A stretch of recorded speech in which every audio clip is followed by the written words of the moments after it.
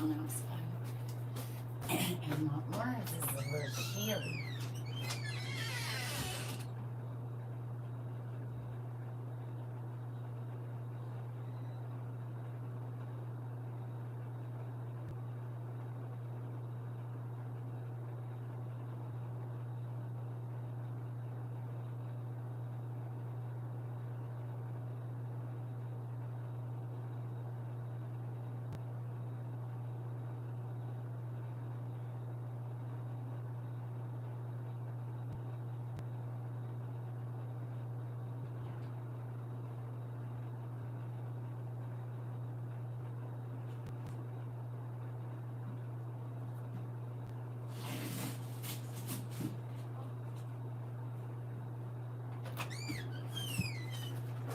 Okay, y'all. Sorry about that. I had to call y'all niece back. Take me to shower. Then I got on TikTok for about 10 minutes. Maybe 20. Y'all nephew sent me a box. And so I'm going to share it with y'all. Okay? He sent his mama a box. Pretty cool, right? I looked outside the door. I said, son, he makes me... I love that little boy. Well, he's not a little boy. He's a whole 28-year-old, but you know they always your little boy or little girl to you. It don't matter if they 70. Hey, y'all. I already know I'm going to have to go get me some water and some coffee, but I'll wait a minute. Thank you. Someone brought me this from Japan, which was pretty cool. And I have like the tea and gum, and this actually came from Japan, so that's pretty cool. I have real chopsticks that match it. Like, it's really cool. So, that's pretty cool, right? Okay. So, I'm going to share. Y'all nephew sent me a box. And I want to share it with y'all. Do y'all want to see it or no? Are you guys open to seeing what my baby sent me? I looked at the top of it, but I didn't look all the way through here because I was like, I'm going to share this with you. Thank you. Hey, he sent me the pants I got on too. So y'all might not know, but I got some green pajama pants that's real comfortable. And he left them here when we went to the meet and greet. Well, he sent me the blue pair and I have them on. I pulled them out the box. I wasn't worried too much about what else was in here after I saw them. And so, oh, it is. So he gave me these pants, which I'm very excited about. And then look what he sent me, y'all. Y'all know I'm excited, and it's my favorite color. Do you see it?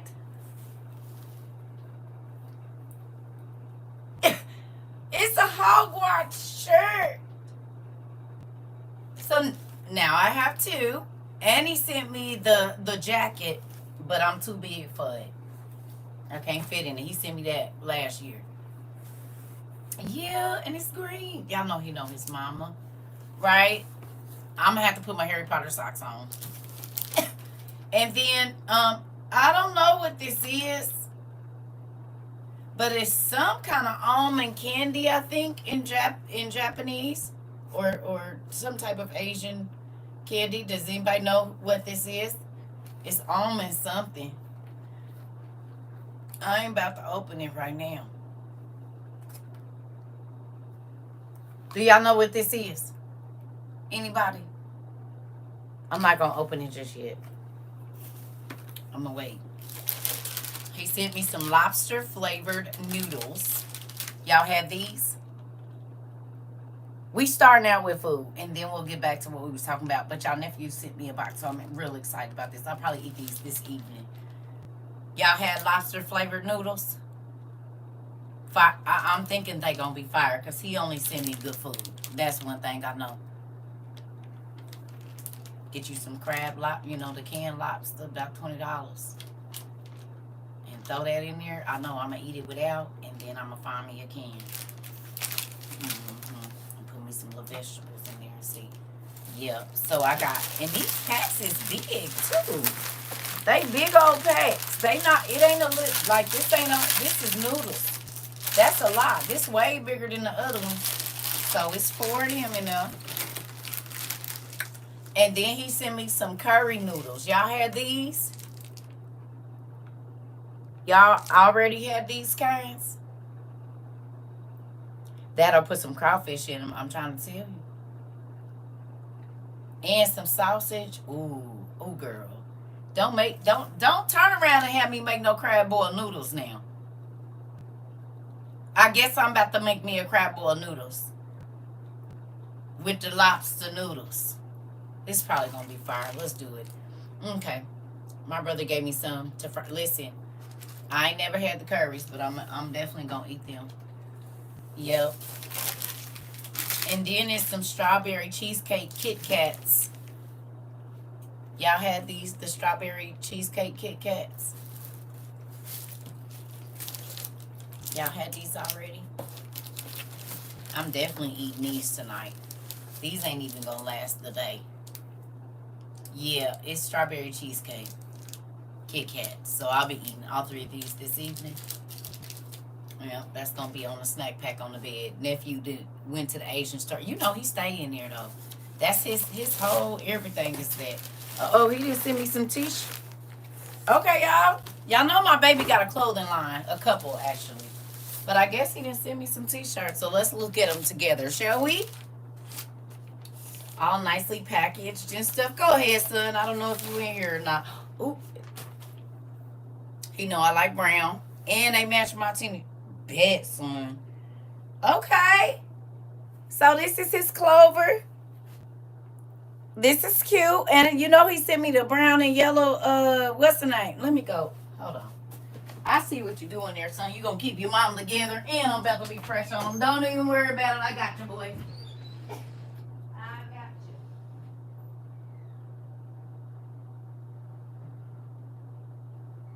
you. Okay, I see what you did there. I'm already getting the outfit together in my Yep, it's a little dark, but it's gonna work. Yep. You see what it, cause he sent me these. You understand? But you see it. I'ma do it. He sent me these. And I'm definitely gonna bang that with that. That's gonna be right on time. Is he gonna keep his mama? See what happened when you take care of your kids, they take care of you. Sending you food packages like you locked up and stuff. My commissary didn't come in.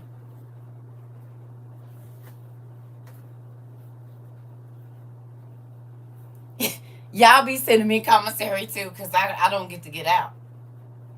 You see how that work? I'm a prisoner of the Lord. Uh-huh. Y'all didn't think it was commissary when y'all was sending me snacks and stuff and draws and commissary. See what happened when you become a prisoner of the Lord? He makes sure folks gonna keep you together. Yeah, because you're not getting out. It's a lifer thing. Or did you not know? It's a whole lifer thing, I promise you. Hold on, yeah. Uh-huh. Wait a minute now. You said you are wild. It's the truth. It's the truth. Uh-oh, hold on. Oh, you didn't send me. Now one with my I see you, son. And do. And I got some green shoes that'll go with this too. So his thing is a 5-leaf clover instead of 4. Okay? It's 5 instead of 4. That's his thing. You know how they be like 4-leaf clover. 5 is his favorite number. 5 is grace, which is really crazy. And so one of his clothing lines is 5-leaf clover, which is pretty cool. And he's always giving grace. Okay, son. And this will match with my shoes too. Come on, get it. Now wait a minute. That face is kind of scary, son. Maybe this was the Halloween shirt. If you in here, why did you have to put the scary face on it? I love it, but hold on now. We might have to put some more orange there and make him have a happy face. Hold on, son. What is you doing? But that's cute too. And it matched with my shoes. You see him? Well, come on in, son, because I'm going to wear it. I'm going to do it. I'm probably going to cut it up, but you know I'm going to wear it. It's a bat on there. Oh, this got to be the Halloween shirt because it's bats on there. Oh, okay. Yeah, that's bats. So this the Halloween shirt. It is a Halloween shirt. I thought, look, the bats is on there. It's a fall festival shirt. Yeah, it's a fall festival shirt. Oh, I'm gonna cut it up. He know that. I was 20 in the 2000s. That's all you got to do. It's always gonna be a notch, a tie, or something somewhere. Even with my love handles on the side, I'm gonna do me. That's what I'm gonna wear. I don't care what nobody else is wearing right now. I'm gonna cut up a t-shirt. I'm gonna cut up a t-shirt. I'm telling you. I'm definitely gonna do that. Mm-hmm. Somewhere. I'm an 80s kid. We made our own clothes. We didn't sew them, but you about to splatter paint, add a zipper, slice it up. Make y'all know what we our parents was not. You better come up with an outfit. This is why these kids go and they got a mama that got a cricket. We had to go and spend our money on iron-on letters, and they wasn't cheap, especially with our allowance money. Do y'all remember? Who remember having to buy the velvet iron-ons? And then you used that because they wasn't gonna buy you 2 packs. So you better turn that E into a T. You better turn it sideways and iron it on like that. I'm not because you didn't use up to it ain't my problem. You messed it up. I'm not buying you no more iron. Well, you better make it work. You said, girl, yes, where you can send me. Tie dye our own shirts. Exactly. That's how we was individual. We was the custom designers. Yep. Yep, you would sew your clothes. Okay. Well, my grandma, like when I was little, she made something like my poodle skirts and stuff. But yeah, when I hit about 9, 10, oh yeah. If you want to decorate something, I'm gonna get you the puff paint, and you better do it. I'm not paying $25 for. Hey, that ain't nothing but puff paint on there. You can go right over there in Walmart and get you 4 puff paints for $2 because they was like about 75 cents a piece or 50 cents. I don't know. But you can make that shirt at home. So you're gonna take that and go on over there and get you a white t-shirt, and you can puff paint that shirt. And I'll get you some glitter. I'm not doing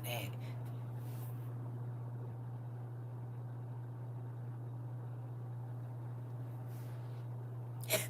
Listen. Once I went to a party in a hospital gown, made a mini dress. I'm trying to tell you, you got to do what you do. I didn't cut up. My mama buy me a bodycon dress. Baby, I didn't cut it into 2 pieces and put a black belt on it and tuck the other part under the top of the. Who ain't about to do it? Y'all see, I still be making my jeans and stuff right now. Ain't nothing changed. I'm in there making my skirt as we speak. My boots on the ground skirt. I've been working on it for a whole month. I bejeweled my hat and I'm gonna bejewel my shirt. Like, what you mean? $75. Who? I bought the skirt when I was in Georgia for $8 or $9 at Macy's. It was on the clearance. It's been sitting in a closet since last February. Okay. I already had the rhinestones and whatever I was gonna put on it. And I already had the E6000. Who's about to do what with what, honey? I'm still doing the same things at 45. Please. I showed y'all these steps like, oh, mom, that's cute. I'm working on it. Give me a minute. Here. What, I took a sundress and turned it into a 2 piece and made the underwear. I'm trying to tell you, auntie, I used to cut all my jeans. My mama used to say, I ain't buying you nothing for winter. I'm trying to tell you, nephew. Yep. Did. Did. And I didn't even realize. Yeah. Yeah. I used to get told up. I'm telling my mom, but you know what's crazy? Y'all nephew, that's how he started his clothing line. He just started going and getting jeans and doing whatever, painting shoes, the whole thing. And I just went and got him an airbrush gun. I'm not even about to be mad. What is I mad for? That's creativity. Now I understand clothes is hard to come by, but you could have put some long johns under there. You could have put some long johns under there. It'd have been all right, nephew. And look at you, just fashionable now. You see, they gotta not kill the creativity. I try not to kill my kids' creativity. Whatever we gonna figure it out. My jeans turned into capris. Then by the end of the summer, they were shorts and did rolled up, was or frayed at the ends, and you accidentally spill some bleach on them because they won't buy the acid wash, so you got to make your own. hmm I'm grateful I had them times. You said, but she didn't change now. Oh, I know how they do. Yeah, as you get older, they don't. It ain't her money she's spending. That's why she don't care. She ain't spending the money on the jeans. Damn it, you are. So yeah, do whatever you want. It's fine. I love it, baby. I think it's great because it ain't her money that she had to spend on her feet for. It's your money. She don't care.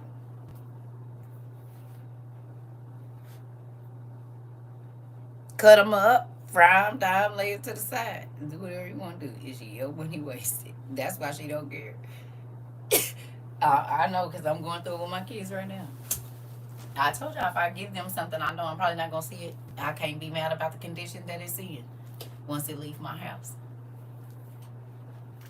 So if they ask for it, I'm gonna probably say no until I'm ready for them to have it, because I feel like I got my use, and then you can take it. So if you scuff it up, if you cut it up, if you from Japan,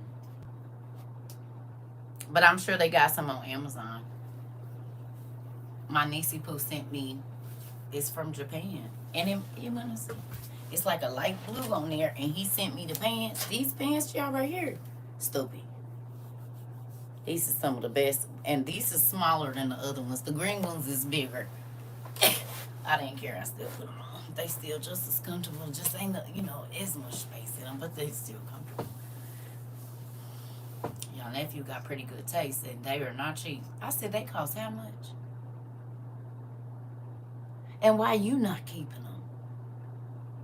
Oh, well, then I'll take them. Because $400, dang near $400 for some pajama pants. Oh, yeah, send them to your mama whenever. I mean, if you don't want them, I ain't never and won't ever. But if you did and you want to send it, that's fine. I'm not gonna turn them down, son. I don't even know why you would do nothing crazy like that. But amen. But when you ain't got no kids, you could do whatever. You could do crazy stuff like that. Spend $4,000 on a coat. I don't never want to do nothing crazy like that. Ever. I say you is crazy. Yes. But young kids, it ain't nothing to them, just money. If they ain't got no kids or no responsibility, baby, they gonna do what they want to do around here. You can't tell me. I know y'all kids be blowing through money too. It's not just mine. So roll your eyes back the other way, because y'all kids be blowing. They'll take their whole check, and by Monday, ain't no money. Well, what did they do with it? Not anymore since WRU. Oh, okay, tell the truth now. Come on. You gonna do it? Thank you for telling the truth, though. He said not since WOIU. But you was. Because you and my son are about the same age. Y'all like a year apart. Yeah, I know what y'all do. My daughters do it too. I said, you went to the store and spent how much? And them shoes cost how much? They look like grandpa's shoes. Them is orthopedic tennis shoes. Oh, they got y'all paying $600 for some orthopedic tennis shoes. Okay. Because every tennis shoe Kanye made look like orthopedics to me. They just went to the orthopedic man and got them. Oh yeah, man, shoes and bags for me. Ooh, I'll pay anything. You sound like your cousin. He will listen. Yeah, you said Shaw do them look like all the tennis shoes now. They look like orthopedics. I can't do it. Granddaddies with the straps on the thing and everything. Y'all remember it when they used to walk like this, and you be like, "Granddaddy, what's wrong?" Well, nothing. My gout messing with me. I got to go to the orthopedic doctor. He gonna make me some special shoes. All they tennis shoes look just like that. Wide on the side with the extra bubble stuff and everything. Ugly and expensive. Come on.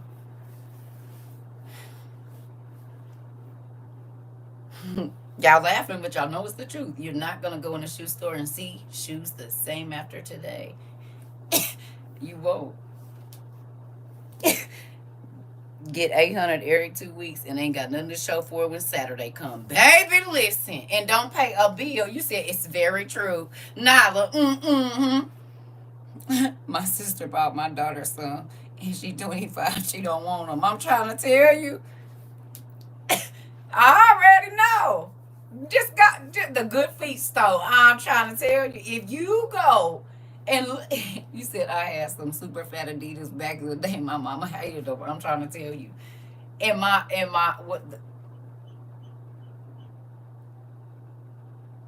Baby, all of them with the bubbles and all of that on the side I said they didn't put y'all in old man orthopedic shoes, and y'all is really thinking y'all stunt and having the nerve to check the fit. Check the fit.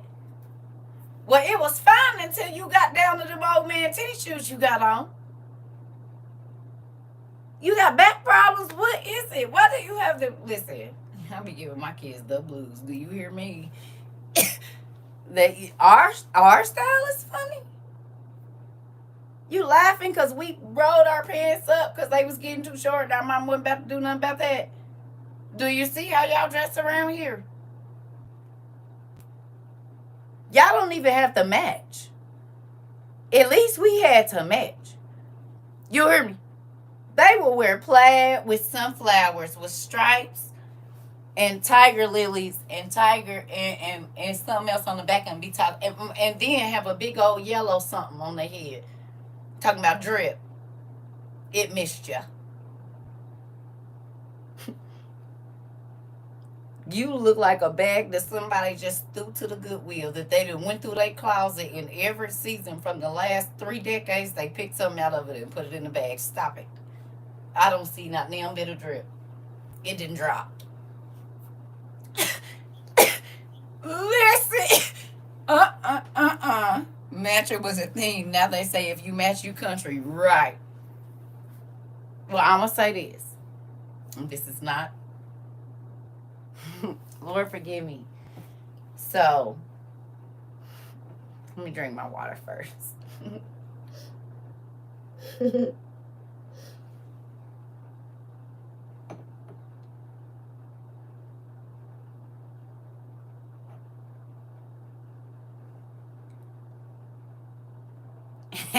In the 80s,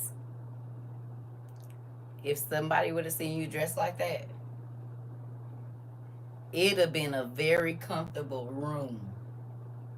Or we knew to get to the other side of the road. In the 80s and in the 90s. Mm-hmm.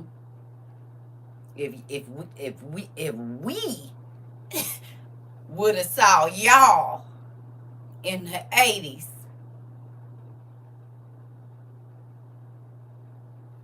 collectively, we would have, as you all were approaching, we would have been migrating to the other side of the street.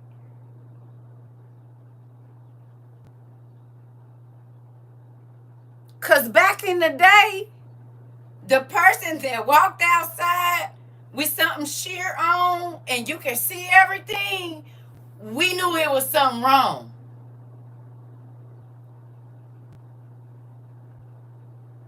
If people walked outside with a t-shirt on and nothing else and some heels, not a t-shirt dress, just a t-shirt. Somebody was wrangling them to the ground to try to get them back in the house.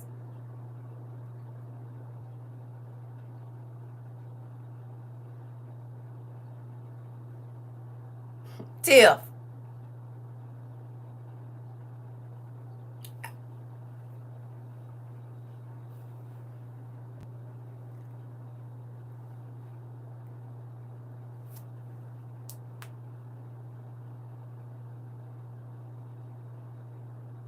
You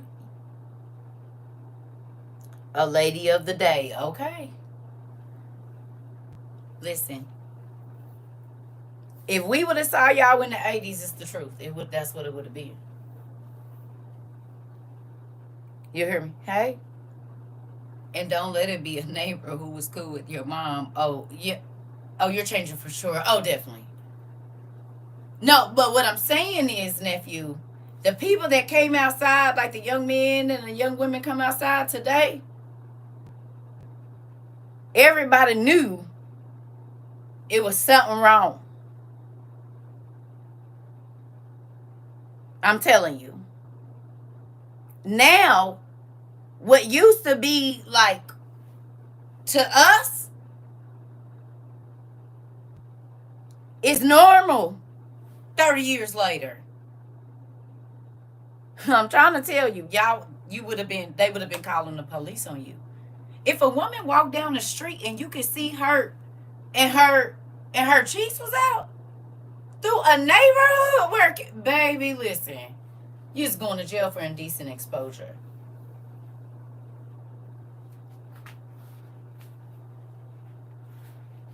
No, unless you was in a certain part of downtown, baby, you was going to jail. You was going to jail. So true, Granny. Yeah, they'll call the police. So again, the only people that got away with doing stuff like that is people that they knew the elevator didn't go all the way up.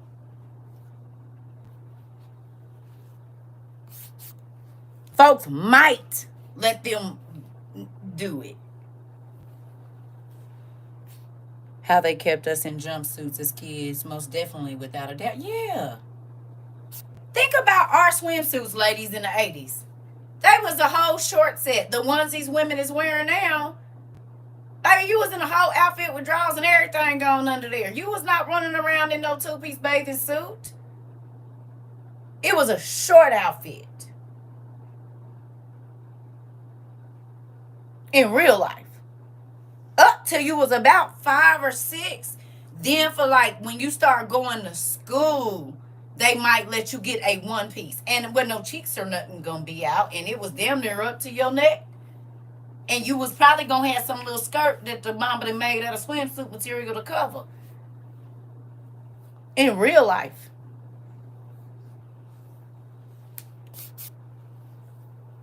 Grandparents wasn't playing that right. People would run to their family and tell their kid they sure would run and tell them. And with a skirt, right. My granny told me change when Daisy Dukes came out. I was already not living with my mama. Look at that girl, they do so. I want to do. Baby, I remember I had a yellow pair that I got from 579.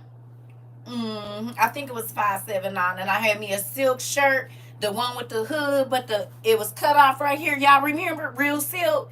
With my sandals that came around you could get them at Payless in all the colors, and they go over and they got the brown on them. Y'all know the ones was real cute. Was.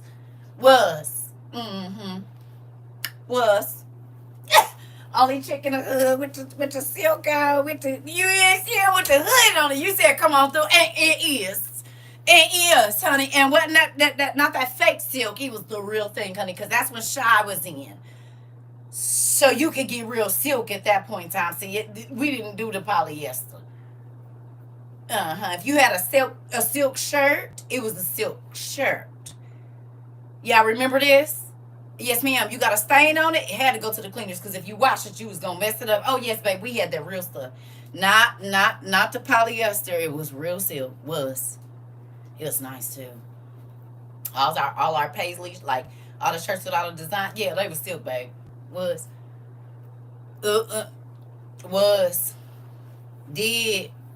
clean on them too. You hear me? That's when we had the collar shirts with the shoulders out. Baby, that and then some of them tied up, and then we had, remember the swing dresses, y'all, or the swing shirts, and you put your leggings on with your Jodeci boots, babe, and it was like short in the front and long in the back, baby. Who was? And my mama bought me some purple Jodeci. That's one thing I can say about my mama. She stayed ordering out of California and all of that stuff, baby. So we used to be the only people in the city with it. You hear me? Me and my... She put it out. I showed y'all. She's still the same. I ain't even gonna lie to you. I gotta give her that. Cause baby, my Charlotte Hornets, what you call them? Dang, I can't think of the football coats. I can't even think of starter jackets. Baby, we didn't. Our stuff was coming straight out of Cali, honey. Wasn't nobody in the city gonna have it. Mine had the fur. Oh yeah. Woo! You ain't seen when everybody else had the pullovers, baby. I'm coming through with the Annie stick. Got the fur on it, baby. Coming through, zip it up. You said what? Got my who? Who? Yeah, yeah. My brother, he had the Texas Longhorns, baby. Pull. Oh, come on with it. My Kansas City Chiefs was stupid. Not no pullover, nothing. My stuff was yeah. You hear me? Yeah. Mm-hmm. Mm-hmm. I love it. Baby, it make me happy. The bomber jack, all of it. You, man, my mama. Now that's one thing she gonna do. She gonna shop. And she gonna buy some clothes. And some boots. And my dad used to order us everything out the East Bay book. Y'all remember the East Bay book? And did. Kept a fresh pair of kicks. Cause he ordering 2 or 3 at a time, honey. And then my mom, listen. Yeah. Yeah. It was good. It sure was. Yeah. Yeah. They was the good days. Saucony, all of them. Girl, listen.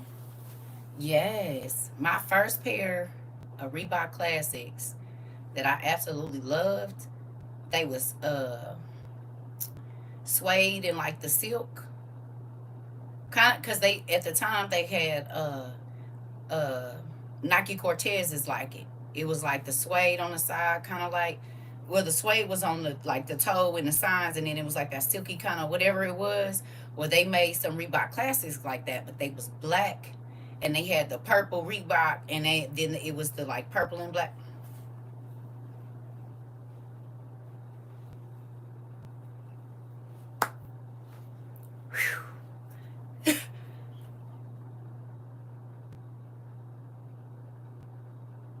Listen, we had great childhoods. Do you hear me? And even if that wasn't a thing, I listen. But that's why I don't care about clothes really that much now, y'all.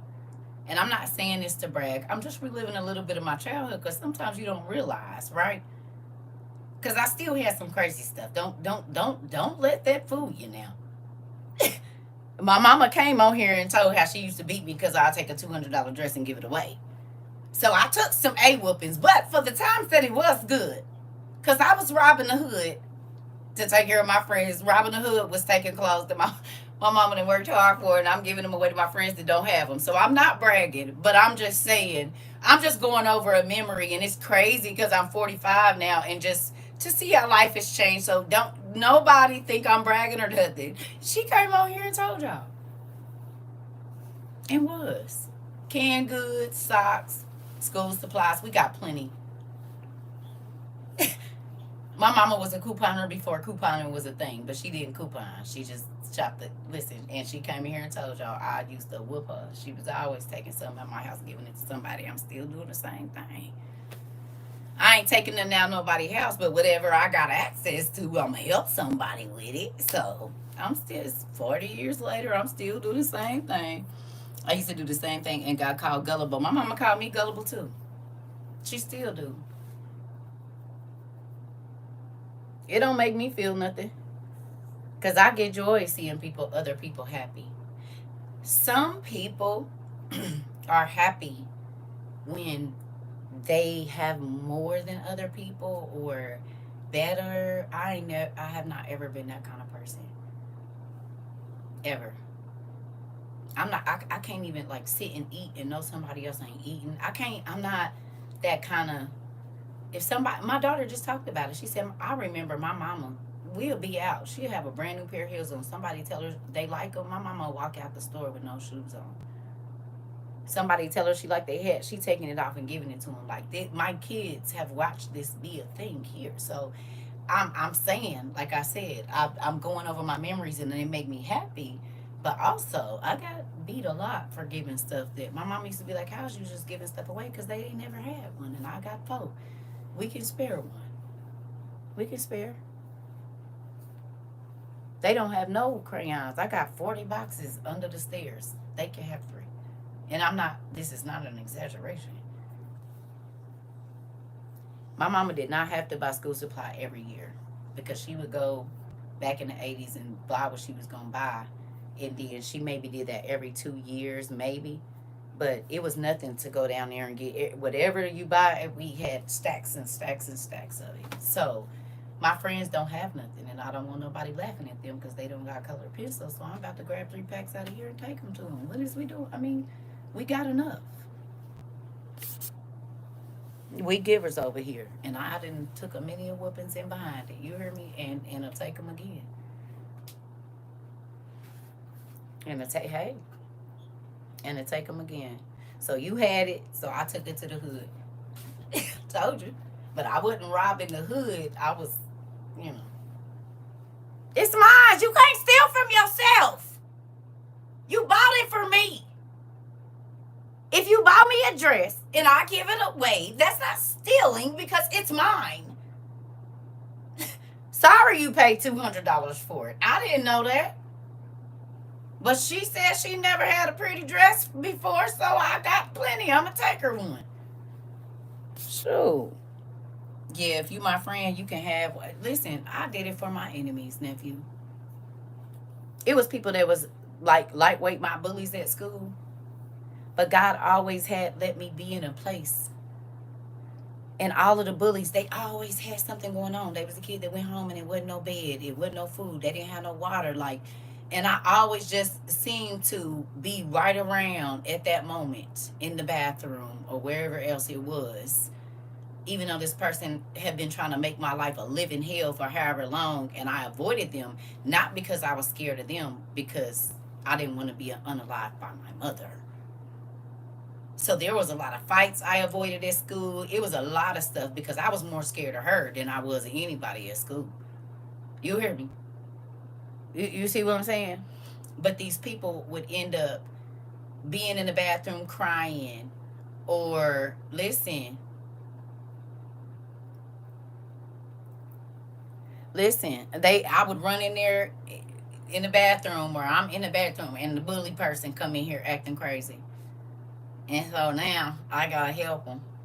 No joke. Most of my friends were the mean girl or whoever to whoever else.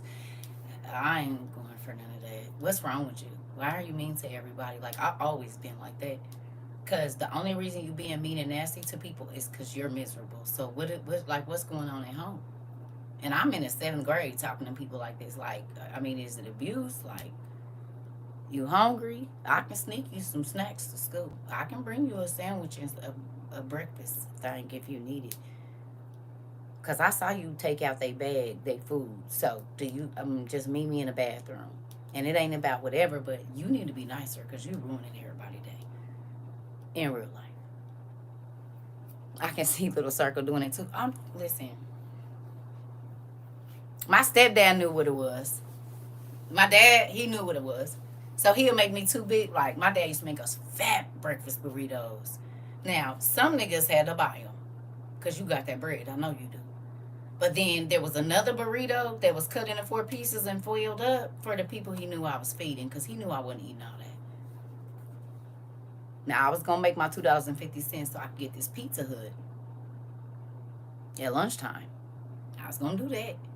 But there's plenty of people I was feeding in 6th, 7th grade. I'm telling you, 3rd grade, 4th grade, man, my friends that came to school with dirty socks on, I got packs and packs of Bobby socks. I'm about to get them some. I'm trying to tell you. I can't go and see nobody suffering and be okay with that. And I haven't been able to do it since I was a little kid. So I know it ain't no just because we here, because she came over here and told, I used to whoop her tail. Told her, you better not take nothing else out of my house. I'm doing it tomorrow. And when we go on a field trip, I'm really packing 4 lunches. What you don't know. Me and enough for 3 other people. But I'm gonna put my sodas with the foil in this bag. But you going to work, so you don't know. Take some extra sandwich bags of chips and everything. Extra drinks. I'll just take the whooping when I get home. Cause I already know my friend, she don't never have a sack lunch when we go on, and she always have to eat the school lunch. Not that that's anything bad. I'm not saying anything bad about that. But even as a child, I saw, and that be the person that sit off to themselves, and I was gonna be the person that go sit by them. You said, but when she checked that stash, it was over with. I already know. But I already knew what was coming. That's why Dad makes sure you always got double for your trouble. Look at you still blessing and giving even when you don't have to get. Listen,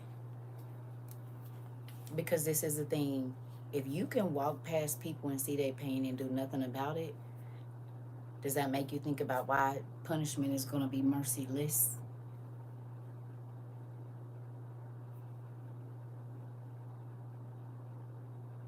Hello?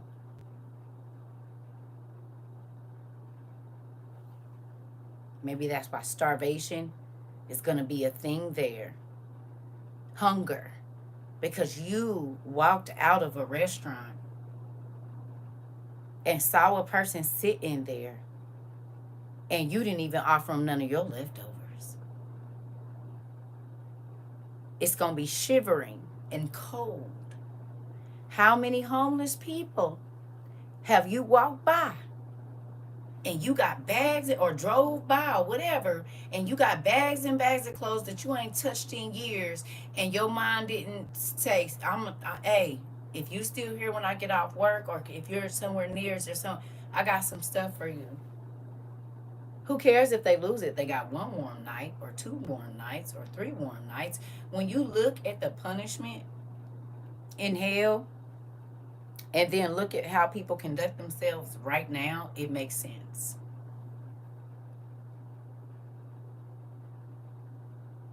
That part. That part, Miss Blessed. Did you hear what I said? You didn't care about nobody else eating, so you're not going to eat. You didn't care about if nobody else had a warm jacket, a warm pair of socks. You shook your head and say, God bless them, but you could bless them. Matter of fact, God was going to use you to bless them because you got extra and what you do with it. I can definitely say that WOIU changed my perspective on helping the people here who need it. I would definitely do it overseas, but looked at them differently here. Oh.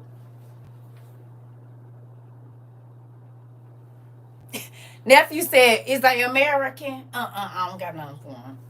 But the starving baby over there in whatever country, yeah, I'm gonna send them all the change I got. You said they American? No, I don't want no parts of it.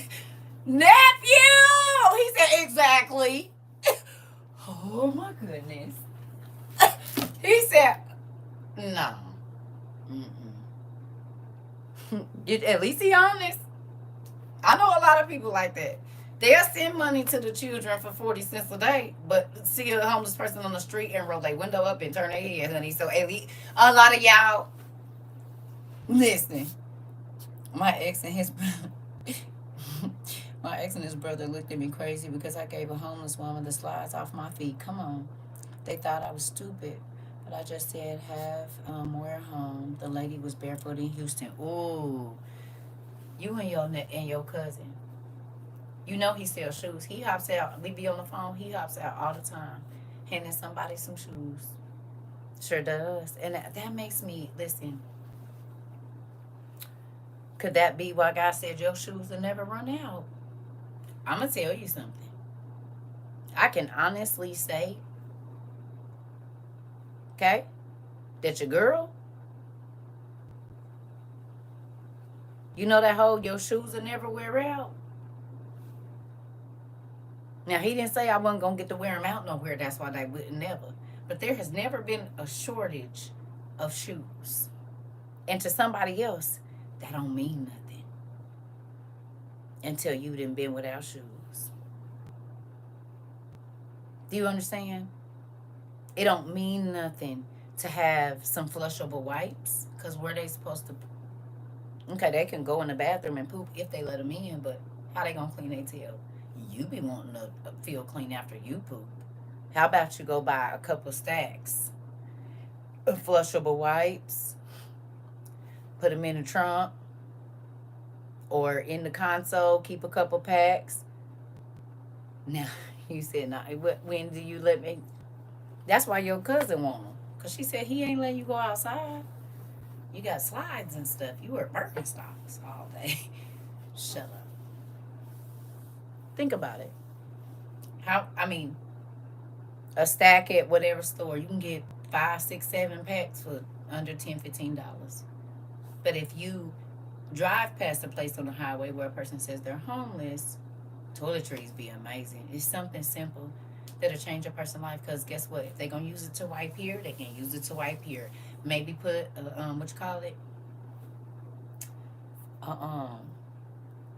miniature deodorant, because I ain't got no big space. It'll fit in their pocket. When I was living in Atlanta, people who hold up signs all day, get in their car and drive home. What does that mean?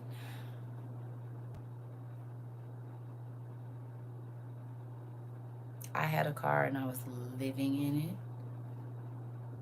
People would let me park in front of their house. It's not your view to judge. If they doing wrong, it's going to come out. What does that mean? But you know the ones that are clearly homeless. Because they be dirty. And you can smell them when they come in the store. No, I don't have to use nothing. Because my blessing is not determined by what they do with it. I don't care if you're going to go use drugs. It doesn't matter. That's not my job to worry about it. And maybe that's why I've been blessed by people from all around the world, because they don't know me.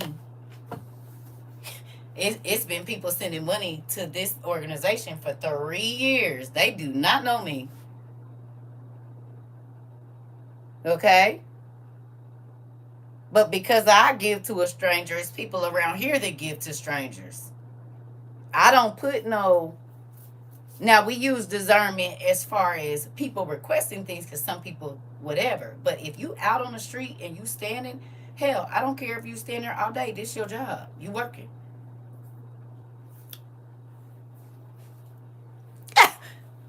Because some of us that worked on the street, let me go make me some coffee. That's another part that hit the most, that you said, I'm not the judge of how they use it. Come on. It's, do you have the opportunity to do it because God has been faithful to you even when I don't deserve it? This.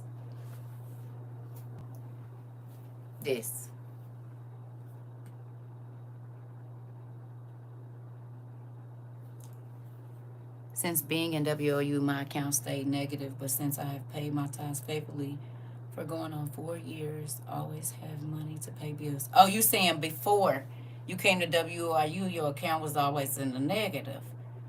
And now you always got money to pay your bills on time and help on top of that. Okay, Bonnie, do it. Did we talk about it? Who gonna be honest and say your account when you came over here might have used to look a little crazy and now it don't? You gonna raise your hand and tell the truth?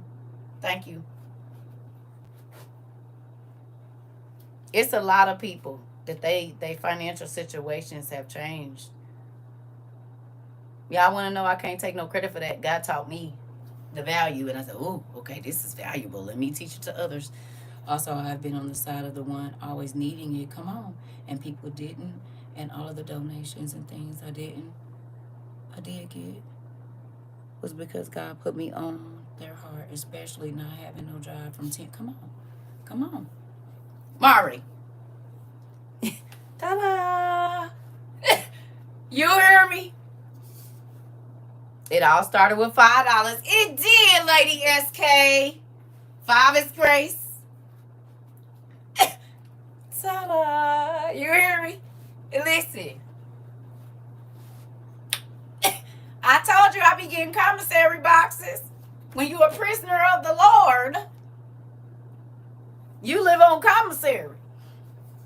Wherever he's sending from. Prisoner of the Lord here. Been for about 30 years. You was just gonna say the $5 challenge. I'm trying to tell God is faithful. Listen, he been showing up and showing out for WOIU. He does. You said, do you need another box? No. But he definitely be sending them. And this is why Paul and them didn't care about being a prisoner of the Lord. Because if nothing else, a prisoner has shelter, might be uncomfortable accommodations, but they gotta feed them something. No? Hello? Hello? If nothing else, you got 3 hots in the car. Everything might have a little chilly water. The area around you might be kind of hostile. You might not get to see the people you love as much as you would like to and talk to them. Y'all just seen how giddy I was. You been taken away from your family? Okay. God made you move to the other side of the world for a while? Okay. Took you away from the friends and what you know? Oh, okay. Well, prisoners don't get to be around their family like that either. And there can be restrictions placed at any time on visitation, on if you can call, on how much you can get. And it don't even have nothing to do with you, but you're going to have to suffer the consequences. Yes or no? Haven't seen my mom in a year and a half. Okay. That's right. You said that is right there, and I just studied Philemon. Listen, that's what I'm going to say when people ask me why I don't really go out. I can't come outside. I'm a prisoner of the Lord. I'm trying to tell you.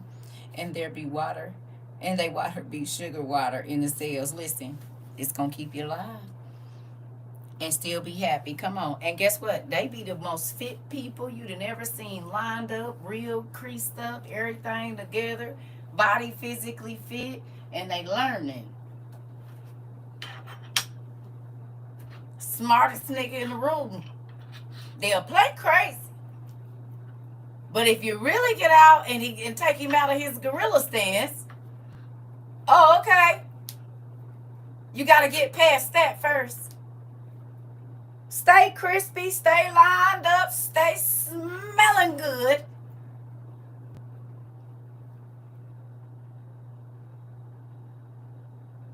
Oh, okay. That don't mean they won't bust your head to the white meat. That ain't what that means.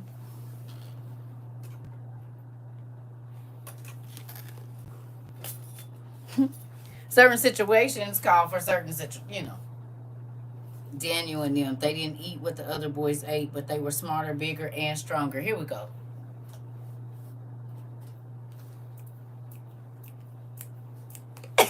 That part. Fold you right on up. Mm-hmm. How many of you know, and maybe you felt like you were before, that you are now a prisoner of the Lord? Hello? Drastic times call for drastic measures. They do. You arrested yourself, did you not? How many things did you stop doing since you've been here? Too many to count, probably. Nobody don't have to patrol you and watch over you and tell you it's 7 o'clock, get up. And I'm not saying nothing against nobody else. God wake you up now. If you do something you ain't supposed to do, he convicts you now. Don't nobody got to come and say nothing to you about you being rude because you watch your mouth. So you arrested yourself. You put yourself under subjection. You going out. Okay. You a prisoner too. Sighed, but happy. Realized that when none of the relationships didn't work out. This. Okay. So, if you said, since I've been here we go now. Maybe after the $5 challenge, maybe after you change your way of thinking of giving and different things like that, you stop doing other things.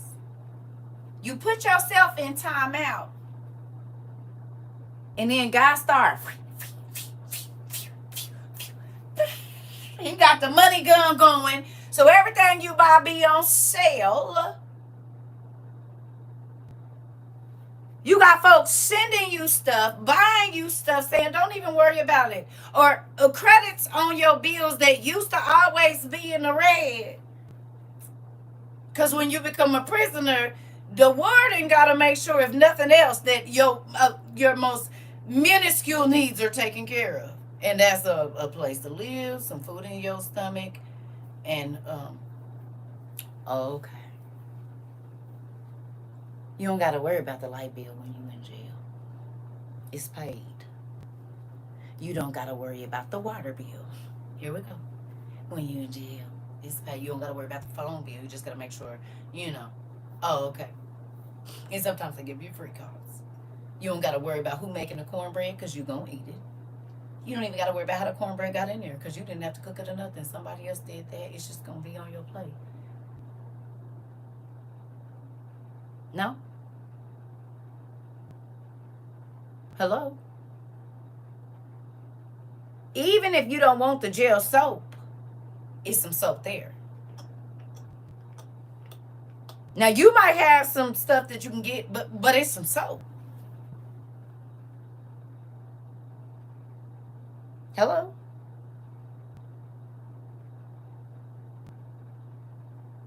No? What happened?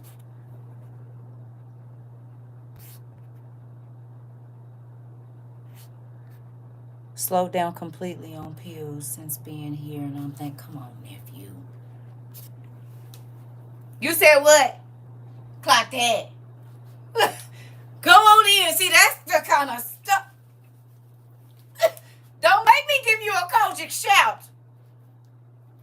Don't make me. No, I'm just playing. Come on. Y'all know that's how they do. They're going to shake their hair loose every time. You hear me? Apostolics too. Pentecostals is. They going to. Come on, nephew. Come on. You hear that? I'm finna run up and down the aisle. Thank you. And guess what? You just gave somebody else they seed. Did you hear that? Did you hear that? If you struggling, your cousin nephew said, being here helped me slow down. Do you hear that? So if it has gone, I'm here to tell you, your nephew just gave you, it was you today that you were supposed to be here today for that. Because you asked God a question, and he let your nephew, cousin answer it right over here. Do you understand how all the hair on my body is standing up? I want y'all to know that all of my hair on my legs is standing up. Come on, nephew. Come on. You heard it. It was for you. You know who it is, too, because you didn't cry when you went and got him. And he just told you can overcome it right now, today. You hear me? You hear me? You said, I'm over here crying tears of joy for my kinfolk. Listen, it's a real thing. We overcome by the words of our testimonies. All of them. That right there, life saved. And guess what? Your friends is paying attention that you don't. And so guess what they doing? Guess what they doing? They not telling you, but they slowing up too. They might not say nothing, but they see the change. They remember. And sometimes it make them feel weird, but you just keep on walking. Harry Tubman. How many of y'all thought I was crazy when I said y'all gonna be Harriet and Harry Tubmans if you wasn't already by the time we get out of here? It's gonna be difficult. It's gonna be the hardest thing you ever had to do, but it'll be so worth it on the other side. You'll never want to go back to that life again. And because you changed all the freaking hair, you done set something off in here. All the hair is standing up under these pants, I'm telling you right now. On my legs. It just keep going like this. Okay? I thank y'all for y'all support and honesty. Listen, I support the honesty. Listen, nephew, we love y'all. You understand? But you setting some people free today. You setting some people free today. The doctor keep trying to push more medicine on them. They keep saying they didn't want it. You gave them that confirmation today. I'm not about to keep taking all these pills. I'm about to figure something out. Not gonna do this. You hear me? God got a blessing for you. It's a real thing that when you are not scared to tell what God has done for you, He just does more. Because He wants you to continue telling people how good He is and how He changed your life. But when you act like you ain't never and you just too good, oh, baby, listen, you don't want to come over here because this is the We Did It All Club. Hello? It's not too many sins that we can't skip over on the checklist at this school. We the mutants. You said, I didn't even know that was a sin. Let me go get me some coffee because they did not tell me that before I was 10 that was a sin, or I would have never jumped out when he jumped in. You said no for real, Titi. You said, all right now.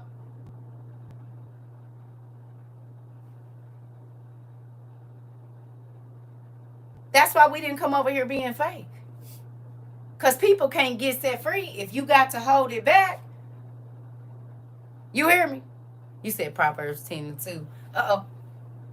The school of been there, done that. Come on. So come on in and find your seat. Okay. We got the ex ladies of the night over here. Then we got the ex men of the night over there. And then we got the people that used to manage the men and the women of the night. They section over there in the back. We got the thieves section over here. We got the hustler section right here. We got fake pastoring right here.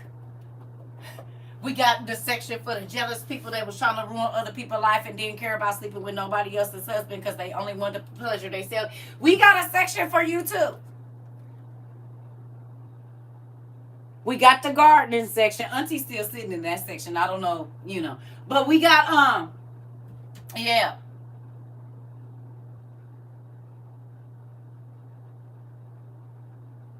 We got the you was addicted to the movies that you don't want nobody to hear at nighttime or in the daytime while you sitting at work. We got a section for them people over here.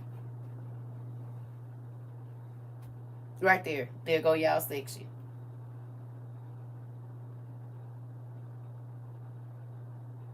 For the people that thought God could never love them for all the stuff that they participated in, we got a section. We got a few sections. We got the ex-witchcraft section is here. You can only get over there with your peoples. Now, don't get to doing no funny stuff because the discernment folks is right next to y'all. Don't think y'all gonna be.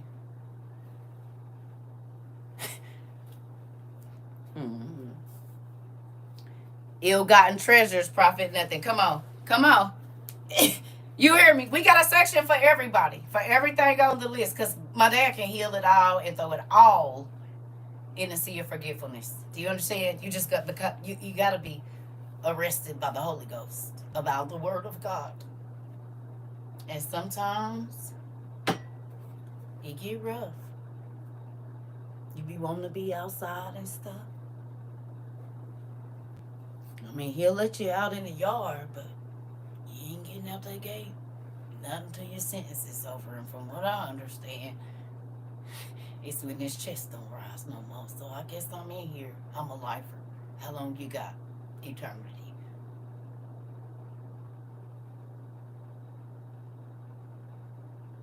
I'm going to go on down to the library and find me a book to read. Put my headphones on.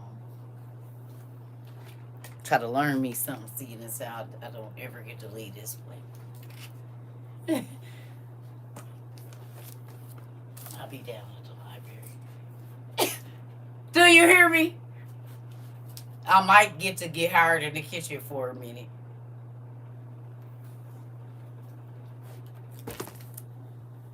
Sometimes he let me get a visit.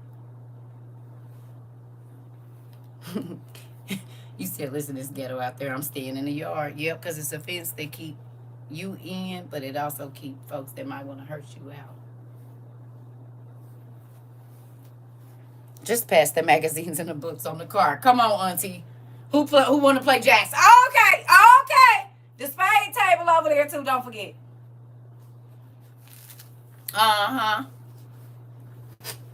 Yeah, they down there hitting them for them chip bags. Go on and get some. Cause guess what? I'd rather be on this side than the other.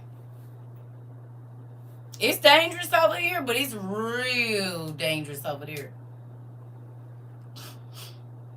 She holds a one finger and walks by my section. You know what? Call him my lawyer. Like, Jesus, pick up, please, this part. Busting out my coloring book. Oh, okay. You want to play jacks on the kitchen floor? All right. Now, listen, who going to bring me a couple pieces of chicken? Because we going to make us a grand slam this evening. So, but we going to make it like a chicken enchilada kind. So, bring your chicken noodles. Okay?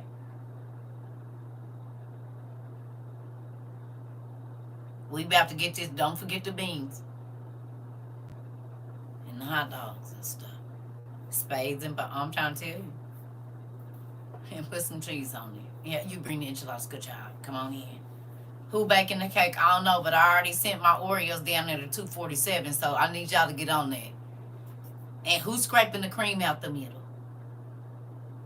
Nigga, wash your hands. Put your gloves on. And put your hairnet on. But we about to get it in. We gonna have us a celebration. Because where we going? We lifers. So we just gonna have to make it work. Do you hear me? I bring the cake with the peach cobbler drippings on the top. Dang, they doing that in the... For real? How y'all making pound cake in prison? Whole spread. Right, Rika? You got the bouillon cubes for the noodles back. How long you in for? Yeah, we lifers.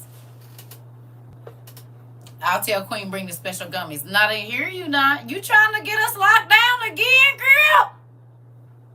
Oh, the guard got the hook up. Oh, okay. Well, then go on and get us together then. As long as I get to lick the spoon or the bowl from the cake. You bet. All right. I trade my chicken ramen pack for a beef. I got the Skittles, Cheetos, and popcorn. Bet. Okay. All right. We about to fry us some chicken and get this popping in. Right. We ain't got no parole. We in it. Would you rather be anywhere else? I make a mean cookie butter pound cake. Listen, how is y'all doing all this in prison?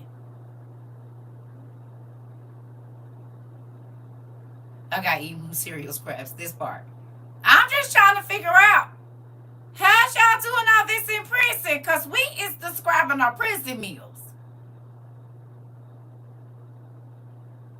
They talking about making lemon pie. Oh, you got connections? Oh, okay, y'all gonna get... Oh, okay. Okay. You got boiled eggs from breakfast. Okay. Yeah, we about to do... I see, because these niggas is bringing in lemon pound cakes and stuff. Well, there's a will, there's a connection. You said it. All right, well, we gonna have what we gonna have then. Hopefully, I'll have the connects for these ingredients. Oh, okay, because I'm trying to figure... Oh, right. We're gonna figure it out. You said I got my Captain Crunch bad peanut butter, because we can have a peanut butter. Like if I put my ice in here and get this milk together, we can make us some ice cream, and then you pour the peanut butter. What's the names in there? Fire. They got ways for it. Oh, you know I know they do, girl. Make me a honey bun cake. Okay, here we go. This is what I'm talking about. Mashed together. Okay, here we go. You got some Spam. Ooh, come on in. Come on in, friend. Come on in. You said you got your Spam, and he got the little mayonnaise packets in the back with the... Yep, come on with that. I know, right? I got snacks and seasonings in a pack of 2. Okay, here we go. We eating good. We is. Come on with it. Yeah. You said I got 3 cousins work in the county. We good. Bet. Okay, I'm just trying to make sure now. I got the Kool-Aid. I got the pickles. Okay. A jail pizza. I can make that. See, okay, here we go, nephew. This is what I'm talking about. This is what we talking about right here. Bring the pizza. We don't... Bring it. I got 6-pack of noodles. Bet. Come on with it. You see what I'm saying? And then who gonna melt down the Reese cups to make the drizzle? It's all I want to know. Let's get it popping. Come on. Make us a coffee cake if you have to. I don't know. Hops on the ones and twos over the intercom speakers. Cue music. Keep your head up. Oh, yeah. Come on. We got to play Tupac in here. Got to. You hear me? Listen. We about to get it cracking. I got two uncles on my shift that love me. Here we go. You hear me? Yep. And you got some coffee too. The school kind, please. Okay. All I'm going to say is this. See how we not making fun of nobody? Because in all reality, we free, but we not free either, are we? How many times in the last 3 years could you have done something? And y'all know whatever that something is, everybody got their own something. I'm taking that chicken I made the other night, and I'm going to cook them noodles and put that in there. I'm going to do it. Y'all done got me started, and I got some green onions, and I just cut like some dill and some other stuff out there out that little garden today. And moving on. How many times in the last 3 years or 2 years or 1.5 years that you've been here, have there been things that you would have normally went on and did because you grown and you can? Wasn't nothing stopping you? Okay. Nothing. But you still didn't do it. Everything was set up, or you were propositioned. You could have easily, ain't no getting away with it because you grown and you could do whatever. But you just didn't. You restrained yourself to something that you normally would have done. Anybody? Your peace stopped you. You, Tootie? Okay. Too many times they gonna slap to is the food 100 times, but it ain't about to get me with or without the head smack of the Lord. You know what? Either way, because even if you responded to the head smack, because some people don't, they'll take off running the other way. If he smacked you and you turned around, we'll take that. Yeah. I don't want to go back over there. I know that's right. You said me, Bell said me. You understand? And it wasn't nothing that you said I took the smack. Girl, I told y'all these edges, it's just now growing back. And sometimes I got to be careful. They talk about, what did it say about a woman that in the Bible that don't, the hair? Is it an adulterous woman that be bald head? Something to that thing. Is it an evil woman? I was just talking about this before I joined the live about lust for bald head women. So hello, you just missed your reveals. We did it. Thank you. You made this one a little scary, but you know. You said yes, Lord. She lose her hair. About people who don't grow hair. Okay.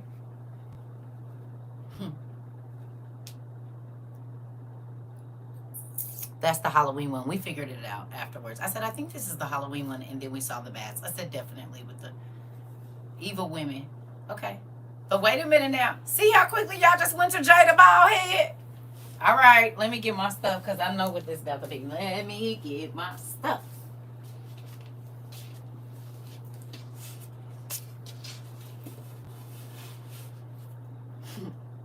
See how quick y'all went to Jada? You said, I will not be a bald-headed grandma. Listen. See how y'all just went right on there. Everybody thought about Jada. Therefore, the Lord will afflict the crown of the head of the daughters of Zion with scabs, making them bald. And the Lord will expose their foreheads and send them into captivity. Interesting. Well, here we go. The Amplified version. Good job. It was good. You ready?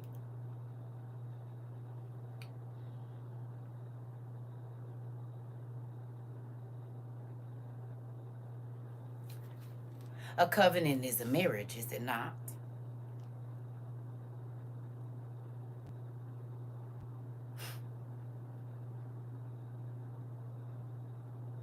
Is it?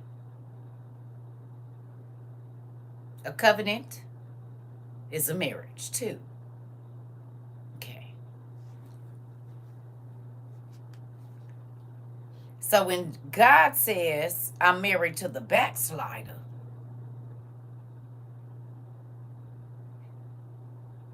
is that why we got so many George Jeffersons and Jada Pinkett's running around here? Because you weren't faithful to the Lord. That's why you're bald head. Hello. I'm going to go make me some coffee. I'm going to bag y'all slowly. Because you might have been faithful to your husband, but you wasn't faithful to your original covenant. Ooh. Well. What have we here? The thinning and the everybody that was going to get the, because it's a lot of bald head people right now. And they don't even know why. Maybe because they broke their covenant with the Lord.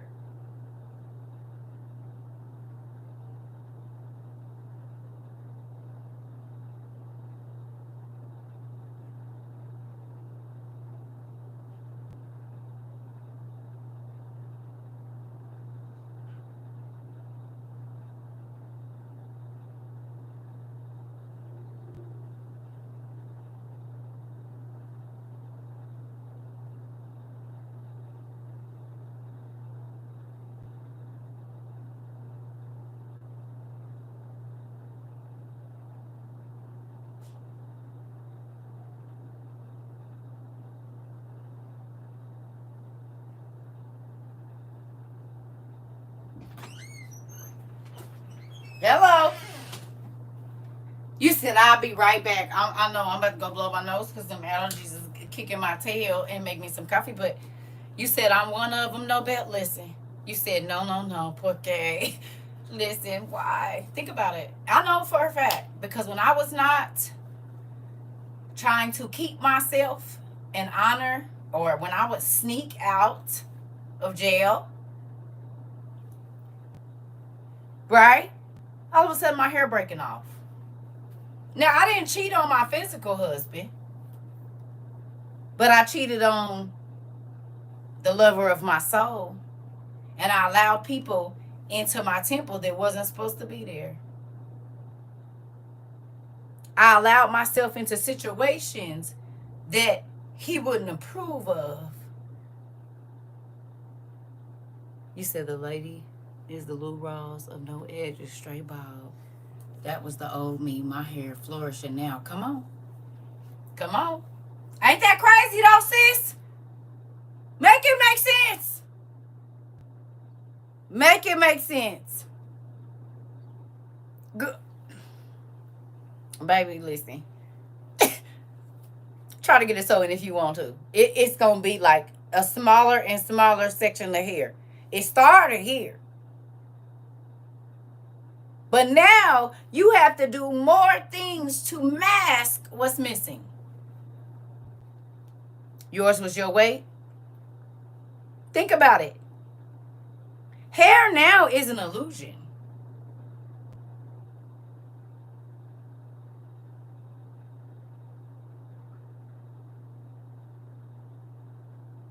Is it not? You can spray on hair. You can dot on hair. Every single thing about hair right now is an illusion. Yo, eternal husband said, oh, you want to step out? Oh, okay, let me step on your funds and hair growth. Listen, and will, quick. Fast in a hurry, do. I couldn't figure out why I was always shedding. Come on. Listen, we don't think about how our soul is connected to the rest of this.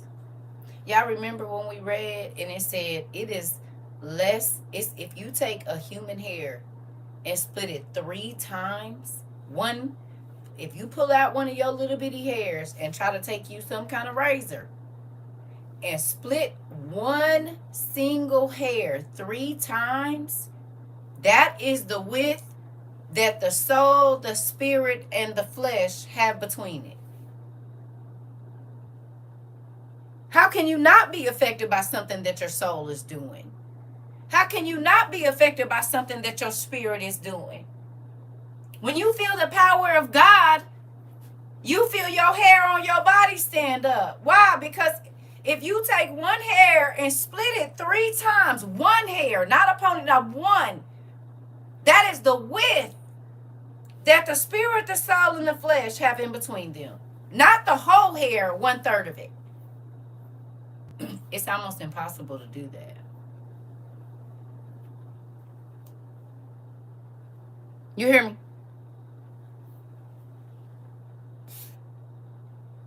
What happened? What did I miss?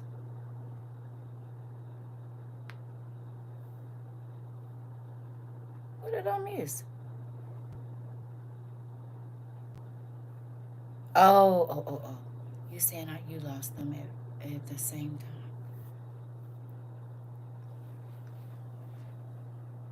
Right now? This is happening now? I can't even see good enough to part my hair bone straight for real, let alone attempt to split one hair. Okay.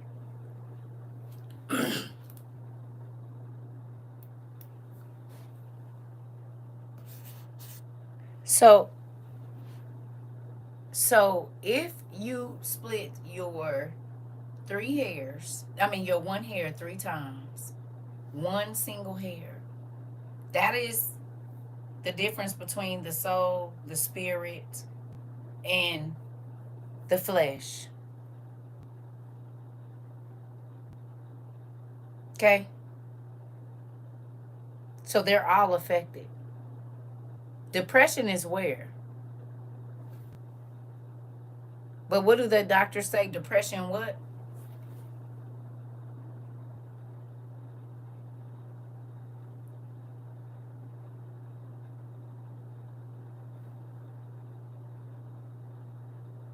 In other words, impossible to separate this. Depression?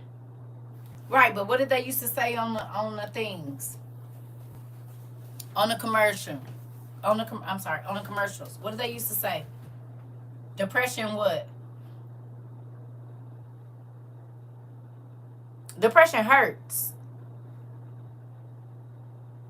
Y'all didn't hear them say that on the news? I mean on the commercial? They say depression hurts. There's physical pain that comes from depression.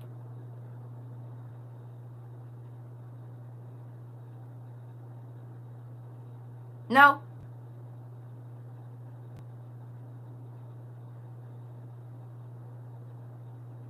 How is something in your mind causing your body to hurt?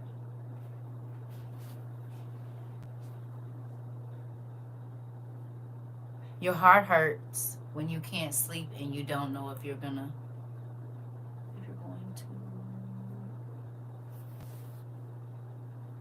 You said your heart hurts when you can't sleep and you don't know. Hold on. I know they don't let you type that much on this side.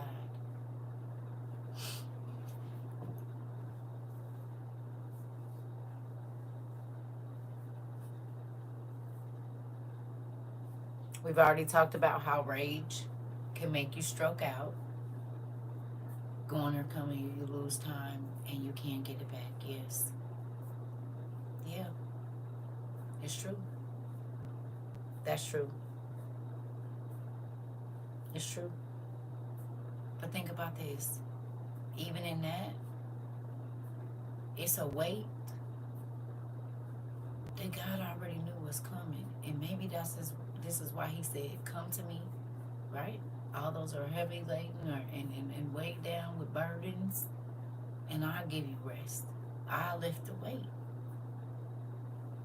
But a lot of times, we don't want to give it to him, whatever it is, because we feel like it's ours to hold. That could be shame. That could be grief. That could all of it. Think about it. Think about it. Think about it. He said all of the pain that you're going to take, I already took the brunt of it. You're going to feel it, but not like you could have. And that's in every area of our life. How long have we held on to certain things and it changed the way we were as a person because we just didn't let it go? It made you sick. Did it not? I fell into a deep depression after losing 2 grown, 5 years apart. Indescribable pain. Listen, and I can't even imagine because I haven't ever lost a child, so I'm not going to pretend to, right? But I have been through some stuff that, listen, I didn't even know how I was going to, like, I said, I don't think I'm going to, I didn't wrote the ugly notes because I didn't want to be here no more. It was too much pain, and I had been through so much. I was like, it'll be better if I'm not. This is how I felt. So I know heart-wrenching hurt.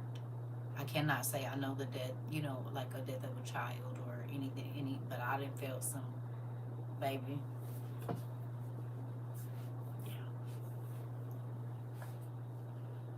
Yeah.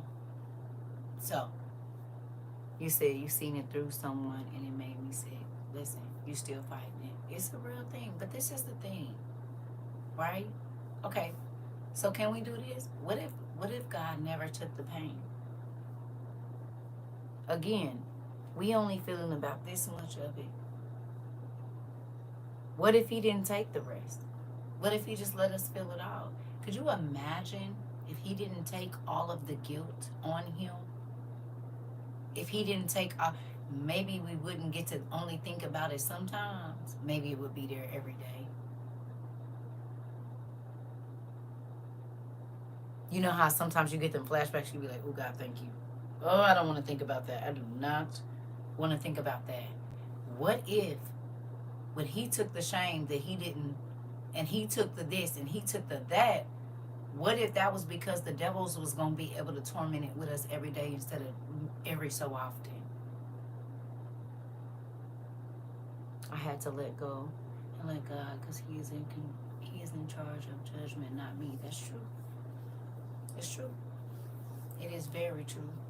It will be unbearable. Now think about it. That's hell. Because remember, in hell, you don't get to forget. You have to keep reliving it over and over. So he took it on earth and told us to let it go. He said, but if you can't let it go and you don't forgive, you will never forget it. It don't matter that they did it to hurt you. Because you didn't forgive them, you have to keep reliving it for the rest of eternity. And it's not just one situation. It's all of your bad mistakes, all of the horrible things, all at one time. You hear me? That changed your view of wanting to get revenge, no matter how bad the pain I had to give it to God. That's why I'm here today. Come on, Punky, see? Because tell me it won't destroy you from the inside, thinking about your revenge. It'll destroy you from, I already know. And it don't have to be about a person taking a life or anything. It could just be people can do you so.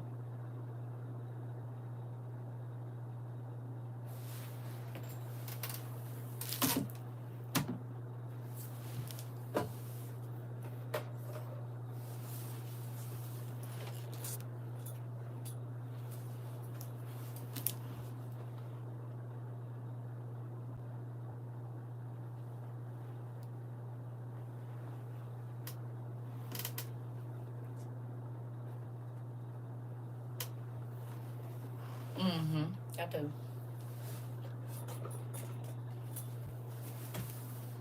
I don't know if you see that there's Bibles behind me or... Yeah. So anyway, those cringy flashbacks. Exactly.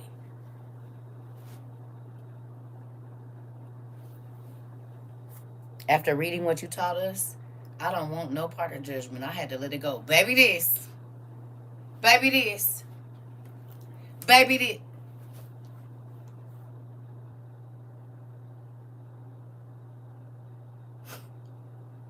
Sure he's not. Okay. You're not going to get whatever you thought you was going to get over here. I don't even have the energy for it. Believe whatever you want, honey. It's fine. You want to argue because most church people argue with you? This ain't the place. You'll need to swipe up and go to another one. Keep that same energy on the day of judgment. Oh, yeah, you want to argue. Be careful of your words. There were children that got mauled by a bear because they was talking crazy to a certain person. You just be mindful. Be mindful. But just because I don't look like I'm nobody to you, don't mean I'm not. Tread lightly.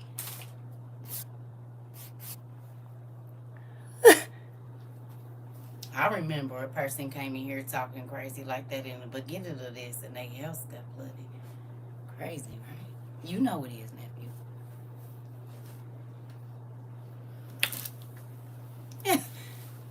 They be so angry, don't they? Remember we read about that in the Bible. They think we be fooled by it, but we don't. We don't. They don't act nothing like my daddy. Nothing like him. I'm not worried about it. They think we fooled because they can argue real good. They so silly. Silly goose. Anyway. Moving on. Let me go get my coffee. They wild, but my last name Wilder, so tread lightly this. See, this is the thing. Because teaching the Bible on TikTok then became all too, popular now. Like, everybody is teaching the Bible. Everybody is. But I'm a vet at this. I didn't just start on the internet. I've been doing Bible studies, babe, and I came up in the apostolic faith, just so you know. Yeah, my grandmother was a pastor for over 50 years, one of the first in the organization. So, it'd be the zealous people that, they learn a few things and then they just want to talk crazy to everybody. But that's not wisdom. Moving on. The Bible does say the person that wins souls is wise, not angry and aggressive. Oh. I'm going to go get my coffee. Wisdom. Everybody don't got it. Moving on.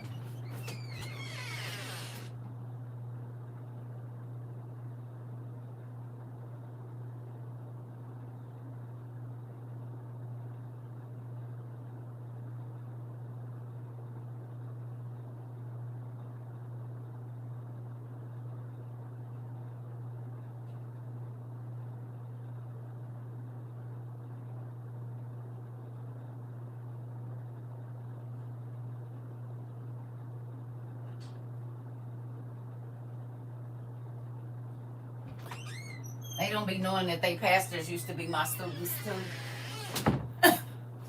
Y'all remember when people used to send they pastors to come over here and be telling them not to listen, and then they pastors became students?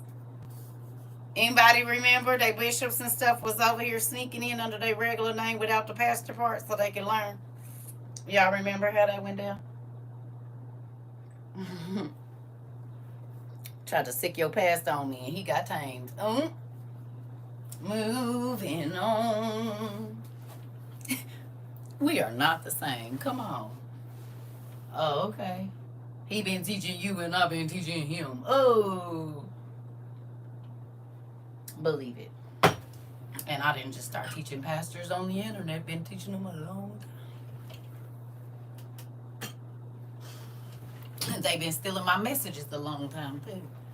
I just didn't want to be in a pulpit so that I could be wise and talk to whoever I want to and not just who the church people feel is who I can talk to. TikTok be so negative sometimes. That's why we don't come over here, niece. We been door knocking though because I need it. We trying to do our last little bit of, what you call it? Y'all, my arm, I need to stretch it. Listen, it's the thing, right? To those of you that's been here with me, y'all know I'm tried and true with this. Now, in the beginning, y'all used to be like, well, I'm going to see. But now y'all been here. Y'all know. Y'all done seen it, how the church folks used to come here cutting up. And we wasn't fooled. Because they would always be interrupting the class. We literally sitting and talking about how good God is, and they want to come in and start trouble. You don't look like Jesus to me. You don't look like God to me. You don't look like a chosen one to me. You don't. You look like the other people, the Pharisees and the Sadducees. That's how they conducted themselves. They was always angry. They was always in somebody else's business. They was trying to study the Bible, trying to tell them how they not reaching up to the laws and whatnot. Yeah. Trying to tell them how far away they were from the holy people. Yeah, I'm not trying to tell people how far they are away from him. I'm trying to get them to him. So can you move over, please, and don't come back? Thank you. Always angry. Yep. We kept having a cold. Yeah, 66. Every other 2 minutes we was. I'll stay in the suburbs with my mimosas. Come on, Mari. Will. I'm on sabbatical. I'm trying to tell you, listen. We are not moved by y'all fake Christianity and all of y'all laws and stuff, because y'all don't even know how to follow them for real, because y'all don't even got the rest of them. Moving on. It's some other stuff you're missing. That's probably why they be hungry. They're hangry.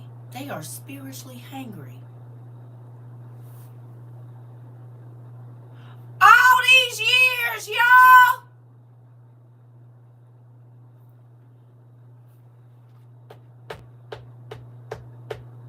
They need a spiritual snicker. Because when you hungry, you always aggressive, short, angry, always, And because y'all don't got a balanced plate, which is the rest of the books of the Bible, that's why y'all always it makes perfect sense. Shots be ricochet and run for you. I'm just saying, don't it? Nutrient deficiencies. They don't got the rest of the Bible, so that's why they be talking crazy, because they spiritually hungry. Every time I watch you now, I have to look back at your daughters to see the striking resemblance. But don't do too much of that now. Kenneth, that's why I'm going to take them down. Don't keep going back. You seen them, that's enough. Now don't make me take it down. Don't do that. I don't want you thinking nothing, because I done had to check some folks about my girls. Hold up now, don't go back. That was the last time. Now you didn't told me about it, don't go back and look it over there. You said, did you say spiritual cricket effect? Look.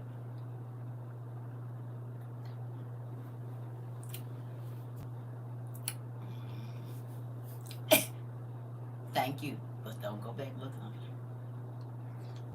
there. Iron sharpens iron, and they're iron deficient for real. Think about it though, family.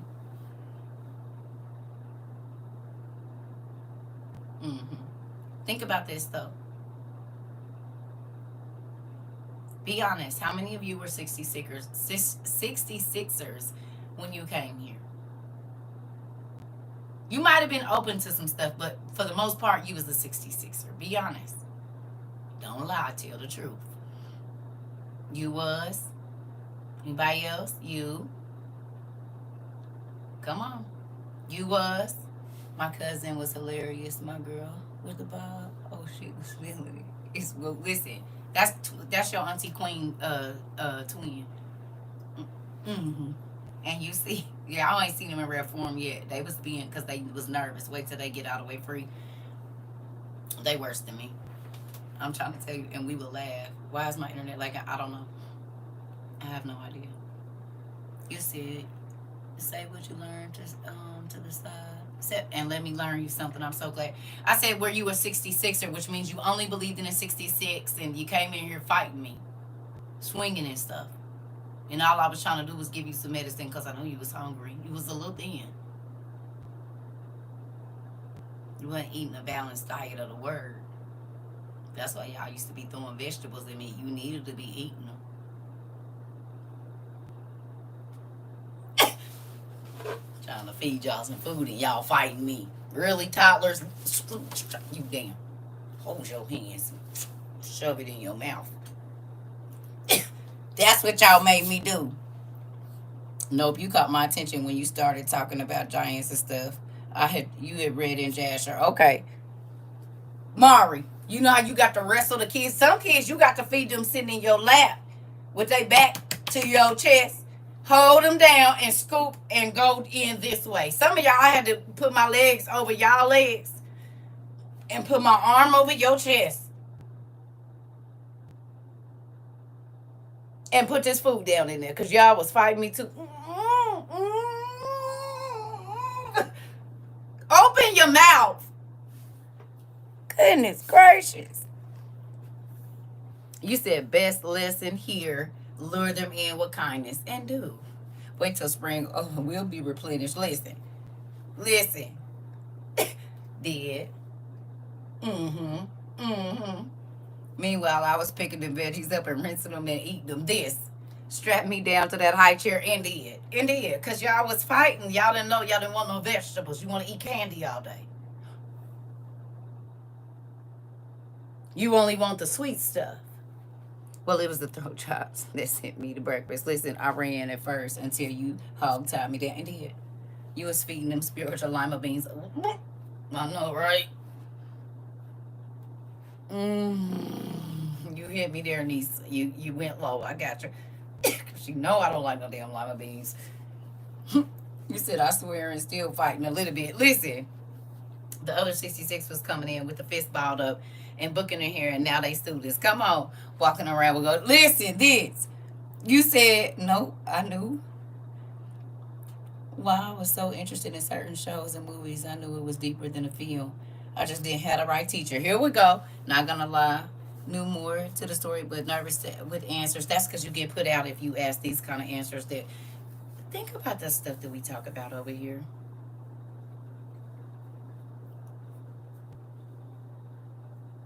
Think about all we talked about in our class earlier.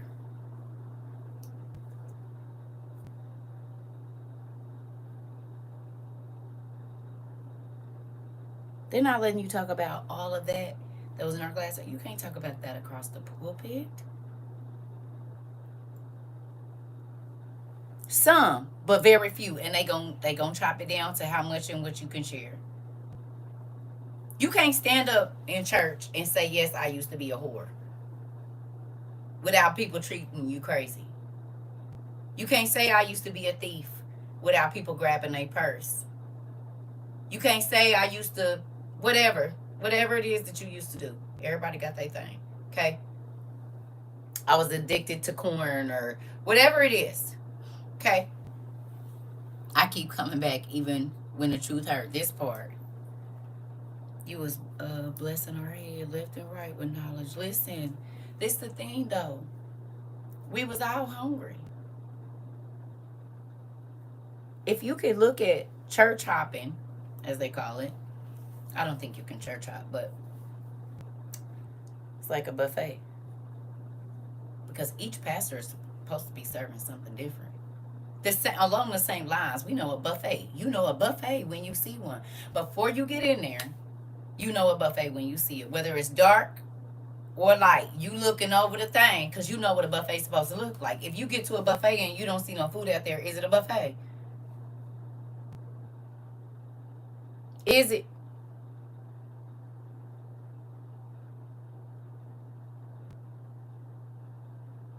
Is it only one kind of buffet? Can't lie. I know you still. If I know you still, I'm still gonna watch my purse. I'm gonna watch my purse. But I'm just saying, yeah. But what I mean by that is if a person says, okay, so I mean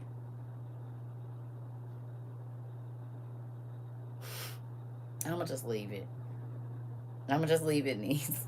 Because I want to say something, but I'm gonna just leave it. We gonna leave it. We going over here to the food. Cause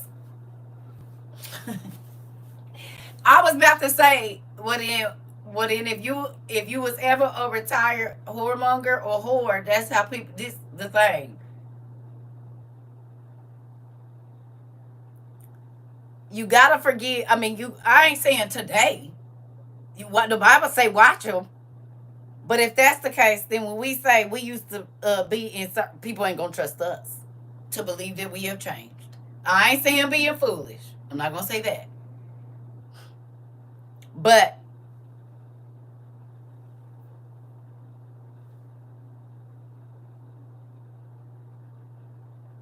he said, "Woo!" Threw my little black book away. Listen, this.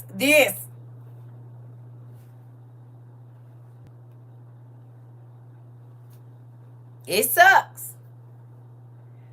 But if a woman that was always sleeping with other people's husbands wanted to come and sit on my couch, I might have to let her. Didn't know how to effectively study until WOU. Come on, Rika. Listen, that makes me happy. I mean, but think about it. And niece, I'm not getting on you, but God let everything happen for a reason. You act just like your son, whether you know it or not. He is a replica of you. So when he be getting on you, yeah, you be doing the same thing to your TT. But so anyway, but think about this. You know who you used to be. Some of y'all is still breaking out of it. But you know who you was before you came to WOYU. Would you like, even though you haven't done it in all of that time, for people to still treat you like you are doing it? Even though you've worked so hard and you've had every opportunity to, and you didn't. I came here and learned how to hear God's voice for myself. I love to hear this part. Uh-oh.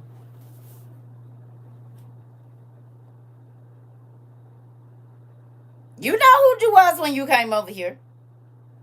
We all know who we was when we came over here. And because people be like, she always on there cussing people out. Well, I don't be doing that no more. Don't come in here trying to make me angry because I didn't calm down. Yeah, well, I watched your old video. I don't care. Do you see me doing it now? Oh, okay, then come in and act like you got some sense then. Thank you. Moving on. Or leave. I ain't about to be up here about to stroke out because y'all crazy. Leave me alone.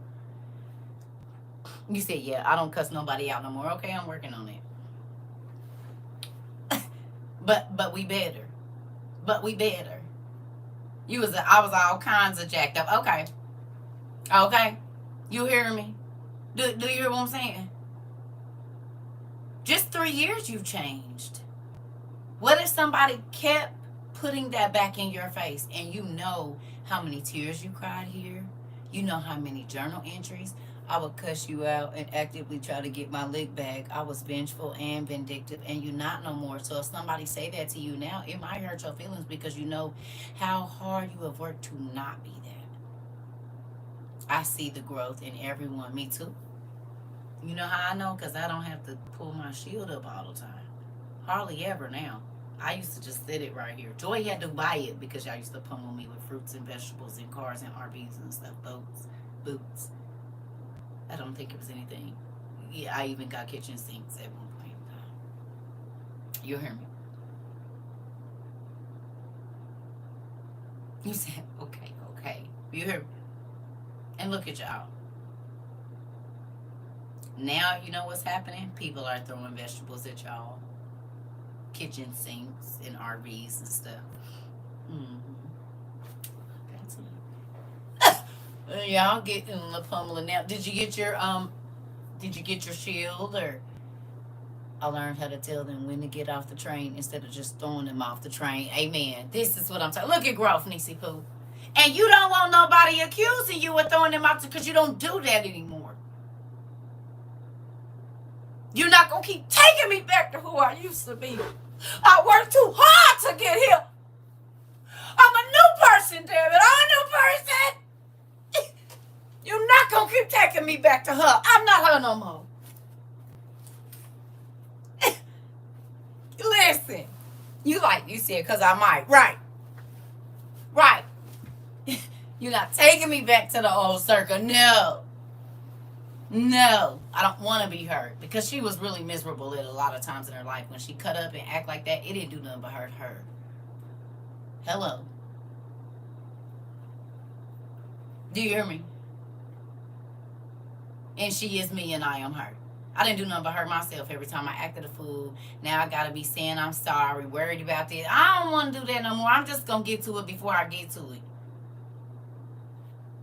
I don't want to do that anymore. I don't want to be crazy. I don't want to be angry. I don't want to be worried. I don't want none of it. So I'm just going to move on. You hear me? If I got to stop myself from saying something, I'm going to just stop me because I can't control you. And trying to control you is stressing me out. Trying to think about what you're going to say before you say it stress me out. Think about how you're going to act before you act so I can react. And oh, God, it's too much. I'm just not going to do nothing. I'm just going to avoid you if I have to. I'm going to ask God to put a guard over my mouth so I don't get in trouble with him. Because I'm not messing up no more of my blessings for stupid folk. I don't want to. Revenge felt good for a moment, but after the initial euphoria wore off, I was just as empty as I was when I started this funky. I don't got time for it. It is a lost cause. It's a waste of energy and time. I could have been pouring something into something new. I don't know, but to stay trying to... I could be tasting a strawberry cheesecake Kit Kat for the first time. I could put on my son's shirt that he sent me and be spending my time cutting it up. Or I could have this lovely lobster ramen and find me a new recipe instead of arguing with your dumb tail about what you gonna do next week. I don't care. I perfected the art of being quiet and ignoring someone. And it's a more peaceful life. Everything don't deserve a response.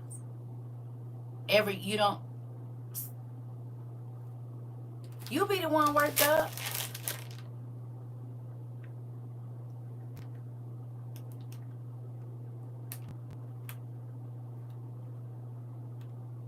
The cherries is fine. I'm saving them. Now there is no more nuts except for the ones I don't eat. And them cranberries then took a nice dent in them, but I don't like sweating at night, so I told you I'm gonna work on it. Cause I messed around and ate a red velvet cheesecake, and not cheesecake, but cupcake last night. Couldn't figure out why I woke up with the sweats. Forgot that just because it's red don't mean it ain't chocolate. Yep, woke up and it was hot in here. I said, damn it, I done did it to myself. Thinking chocolate, don't eat chocolate. Oh, red velvet is chocolate with food coloring, girl.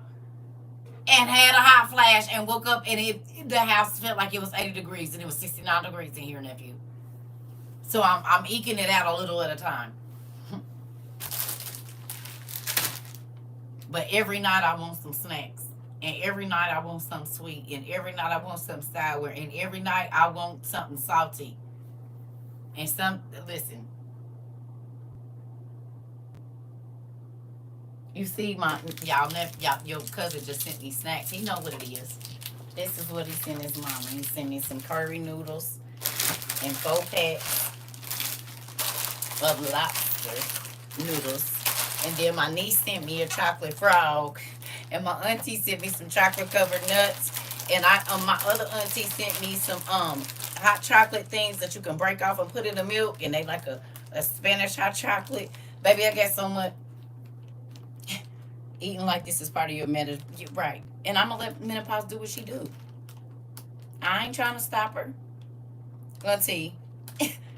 Listen. And I still got my coconut candies. And hey, auntie. Hey, queen. Hey, y'all. So y'all nephew then sent me some snacks too. Y'all want to hear something crazy? We laughed about this whole prison thing, right? We joked about it. But guess what? He's the first person that told me this is... He had a dream when I was still married to my ex-husband, I believe. Or right before I married my ex-husband. That I was in a room with yellow walls and no windows. And I used to be in there talking to myself.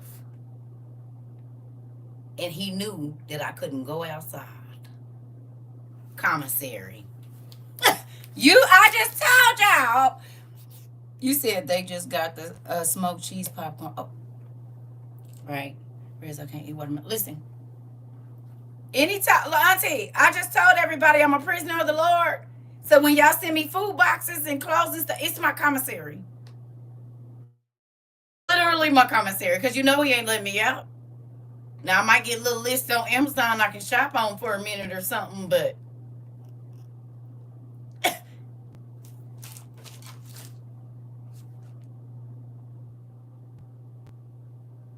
See, See, back in the day, you could send a commissary box to the jail. Mamas used to send cakes and pies. Y'all remember? Grandma would bake cakes back in the day, like in the 80s and stuff. You could take food, cook food, and stuff like that, and they could take the snacks and stuff back to they whatever. This is when they still had like conjugal visits, and it wasn't like it is now. Like people used to send food to prison too, not just on the commissary list, but you could have baked goods and stuff that they could take back. Yep, fresh t-shirts, drawers, everything. Babies, I would be making hibachi in prison. They be teaching us how to cook. Listen, yeah. They still get snacks, but I'm saying, like, they could ship boxes of, like, but they stopped doing that because mamas was sending certain things in the cakes. It was stuff getting baked in the cakes. Got a cake baked for you? Right. There was stuff in there. That part, now they got vending machines. Right. Yeah, but they could send care boxes, and it wasn't just through commissary. Mom and I would pack boxes for my grandfather and uncles all the time. See? Yeah. You used to be able to send stuff in there and not just have it come through the system. That's how they still do in parts of Egypt. Yeah. Yeah, it's a real thing. So, this is what this feel like to me.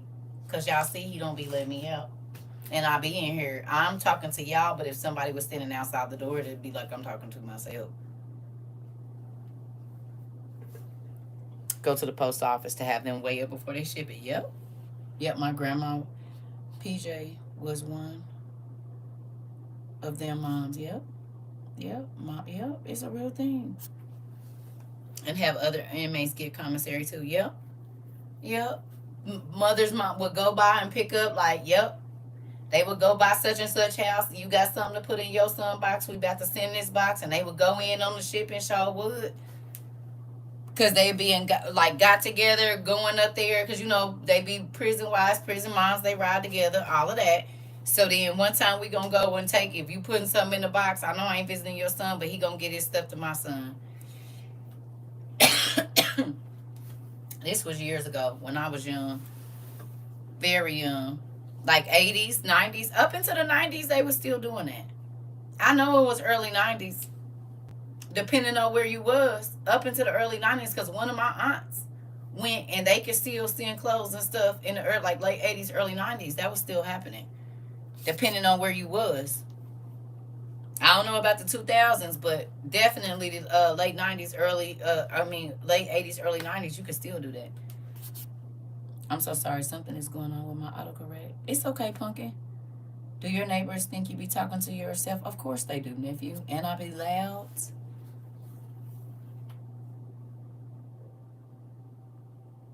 They think I'm the crazy lady. For sure. I used to send shoes and socks to my brother. Yeah, auntie. Yep. Yep. All of it. They were doing it in the early 2000s still too, or at least in Michigan. See? Depending, it's just a bit. You said you wish people could still do that. Well, people messed it up because people started shipping in weapons and cakes and stuff. Because they wouldn't, that's before they had them scanners and all that.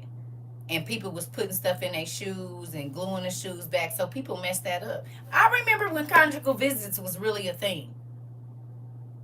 You didn't have to try to get it in the visiting room.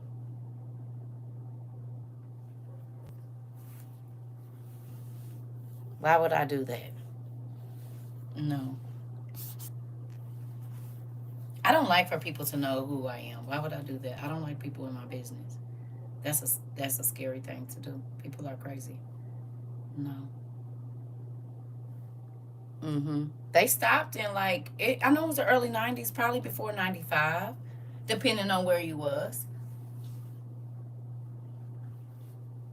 Yeah, depending on where you was, but I had family members in jail that was still you could still send certain stuff.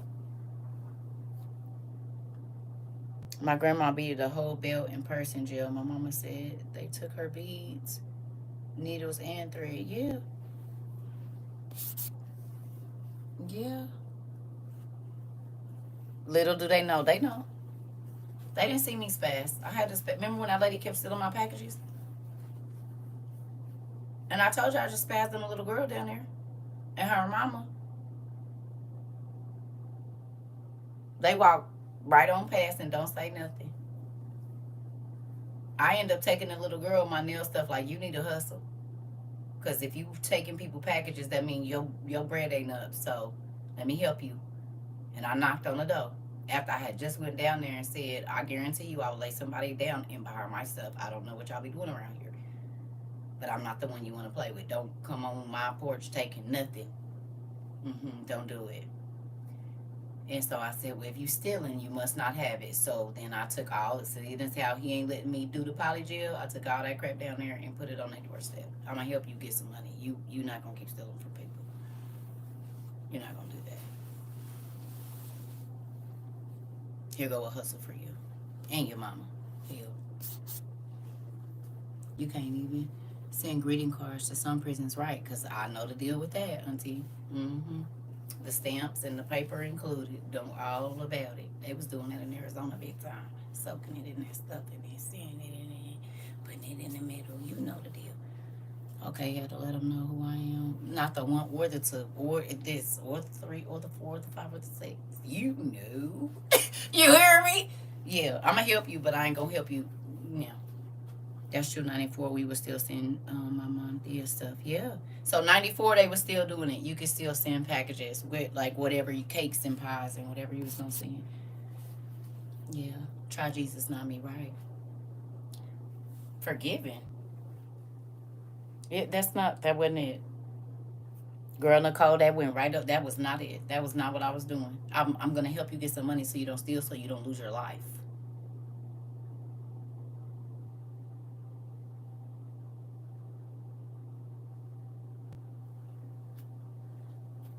I'm trying to help you stay safe. It ain't about the forgiving stuff. You need to have a hustle because anytime you feel like you can put your hands on somebody else's stuff, they can put their hands on you. Okay? Now, I hear what you're saying, but that wasn't the vibe I was going for. I'm going to help you hustle because you need to keep your hands off other people's stuff. Right. Because I don't know that you ain't grown. You grown enough to steal off my porch. That could have been some medicine, some life-saving medicine for my baby. So you playing with my life, so now you playing with your own in real life. Packages be that serious. They do. But if this is my mama cancer meds, you want to just come and try to, no, we're not going to do that. We're not going to do any of that. Keep your hands to yourself.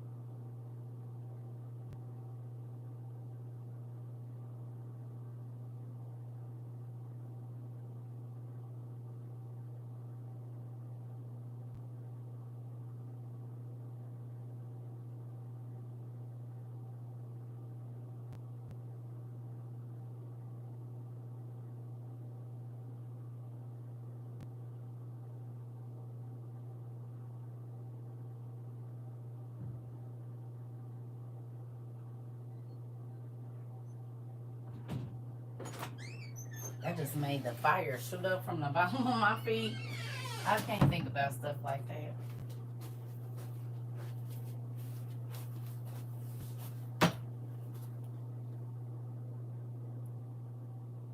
You said auntie in the ghetto. Hey, look, we door knocking, girl. We doing our what you call it? What we call it? Uh, I don't know why I always forget this word. Missionary work. We not in the hood no more. We don't want to offend them. We in the we doing missionary work. Somebody sent me this from Japan. Sometimes you gotta pop out and show 'em. My neighbors think I'm bizarre. Also, I'll be that part.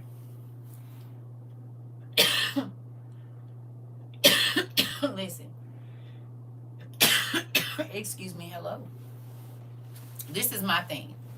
I don't touch nobody else's stuff. I don't want nobody touching my stuff. And I'm not impressed.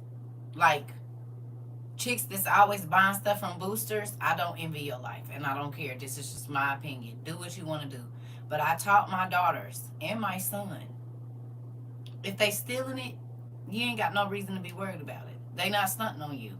Because they can't even afford the life they're trying to make you feel envious of them having because they don't have it. If they buying hot stuff and you had to work a long time to get it, don't worry about it. It's nothing to envy. They trying to make you feel something and they stole it or they got it ill-gotten. Baby, you working hard for your stuff. I don't care if it's not the top of the line. You paid for it. You worked for it. You don't never got to feel. And that's why he do what he do right now. You hear me?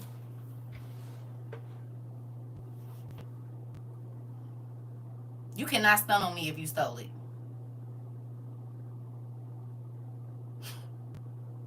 You can't stun on me if it was bought with a stolen credit card. You cannot stun on me because you can't afford it, nigga. You got it, but you can't afford it. Not really. That's why you got to have it boosted in order to try to make somebody feel jealous of you. We not. Not we. I'm not. And I wasn't ever. You can't come trying to, oh yeah, I got such and such. Oh, okay. Well, you can't afford it. That's why you had to steal it. I don't feel nothing. I'm gonna wear my $2 outfit, my clearance pair of jeans for $9, and my cute little tank top and my flip flops, and walk right on out the store. It ain't about to stop me from catching nobody if that's the case.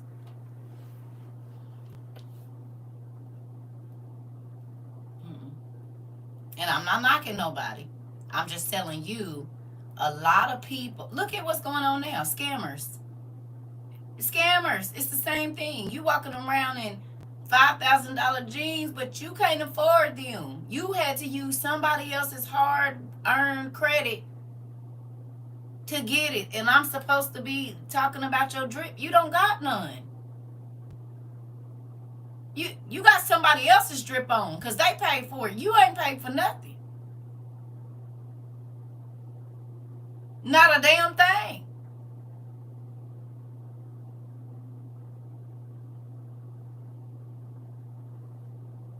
You got on somebody else's clothes because they paid for your clothes.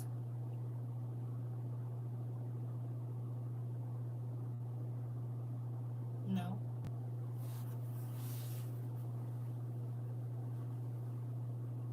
You're not making me feel nothing. Nothing at all. And them be the people that be the loudest in the room. Oh, they just mad because they can't wear it. You wouldn't be able to wear it either if you did steal somebody else's identity. Come on. And this was me as a young person. I didn't just get like this because I'm old. I was like this when I was younger too. No. And I'm not saying, oh, I'm not. I'm just telling you, you couldn't make me, because these be the people that try to make you feel bad, and the whole time they couldn't even afford it their own self. You're not making me feel nothing. And this is what I told my kids, because this is how kids get up nephew. But think about it. It'll be the kids that's getting everything the wrong way that your kids will be looking up to, and then they look down on you because you working and getting what you can afford, and don't know that this boy mama a booster. So now my son out here trying to do a little something on the side because he think this boy mama really got it like that. She don't. You don't ever have to feel nothing. And then when my kids got older and they started going to their friend's house, they saw my mama was not lying, Mom. They was like, Mom, this lady came over there and she had a big old bag of clothes and they were buying. I said, baby, Mommy tried to tell you that, but okay. Yeah, I wish I had what she had. No, you don't. Because she going to have to miss out on her mama because her mama going to go to jail.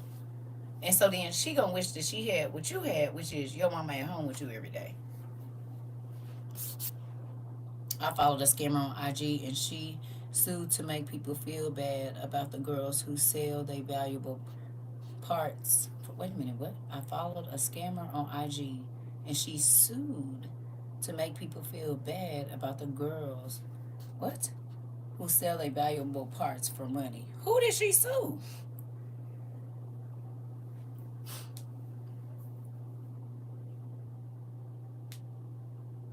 Oh, she used to. Oh, I was about to say, wait a minute.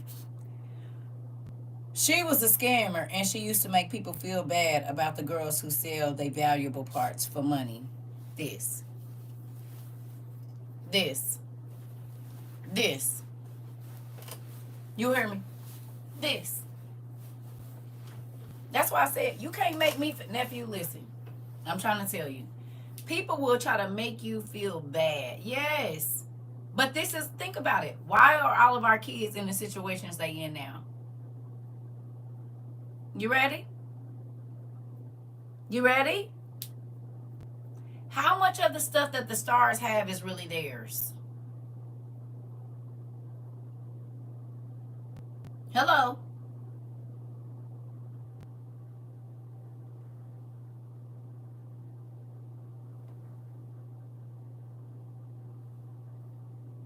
So our boys and girls are tricking their body off, trying to get to something that isn't even real. They lend them the clothes, the jewelry, the houses, and the cars.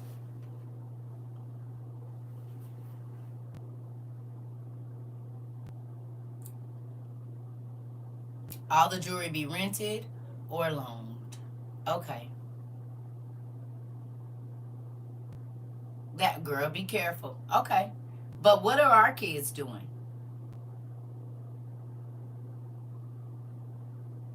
They became scammers. We got young ladies selling their bodies to older folks and doing whatever. We got young people getting OnlyFans to copy something that isn't even real. Okay. The young lady, come on. Okay. That said, I'm a whore. Carisha. There were girls who wanted to be Carisha and didn't know what Carisha was going through to be Carisha. But they found it out because Cassie and Mary J. Blige was the first Carishas. And the other, it was some other ones too. But, so they were trying to find a man like Diddy, not knowing that they want him, you gonna have to get peed on. You gonna have to, you gonna have to hook up with some folks that you don't want to, do things, put substances in your body for this money. But you have our young girls now saying, I want to live like that. Taking baths in baby oil, okay. Meeting strangers in the bathroom. But they portray.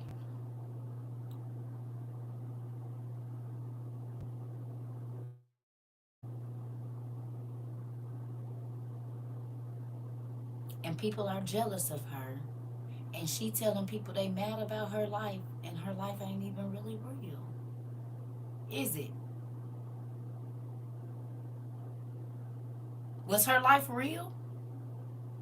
The life that they was pretending and had him bowing down in front of her, none of that was real. And so you got young ladies that have amazing husbands that's looking at their husband like, he do this for Carisha, and they don't know. Carisha is a paid actor. Literally. You said, and now years later, she struggles to be a mom and a wife. That lady says she has sores in her mouth from it being urinated in. Listen, and that's probably the light stuff. And this is why I didn't want my kids when they kept. I told y'all what I used to do when they wanted to go to them Disney, and it ain't a question of me that they probably one of them would have got on. I believe it, but no, I'm not setting my kids up for that mess. Me and my son was just talking about this. He knows. So for us to even talking about it, like I told y'all, it was a lot of people that I met in the industry. Baby, I went the other way. And they liked them some CERCA too. Because I wouldn't. That's why I said what I said, Auntie. She probably didn't even say the real. Listen. Mm-mm. He'll tell you. He came right in here and told y'all. It's not a thing. It's not a game. I know what y'all do. I know what the price of fame is. I know what the price of being the it girl is. I know the price. It's too high for me to pay. Now, I ain't saying that I ain't had my moments, and I'm not talking about with the stars, just in life.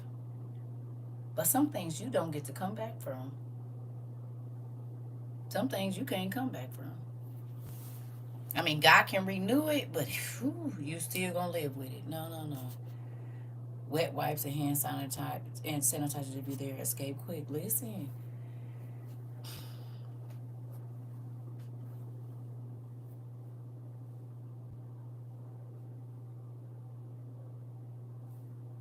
Mm-mm. I walked the other way, and I'm still walking the other way. And have I had hard times? And did the devil bring exactly what would have roped me in right when I was at my lowest every single time? Did. Did.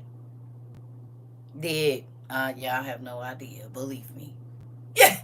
Ooh, wait! I used to be like, this is crazy. You said you want what? You want what?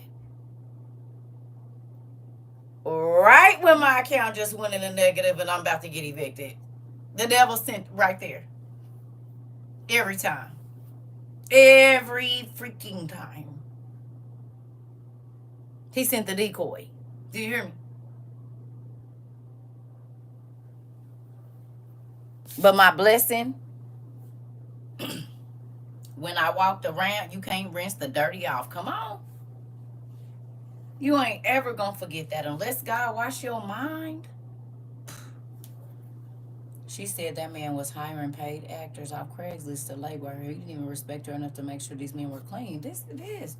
Baby, I heard, listen, when I tell you Auntie that seen some stuff, and it's some circles that I'm grateful that I got a chance to peer into, but baby didn't take part in. I already know how it go.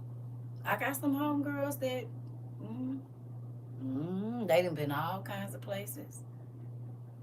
And some of the same opportunities were offered, and I turned them down. I was so worried about what my son was gonna think. I ain't even gonna lie to you. I modeled, I did a thing in a club, you know what I'm saying? But when it got to certain people were searching me out because I was modeling and stuff, I told y'all. When I got invited to be in that man's thing that gets you into the magazine, and I thought about my son being the age he is right now, and this is when I was 25, being the age he is right now, and going to somebody's house and saying, "Ain't this your mama?" And me being on one of them couches, y'all know how the double King magazines used to be, y'all know. And I was like, yeah, I don't want him to see that. And so I turned a lot of things down because I don't want him to see that. I ain't knocking nobody. But there were, my friends used to be like, you crazy. I'd be like, I got kids. Now, if I didn't have no kids, gotta be something different. I don't got nobody that's looking up to me. But I have one son and three daughters. Niggas get into plenty of fights for their mama being called not a nice name. There are people that have lost their life because a man disrespected their mother. Not even gonna put him in that situation. My daughters, they gotta. I mean, I ain't saying I did everything good now, because mama used to be out here in the streets, son. But certain stuff you wasn't gonna do in front of my kids. My house wasn't a party house. It wasn't a, you ain't coming and turning up and no. I go play. I don't poop where I eat. I'm gonna say that. So I normally was going to the other side of town to have my fun, baby. And when I come home, I'm opening the door, nice quiet house, and we about to go to sleep. Like, what do you mean? Well, they already sleep. You gonna play about your mama, right? So even if it's something when she did when she was younger, somebody said the wrong comment when you grown. Now you can fight for yourself. Now you can take up for your. I didn't even want to put him in them situations, so I did it. And I had every opportunity, too many to count, to do so. I promise you. I done met people y'all probably be like, no way, yes way, did. And I was like, I don't care about your money. What do your money and your fame got to do with my body? Nothing. I'm supposed to give you what? Because you're famous?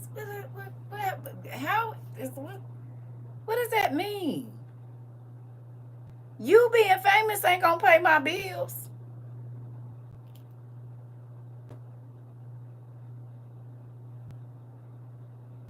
So what do you being famous or well known have to do with me giving you my body? The math ain't mathing. I don't care where you met me at. That ain't what this is. I'm in here working. I'm trying to make you some extra money. I don't remember saying I needed any. Because I don't live above my means. So whatever I make it here, it's going to be good enough. I'm going to make it enough. Don't worry about it.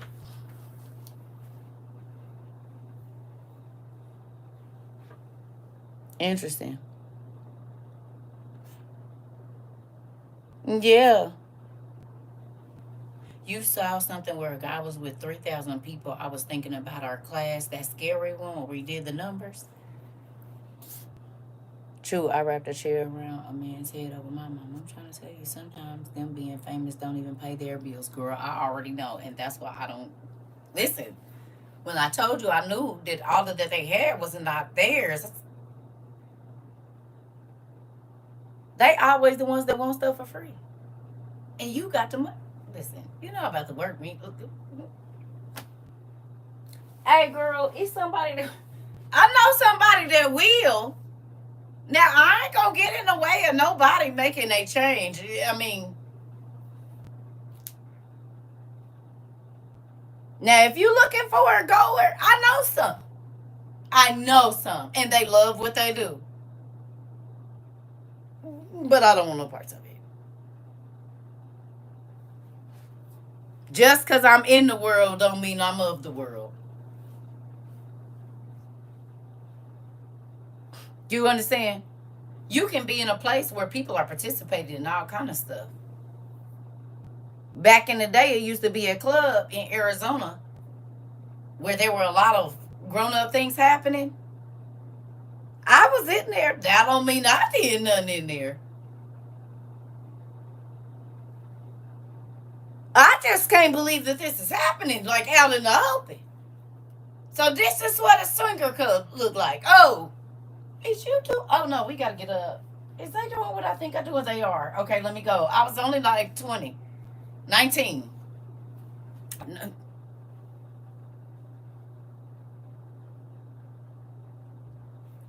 Never seen anything like it in my life. I said, "Oh, this is interesting." So this is why everybody walking in here and they have one ATL. Girl, listen, baby, I had never seen nothing like. I said, "This is crazy."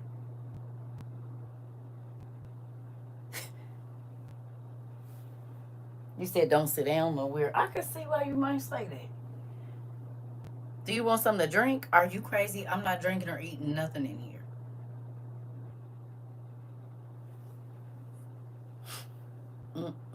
Unless I see them pour it out. And is they participating? Because if they participating, I don't want them pouring my stuff either. It's a lot going on in here. I'm trying to tell you. Listen. Yeah, just because I'm in here don't mean, listen. What's crazy is some of the famous pastors and preachers be doing things that, listen. ATL has multiple, yeah. Arizona, everywhere, dude. Everywhere. It ain't no, everywhere. It's one in every city, I guarantee you. You just don't know it's there. But I was 19, and my friend was like, "You want to come to a place with me?" I'm like, "Sure." Her and her boyfriend. I'm like, "Okay, let's go." Baby, I was still in church because I hadn't even started going to the club yet. I wasn't old enough to get in the club. So she was like, "Oh, we could just go hang out." Like I'm like, "Okay." She didn't tell me what it was. I might have been in there in my church clothes. It wasn't a church outfit, but it was something I could wear to church. I wore it to work. It was cute. I still, but I'm just saying, it wasn't no club clothes. And baby, it was a whole bunch going on. I said, "Oh, wait a minute, hold on. I don't even know places like this exist." In real life, it's crazy. But I was in there. But just because I was in there, I didn't participate. Grateful too. And honey, I've been to one and glad I didn't see nothing. My sis had her B-Day there and didn't tell me because she knew I wouldn't go. This is why my friend didn't tell me. Girl, not that we got the same kind of friends. She knew I wouldn't go. And it was a dance contest at first. But she was like, "If you not a normal, they won't mess with you." I said, "Girl, you know you lying." And they do. And they will because they be weird. Weird. And that's why I didn't drink nothing or nothing. I can only imagine the facial expressions when you got nephew. I was 19, right? Maybe about to be 20. Baby, listen. Because the first level, and then they got to listen. And that's why I'm full with people. Because people always be trying to put me in a crazy situation, thinking that I'm just going to go because I'm in a situation. I do not care about none of that. You might not know of something called Pat and Turner, but these feet work. I'm not trapped in not a damn situation. I don't care what y'all doing up here. If I don't want to do it, if I don't want to be a part, baby, I will walk. Maybe that's why my knees don't work, baby, because you're not trapping me. Oh, it's too far to walk. Says who? Nigga, I'm from the country. We used to walk miles, honey. Yeah, no, you ain't trapping me nowhere. I will walk. I do not care. And nigga, hop out of car if I need to. Will. Who? You're not trapping me in nothing. I've been kidnapped before. I don't play them games no more. As soon as I get a weird feeling, I'm about to get away from you. Because I didn't trust it when I was 14. And I should have. Because some told me. But it was my best friend's cousin. I seen him all the time. He was our neighbor. Not thinking nothing. Nigga didn't let me out the car. Drove quick, got on the highway, boom. If I would have knew what I knew now, I would have jumped out when he was at the red lights. But I didn't. Because it was my best friend's uncle. I'm not thinking that this nigga about to do nothing to me. I literally call you Uncle such and such. Whole time you been scoping because he was like 28, 29. I don't listen. If I get a feeling in my stomach, nigga, I'm listening. I don't care. The church life shielded me from a lot of stuff. And can't say I'm mad at all because wasn't out in these streets until right at COVID. Okay. Because I just learned a year ago what they did to the underwear parties and the exotic sips and paints. Oh, yeah. It was real. Yeah. Listen. It's a real thing. I'm trying to tell you. It is a real thing. I ain't fooling with it. If I get a feeling in my stomach, honey, I'm moving around. That's now. I don't care who it is. It could be a chick or a dude. I don't care. Cause when you don't listen to your stomach, you'll be in a situation. And you don't even think of, you know, you're not thinking, but most people get kidnapped by somebody that they know. A family friend. Do you hear me?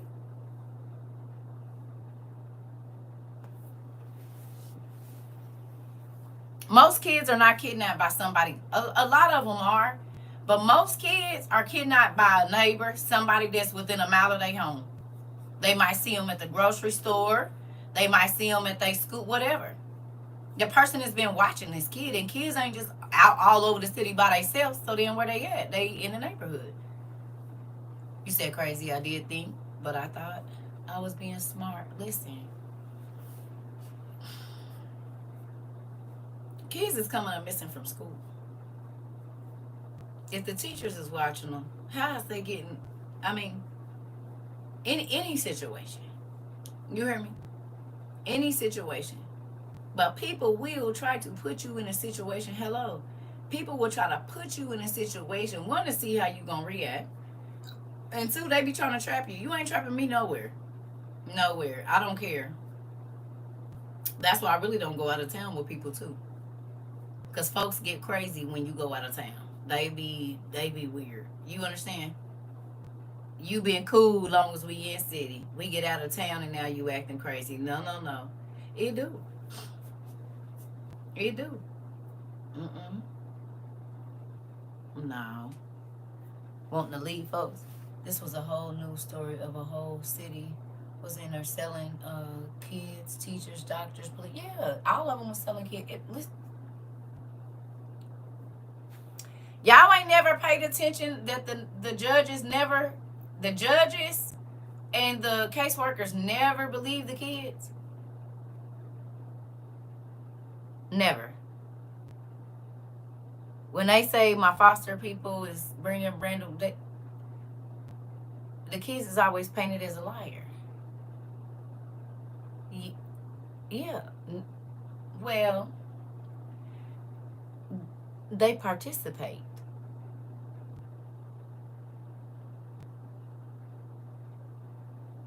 They get paid, but that ain't why they don't believe them. They know for a fact it's happening because they do it to the same children.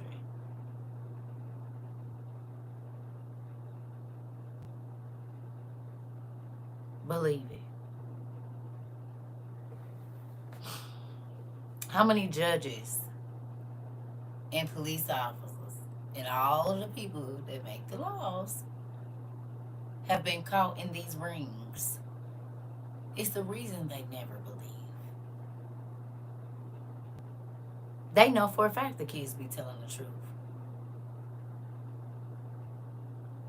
If a kid go in a thing and say a lawyer and a doctor came, the same lawyer that's supposed to be checking me for the abuse is abusing me on the table. Evil is evil can get caught. They all in on it. I just told y'all, go to the little kids section of your hospital and see if you don't see the sign there on the wall. Why would they put that there?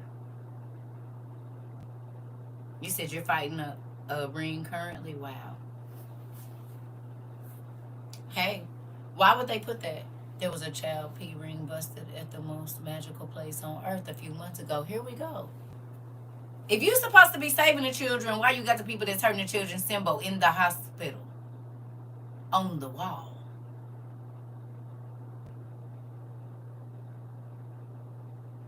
Y'all know the symbol for the people that love children. The next time you go to a children's ward at a hospital, I guarantee you it's going to be somewhere in there on the wall.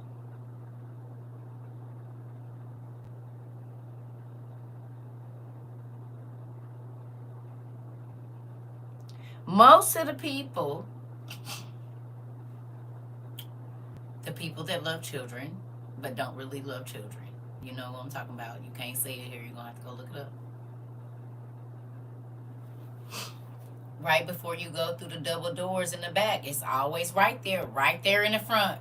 Sis, and we ain't even been to the same hospitals, but I've been in a lot of children's hospitals with my baby.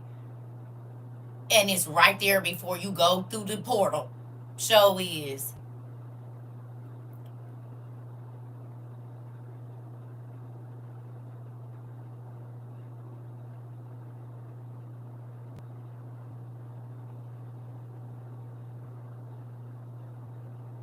Yeah, they all in on it. Back in my dancing days, I went to a regular club and some players from a known NFL team. Girl, listen, here we go. From a known NFL team in Texas tried to get me to come to an after party for money. I wouldn't go. Movie show girls taught me better. Listen, I'm trying to tell you. It's a lot of people that ain't saying nothing because they be having their own. Mm-hmm. Mm-hmm. That's why they quiet. That's why they quiet. Mm-hmm. Because all the celebrities, football, music, everything, they all hang out together. All of them. Secretly or out in the open, they hang out. And they are birds of a feather. Now, it's always going to be one or two odd ones out. But for the most part, if you in a circle, you're going to have to participate in some. I always believe my clients, some kids do lie about some things, but 99% of the time, 99% of the time, they weren't lying about the SA threat they were in. I was quick to remove a child from home. Come on, auntie. And like I said, it's always the one or two. And our auntie was the one or two. Because you know for a fact, there's a lot of people that never believe. They'll believe the parent, and whole time kid is going through it. I told y'all when I was in a shelter, I met a young man. He was raising his daughters there, and he was so angry, and I didn't understand.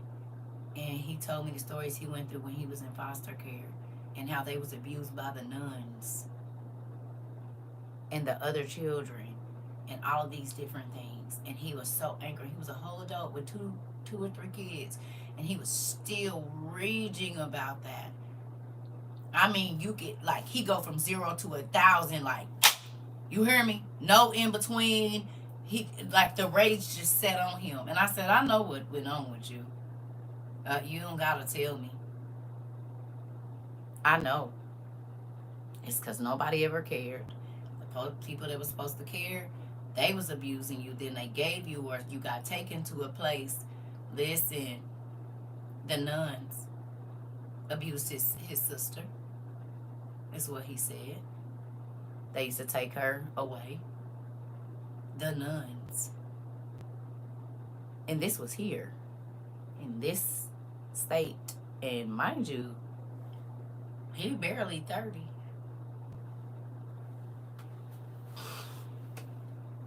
He might be 32.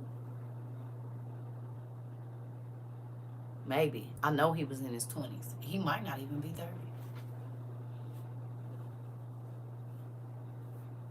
And mind you, I moved 2021. This is when I'm hearing this story. So it's been 4 years. So he might be 32 now. So he was probably 27, 28, if that old. 25, I don't know. He was young.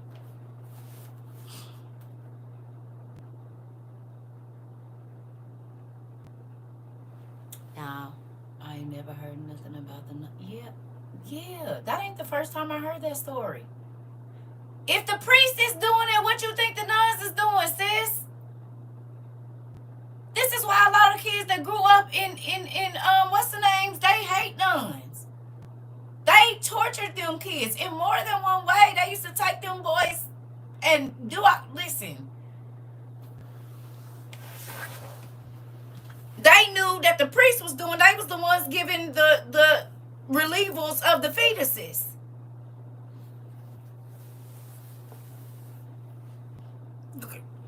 Girl, yeah. Think about it. The first children's homes was Catholic churches. Where did everybody suffer the abuse? In the unwed mothers' homes and all of this kind of stuff. They was the ones. Most people that lived in... They did it to my brother and he would fight them. I'm trying to tell you. Like, it's a real thing. Yeah. Yeah. In real life. Yeah.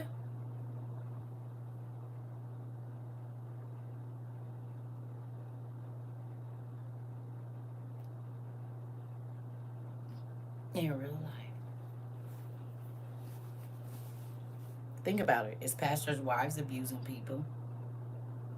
Is pastors abusing people?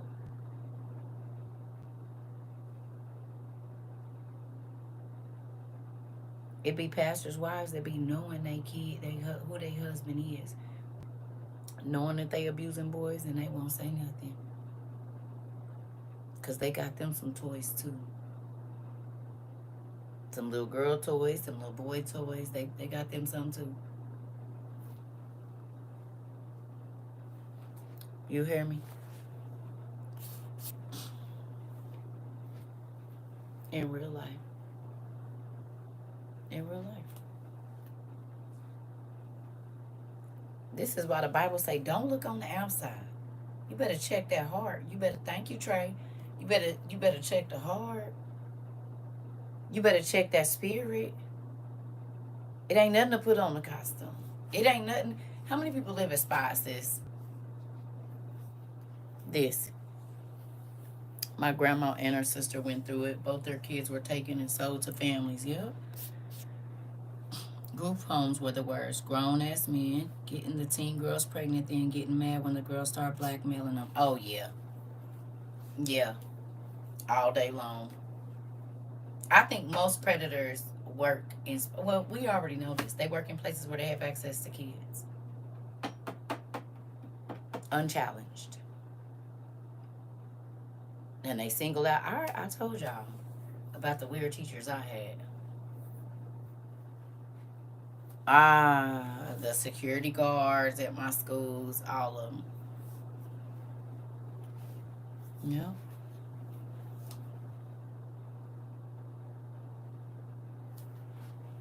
And the mental health facilities, that breaks my heart. Yes, I do know about this and how easy it is for them to abuse it. And old folks' homes. My grandmother, the one that just, man, she told me something. I called everybody. Y'all better get on it. Oh, you can't listen to her. No, she ain't saying that for no reason. I don't care if he scrubbed too hard, damn it. If it made her feel uncomfortable, I don't care if she's 95. She felt uncomfortable. She didn't have that Tunchi cat her whole life. She know if somebody touching it wrong.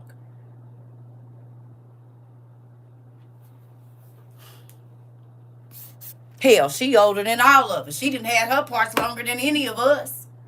What you mean she don't know what she talking about? Yes, she do. Praying on the week. This. Prisons, jail, juveniles. I'm trying to tell you.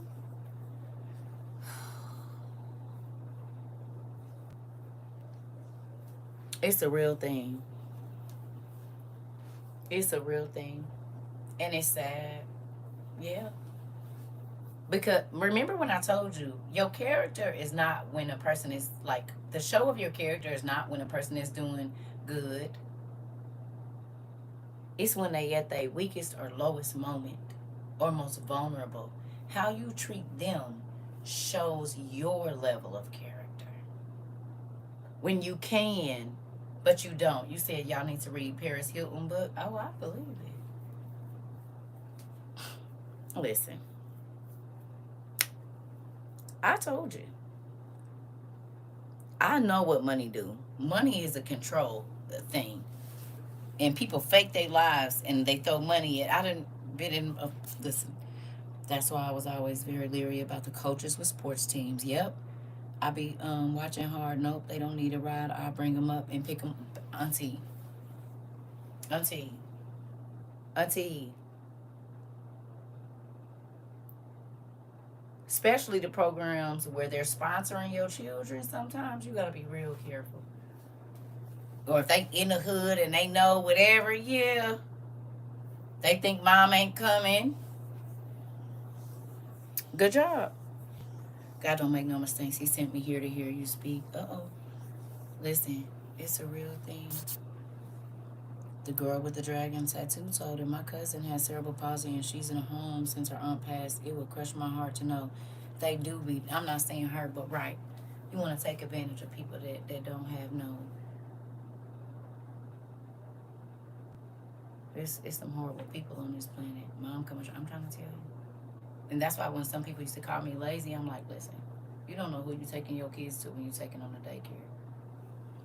I know it was a woman in Indy that just got arrested because she was allowing her husband to hurt the kids. This was a couple years ago, and it's been happened other places too. There are women that get daycares because they know their husband is a predator, and them kids be trying to tell their parents that they don't listen. Mr. Mark and Mr. Such and Such and Mr. Jerry and Mr. Whoever. Okay, okay. It happened in Cali too. It happens all over. I'm trying to tell you. And guess what? A lot of people in like mental wards and stuff, they be pregnant. And it don't be by the other people. Or like you said, a person that can't move, they're bedridden. How are you getting pregnant and you ain't moved nowhere? You ain't got no husband, ain't no family been to visit you, nothing. My mama worked in the hospital, so she used to tell me. And my dad, he worked, he's a nurse, so he worked in old folks' home, he worked in rehab centers, he worked everywhere. And they used to tell me the stories. A lady in MD is in jail for shooting her hubby for messing with 4 kids. Yep. The way they psyche valve these cops, they should do that to provide for. And they don't do a good job with that. They ain't psyche valving these. They right, but the police, they need a better test because they evidently the test is wrong.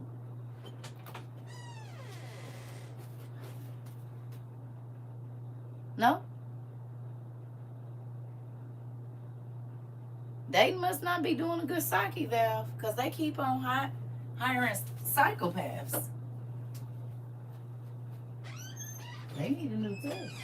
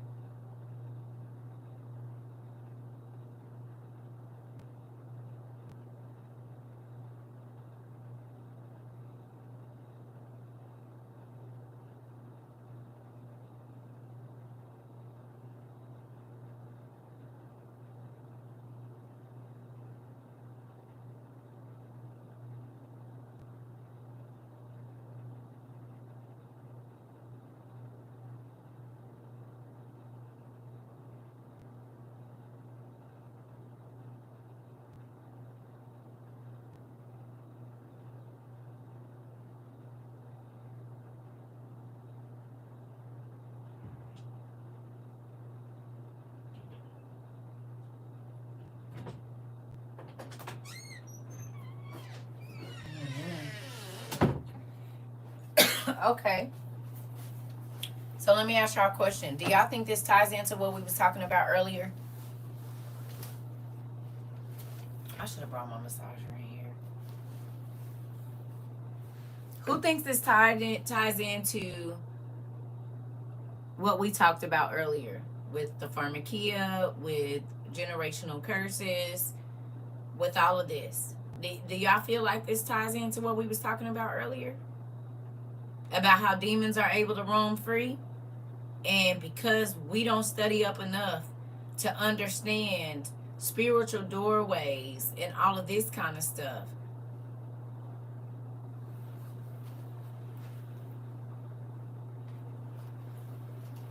Oh, I know. Miss Ida, believe me, I'm telling you, my parents been in the medical field over 30 years. I done heard all the stories. And it's sad. Think about it. The mom or dad that won't address the issues that their child has puts every other child at risk. No. The mom and dad that know that their kid is unalive and pets put everybody else at risk. Because you won't address it, it can't go away. You can't deal with it. You can't fix it.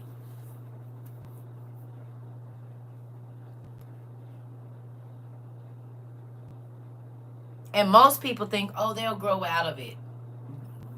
Mm, yeah, because they're going to progress to something else.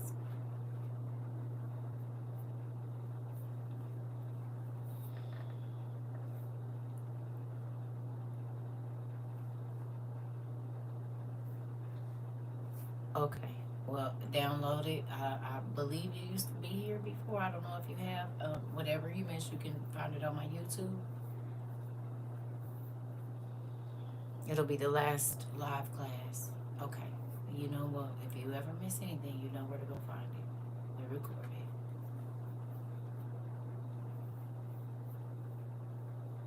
But this is why I'm not scared to talk about all of these ugly things. You hear me? I'm not scared. I'm not scared to talk about how generational curses start, right? Because if I don't care about doing it to you, then somebody's not going to care about doing it to my child because you're somebody's child, right? So it might not hit me. I might have think I got off scot-free, but guess who reaps what I sowed? And the spirits have legal ground because I wronged somebody. So they can come and go as they please. Well, you never know where it's going to hit.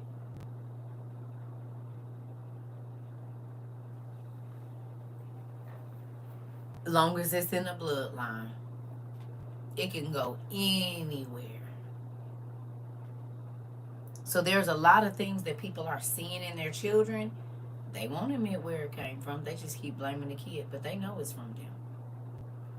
They know it's from something they did that they tried to push down and hide and didn't deal with, and it showed up in the kid. Whatever that is. Because whatever you don't address, it get to stay. It gets to stay. Whatever it is, it gets to stay. If you don't address it, it gets to stay. So then it gets to stay this generation, next generation, generation after that.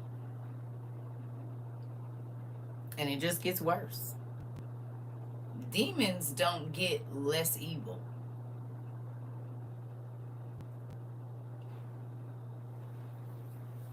I had a mom that was working hard to get her son back.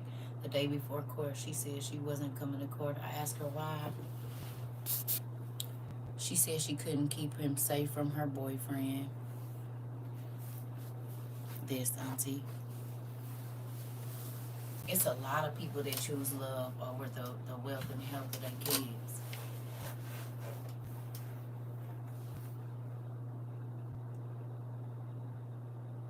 Baby.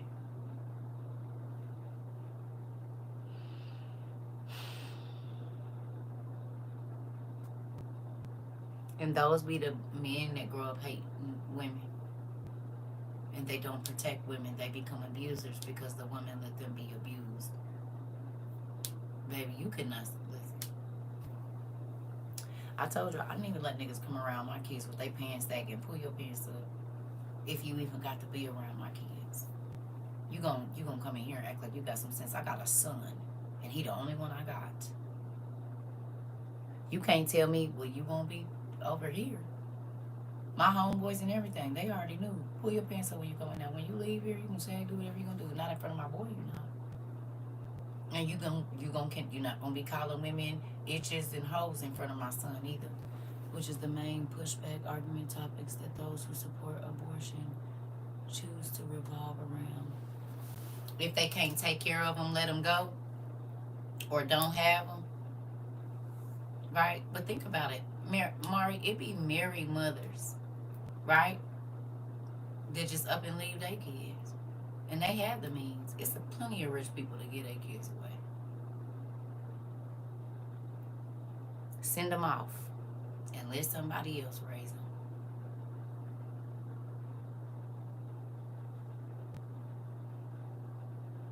And they got the bread and they still won't do it. You hear me? But again, God. Okay, so I'm gonna just be honest with y'all, and I told my kids I always am, but you know what I mean. I told my girls, I told y'all, if you get pregnant, you're going to be a mom. I don't care if you get pregnant at 12. Now, I'm not encouraging you to be having no sex or nothing, but if you get pregnant, you're going to be a mom. Period. Because maybe God is stopping you from something else. People only look at right now. But again, I say, what if that is the child that has your miracle organ and you don't get another match? You don't know what or who that kid is going to be to you. Some kids had to be born into a horrible life to be the most amazing people. Ever hung out around a nice rich kid? Normally they're not. But you know who do normally be real nice? The poor kids. The middle class kids. Not saying all of them. But for the most part, rich kids are pretty mean. They're pretty nasty. They treat people horrible. Not all, but a lot of them. These are also the kids that don't have limits. And they be worse off than the people with no money. They be messed up. Playing with their nose by the time they 10. Alcoholics by the time they 11. You said I was just talking about this too, so you just gonna stay in my class, son? Well, you've been a part of WOI. You know that's what happened. Got off the live and just got back in. Listen. Oh, and you was talking. Oh, spooky. So now it's happening with my boy. What y'all be doing to me is happening with my boy now. I was coming up when my mom was still struggling and we had nothing. My sister grew up with my mom making 6 figures. We were 2 totally different people. I'm trying to tell you. Yep. I'm trying to tell you. I already know how it goes. And that's why I said, like, I don't, my son is in here now. Yep. What have I always taught you? Don't envy nobody. I don't care what they portray to you. You get to their house and see what's up. Because a lot of them rich kids, their parents don't even pay them no attention. They ain't had a hug from their mama. They nanny hug them. They get everything because the parent don't even want to see their face. They be neglected. Come on, and you got plenty of friends that had bread. Parents was multimillionaires. Listen, I'm trying to tell you. They used to want to be, listen. They buy their love. And it ain't even love. And that's why the kids be mad. And they, oh, you're poor. And you ain't got parents for real. Moving on. I just thought about it. The love of my life needed a bone marrow transplant. We aborted a child. And he never found a match. He passed. Auntie, this. And that could have been the one with the match. And that's why I be like, I done seen too many situations. I'm trying to tell you. Like, I know somebody, right? Like, it be real. And I'm not knocking nobody. Because like I said, some people were forced in it. They tried to force me to get rid of my baby too. All of them. Every last one of them. People was telling me I needed to give them up for adoption because I was young and all of this other stuff. Like, they hit me with all of that. I get on my son's nerves. Some days he be asking, can you get out of my room, please? When I give him space, Mama, what you doing? None of his other kids were a match. Oh, no, Auntie. That part. But think about it. It be that. Because you don't know who that person is going to be. And it's because it's an inconvenience at this time. But like I told my kids, I said every time I had a kid, God let my money go up. I would get a raise like $2. Soon as I got pregnant, but as soon as I made the decision that, okay, right? And he showed me. But the world will tell you, you don't need no kid. You gonna struggle. You gonna do this. You gonna do that. Did God say that? No. But people already start teaching against what God put you here to do before you can ever even do it. They don't know who your child is. Prime example, my son is in here now. I've experienced more stuff without money than with it. Okay. This. Go ahead and tell him, boy. Go ahead and tell him, son. Think about it.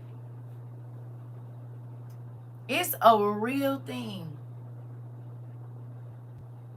It's a real thing. We don't know. And okay, who's all, and we, not just about abortion, because, but any situation. How many of us have made a decision thinking that we knew better for the future? And when you look back, hindsight, not just in this situation, but in all situations, it wasn't what you thought it was going to be. Because money will have you stressed out just to listen.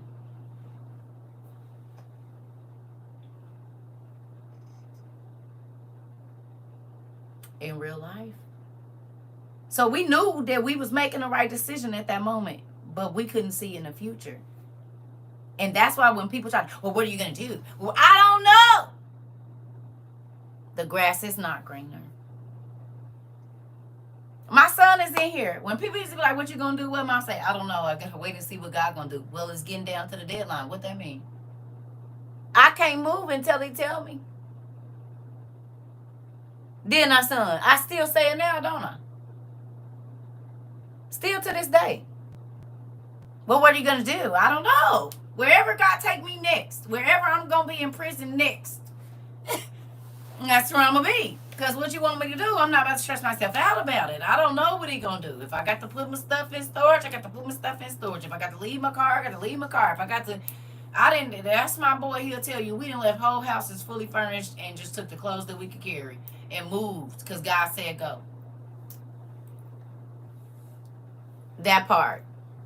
I didn't handle stuff 3 seconds before deadlines on God's time. This part, son. This part. Auntie, tell my cousin I said, what's up, family? Michael said, look, Mikey said, what's up? You gotta follow him. He's on TikTok under Alv, A-L-V. If you don't get over there, that's the same one that y'all got the same jacket. Yeah, that's the one right there. You see? Look at y'all. Make me happy. Look at the cousins. Fashionably amazing. This is my thing, right? I'm learning, and I haven't learned it all. Oh, you're not on TikTok no more? Okay, sorry. He got Instagram. You on Instagram, nephew? He got Instagram. If you on Insta, I don't know what else he got because I don't be on there like, I be trying to let my kids have their grown-up life. Okay. Son, tell me your name again on what's the name?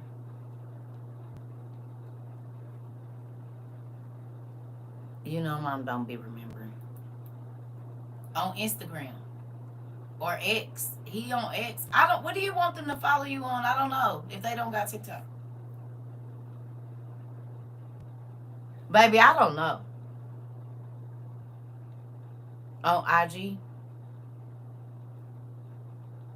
Okay.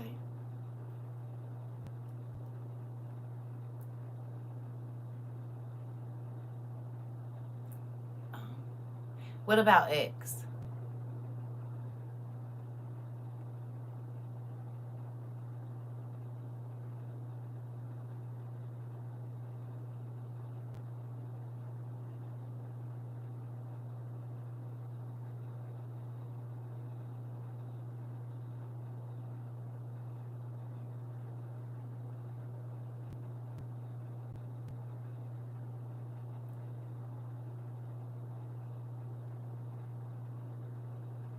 Do you have X?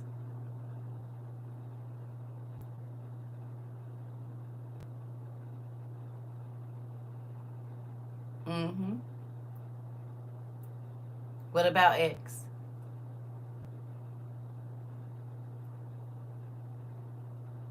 He got X.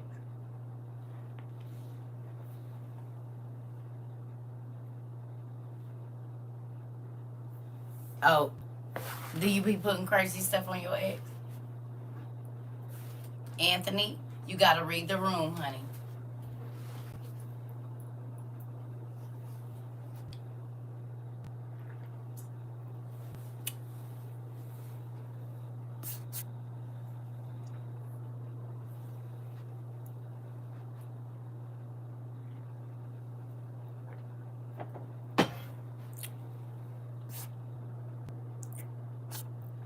I'm about to get off too.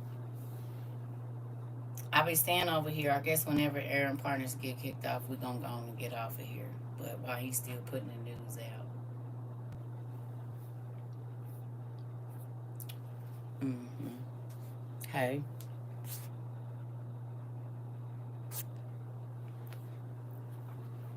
They about to get rid of it anyway. You was not about to be able to be an influencer. If you don't say what they want you to say, you ain't going to be able to say nothing.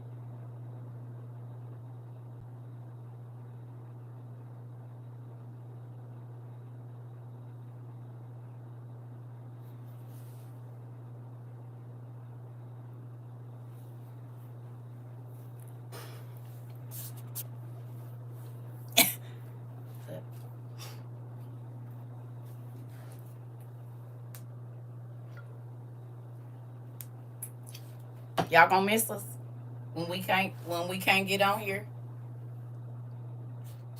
I'm not going anywhere. I'm saying I'm talking about TikTok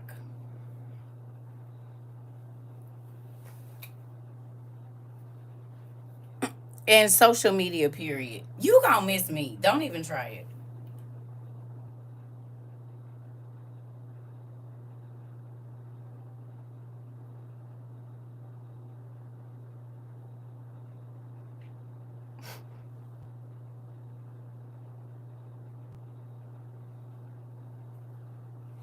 Maybe.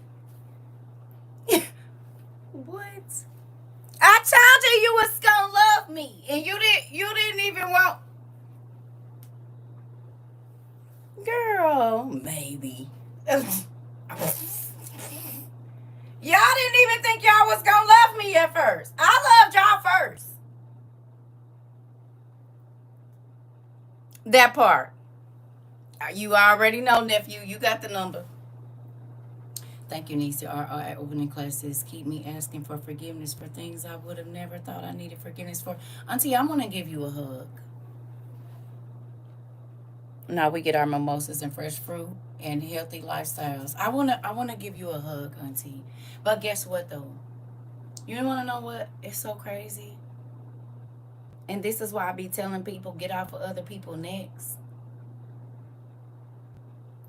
We is in the club of none of us knew.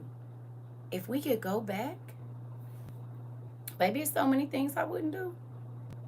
I ain't gonna say it's a lot of them, but there's some for real, like, we all have it. You see what I'm saying? So don't feel bad. Don't feel nothing. Think about it. This is what God loved us enough to tell us, I'm going to forgive you for the stuff that you don't even know is wrong.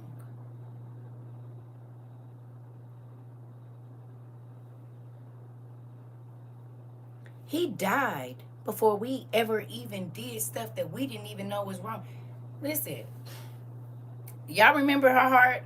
They came at me for the forgiveness thing when we read it. Do y'all remember? And people was calling me basically a liar. And I was like, I don't care about how much you yell in church and you acting sanctified. Baby, you ain't been forgave for nothing. If you haven't forgiven, you will not be forgiven. If you don't give grace, you won't get any. Yeah, it's biblical. Shama. From the moment you said, okay, let's say somebody, okay, when's the last time somebody did something for you and it was hard for you to forgive? Let's bust this number down. For real. Let's come on. We gonna do it. Because these numbers mean something. Okay, wait a minute. Let's get the stuff down. We gonna have an old school like, shall we? I'm gonna go have me some meds and let y'all get some coffee or something, because y'all know how this go. Ain't no telling where we about to end up. So come on in. Let me get the stuff in here then. I know how this go. But guess what? Since I cleaned up the office, I can move the chair all the way over here. Just give me a second. Looky, looky. Yes, I can. I can move. Wait. Ta-da. Let me put my headphones in because we about to go in. You already know. Look here. Let's get it popping. Go get your whatever you need so you can be okay. Don't come in here talking crazy or nothing. Okay. All right. We ain't seen you in a while, girl. We ain't seen ya.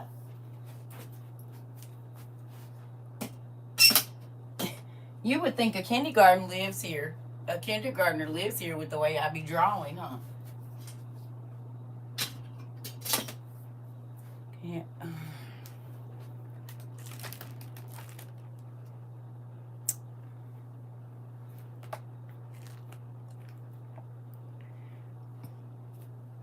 Mm-hmm.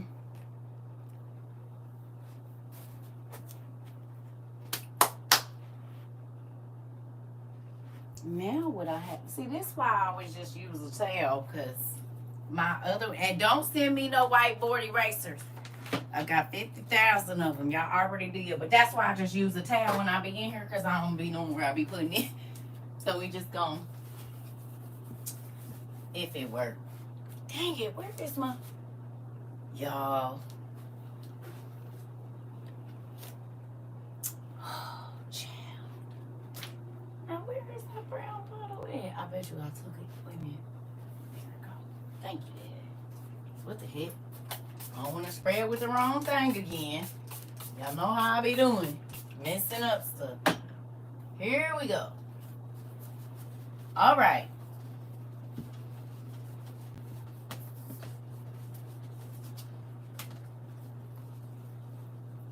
Let's do it.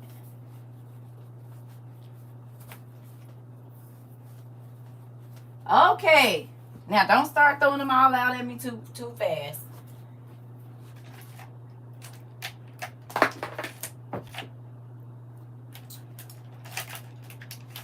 We're gonna get more than one marker just in case. Okay. So give me a time limit on how long, not how long it took you to forgive, but when was the last situation that it was hardest for, like how many years ago, how many months ago, how long was it? Just give me a number. If it was 10 years ago, 15 years ago, let's do it. Whatever it took you, I don't want to know how long it took you to forgive the person. How long ago was it that they did it is the question I'm asking. 12 years. Good. Thank you. 12. 3. 30 years. 5 months. 5M. 55 years? 55 years. 2 years. 1 year. Thank you. Thank you, nephew. You know what? Come get your nephew. You got you a mimosa over there. He talking about, come on, Doodles, because he know I can't draw instead of old Doodles. Come on, Doodles. I see you, nephew. 1 year, 3 years. You gonna let me alone. You hear? You gonna let me alone? 20 years. Okay, 15. 6 years. 43 years. 9 years. He gonna leave me alone talking about old Doodles, and you know my stuff be looking like somebody that can't see very well drew it. Okay, all right. 5 years. Okay, so we gonna do this. How many days in 12 years? 25 years. Let me scoot this over a little bit. We just gonna write around it. How many days are in 12 years? 38 years. Goodness gracious. Let me get some more numbers here. 16 years. 2 years and 6 months. So what is it? 26 months. Okay. 13 years. Okay. That's enough years. Okay. How many days is in 4,380. 4380. Okay.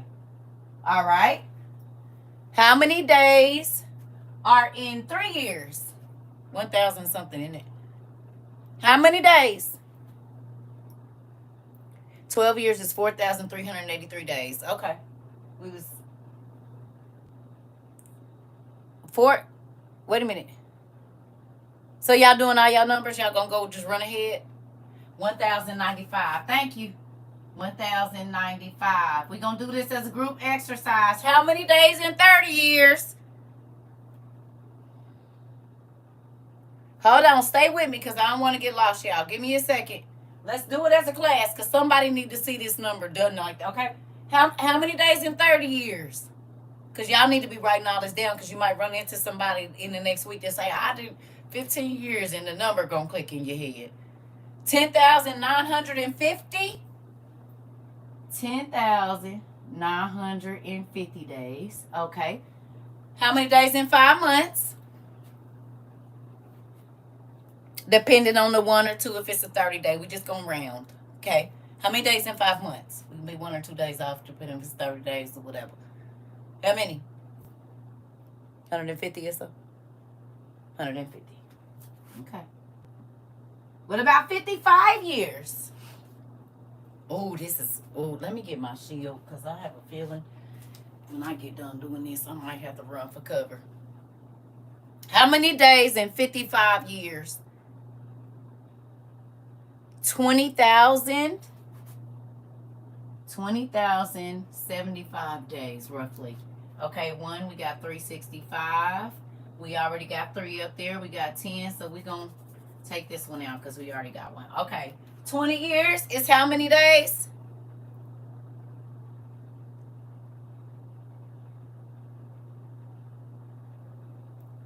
How many years is, how many days is 20 years?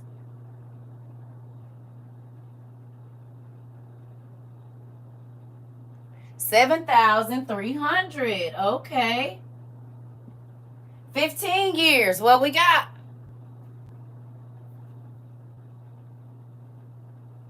How many days in 15 years? I know we doing rough estimates. It's okay.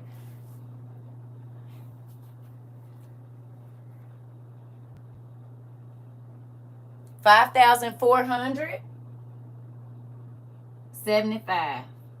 Okay, so we gonna do, y'all get the gist, okay? So we got most of these numbers. So whatever number you shot out to me, I need you to write it down on a piece of paper. And then I'm gonna ask you a question and I'm gonna run to the restroom, then I'll be right back, okay? What I want you to do is tell me how many sins you have committed since that day.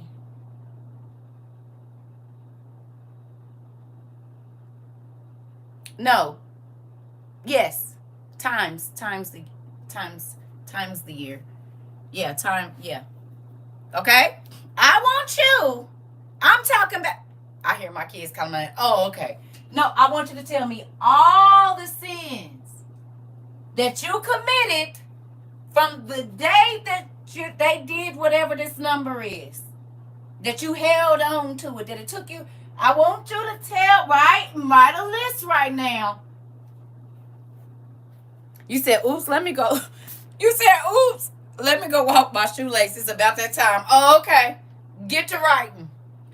I'll be back because you're going to need a lot of time. I need you. Now, I'm talking about all the ugly thoughts, all the sinful, nasty thoughts, all the times you lied on your check stub, all the times you lied to your kids, your mama. You said, how about 482,967 sins? Okay. About 500,000 repeated ones and everything. And the repeated ones that you said you wasn't going to do no more. Those count as one apiece. It's not grouped together. It's not, oh, I was having sex with somebody that I wasn't married to for 10 years, so it's one relationship. No. I need you to count up when you thought about them and you wasn't supposed to because you wasn't married. Thought about how you planned to sin with them. Don't forget that. Every right and left turn that you took to go sin. I'ma need you from the day that you said you wasn't gonna forgive somebody and however long you held on to it. Come on, Auntie. I'm gonna need you to write all of that down. Just get a little list together. I'll be right back. We're gonna talk about it when I come back. In real life, because we about to see something. I'm gonna see something, okay? You ready? Keep the number that you told me. Let's see if I did one of those 14 times on top of the other 3 sins that I was thinking. Right, Mari. Right now, let me see. Cause then, wait a minute. Listen. Oh, your calculator broke. Keep adding. It's okay. It's okay. It's okay. But I need you to calculate all the things you did, Robin, in the last 55 years that you didn't forgive her. I need you to, your sins that you committed, not that were committed towards you, the stuff you did. And not just to people, but to God. Oh, okay. Let's do it. I need you to count and just list as many as you can. Just get started. Think about all the stuff that you cringe when you think about the fact that you even did it or said it.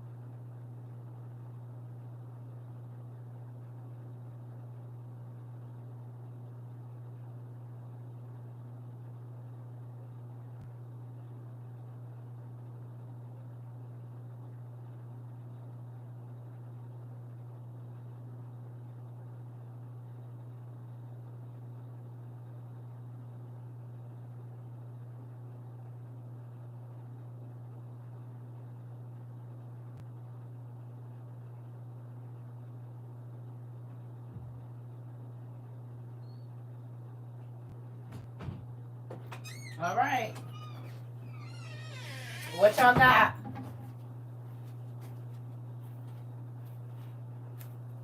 Still writing? You should be. Hi. If are you still writing? Because you should be.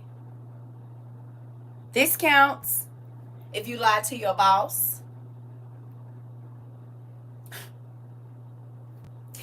You said please make an extra long guy. Okay.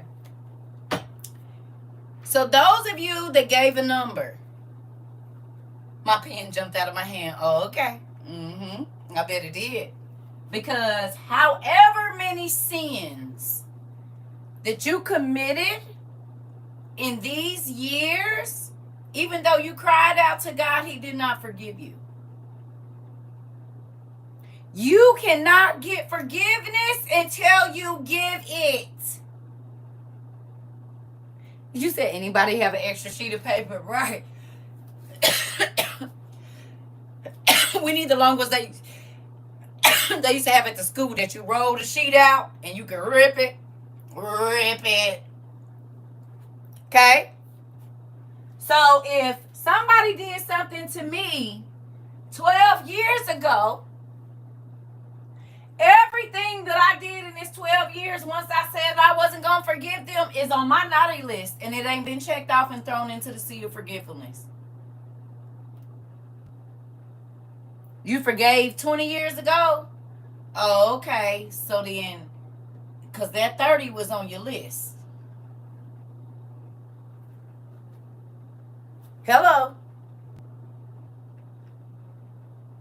As long as you held on to it and said, I ain't never going to forgive you, oh, boo, you'll never get forgiveness. So don't be screaming, talking about, God, I did this. He said, yeah, but you had unforgiveness in your heart the whole time. And people is going to hell for unforgiveness. Don't let these pastors lie to you. Unforgiveness will not be in heaven. I guarantee you.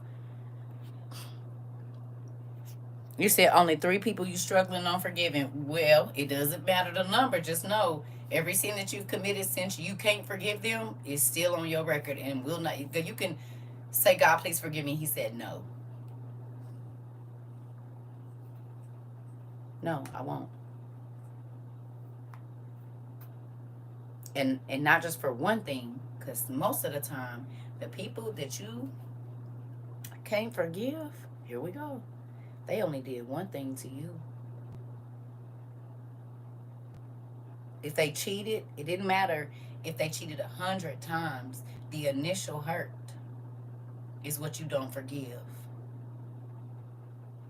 Okay? So from that moment, the evil thoughts, you can go to church and shout and fake speak in tongues all you want to, honey. God, I need forgiveness. He said, no. You said, just keep drilling the nails in. I mean, I'm just saying.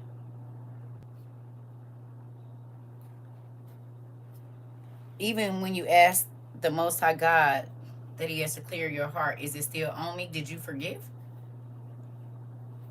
There's no wordplay. Either you forgive or you don't. I have had to help people that tried to take my life. And I didn't treat them badly. I'm talking about keep people alive that tried to take me away from my kids. I've had to pray that God let them free when they were jailed. Had to pray for God to keep a person alive that has tried to take my life multiple times and almost succeeded more than once. And then I had to pray to God release the pressure on their heart. Hold on now, wait a minute. And did. Please forgive me, God. Get somebody else to do with this part. Exactly what He said. I think that when a person does something else new to irritate me, I see where my struggle is. Okay?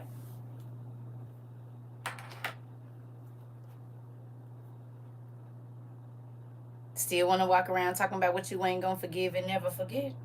Okay. Because whatever you don't forgive or forget, He ain't going to forgive and forget you. And baby, Judgment Day got a list. That's why I'm throwing everybody's stuff out. Now, I ain't got to fool with you. So you can keep doing it. You hear me? But I'm dang sure not holding on to it. Because what did holding on to it for 1,095 days? Do you got the money in your bank account for every day that you held on to it? You should, if you held on to something for 30 years, you should have at least $10,950, $1 a day. Do you? In your savings, because you saved that. So where's the money you got paid for holding on to it? 55 years. You should have $20,000 and about 75 cents or so. $20,075 in your account. Do you have that saved for every day that you held on to what you ain't gonna forgive? Because if it don't make dollars, it don't make sense. Matter of fact, it costs you money to hold on to it. I wish I would be in a nice jacuzzi on someone's island on the side of someone's mountain with a drink. Okay. So one of them locked up too. so they're away from kids. I don't know if that is, okay. I'm no. I'm talking about sins that you know what sin is. You know. I'm glad I forgave when we first did this study. Come on, Rika. Come on. You said, wow, that is a lot of letting somebody live in your head rent free. And it wasn't free to you. It might have cost you doctor's visits, see a therapist. It might have cost you weight loss stuff because you started eating because you wouldn't let it go. So you trauma ate. You doing the trauma food thing. It might have cost you medicine because you had to go to a clinic so that they could make you eat because it took your appetite because you wanted to get revenge so bad that you couldn't even think. Addictions, come on. All of it. You might have put your body in crazy situations trying to get back at a person that ain't even around. They cheated on you and now you cheat on every person after. They still controlling you. Because you did, if you would have let go, you wouldn't have put yourself. You said high blood pressure and restless nights. Come on. That's a lot of time for someone to live rent free in your head. They moved on without thinking about the consequence. It cost me my peace because I became enraged and hateful. Okay. And you can't even go back to that day and redo it. Was it worth it to hold on to I'll never forgive you? You didn't get paid for it. It didn't add nothing to your life. Did it? It added stress, problems, mental issues that you didn't need, abuse to your children because you irritated because they look like the person that hurt you. It wasn't no joke. Come on. And then on top of that, you ain't been forgiven for none of the stuff that you did since you said you wasn't going to forgive them. It put you in a mental institution. This. I had to let go. I know all about it. I promise you I do. Baby, it was gonna send me to an early grave if I didn't let go of what the stuff that people did to me when I was young and how they treated me. I was gonna die early. Because how do you know when you have completely forgiven someone? God will let you know. I can't necessarily tell completely because it's different for everybody. But I just told you, people that I know that physically tried to take my life, I had to turn around and help them. And I feel, you know what I say when you start to feel sorry for them? That's me saying that. When you start to feel sorry for them, I feel like that's when you forgave them because you realize, like, dang, you really don't even know what you're doing. Like, I feel sorry for you because you can't even, like, you really messed up. So if you ask me, when you start to feel sorry for them, I feel like that's when you would, because that rage ain't there no more because you be like, dang, like, you really have a fertilizer-y life. And that's why you do people the way that you do, because your life sucks. Because happy people don't do that to people. Happy people, confident people, they not trying to tear nobody else down. You see what I'm saying? So I can't even be mad at you when I realize you sick and you need help.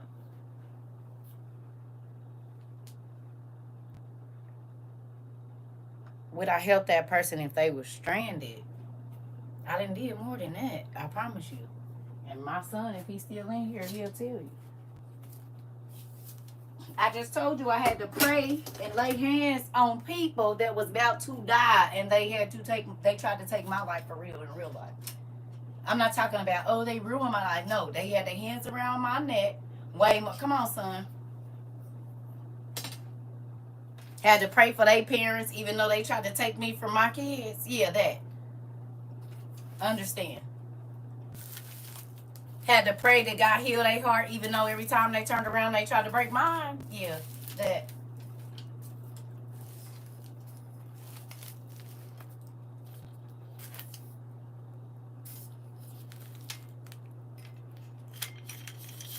In real life. When you start to feel sorry for that person, I think, because you be like, dang, you really don't even realize how messed up you is. You don't care about hurting nobody because you hurt. You don't care about ruining nobody's day because your days ain't good. Like you start, once God bring that peace into your heart, once you forgive, it releases that weight. You ain't trying to add no more. I'm not holding on to nothing because I don't want to stay trapped in it. I already was trapped in it for however long I had to endure it with you, and then I'm going to just hold on to it. Well, then you really ain't as sick of it as you say. Shut up talking about it. Yeah, when you pray for them through tears because you know that they didn't know no better and they don't know what's coming. Happy hoes ain't hating and happy hoes ain't, you said, and hating the hoes ain't happy. You said it, Easy Boo. Yeah. You said it, ain't, because I couldn't tell you what nobody doing because I don't care. I've had to pray my baby daddy get free of his addiction, and he done terrible things to me. I'm moving forward in my forgiveness. Listen, baby, I'm trying to tell you. My sister stopped talking to me behind some money that she owed me until I told her that I forgive you and you don't have to pay me back. She gave me 500 of it back and apologized. Listen, anger requires too much energy, and I move away. As y'all can see, y'all don't be seeing me with nobody. That's for a reason, because I don't even want to give you a chance to offend me, so I don't even have to worry about it. But I tell people when they get on my nerves. And once I see that you don't care about getting on my nerves, you don't care about like how I just don't come around you. And now it took me a long time to do that because I feel like because a person was family or you love them or because we been friends. No, you disrespectful, and I'm gonna end up in jail, so I better go. I forgive you, but I don't fool with you no more. You got to go, move around, don't come back over here. It's people. I told y'all when I was doing this. It's people that the only way they access me is through here because they can't be in my real life no more for real. So they sneak and get fake pages and watch because I don't mess with them. I don't wish nothing bad on you. I pray for you, but you can't come over here. You can't. No. My dad put his hands on me and called me all kinds of names, and he never apologized for it. But I forgave him because the hate I had for him was causing restless nights for me. I'm trying to tell you, I will bounce and start a whole new life. I'm not tied down. My son in here. Son, what is your mama tied down to? He 28. I had him when I was 16, 9 days before I turned 17. What am I tied down to? What am I tied down to? Your mama get up and leave everything and start over from zero. I'm talking about not even take no clothes. I'm not trapped in nothing. God, and that's it. Okay. I'm not, what? Listen. When you understand that the devil means to keep you stuck,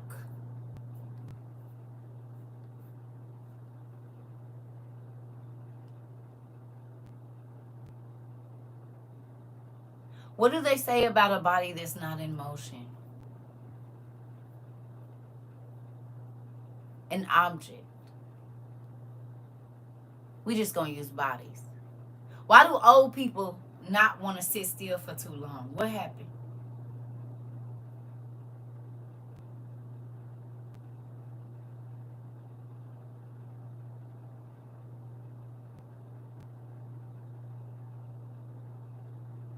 An object in motion state that you lose it.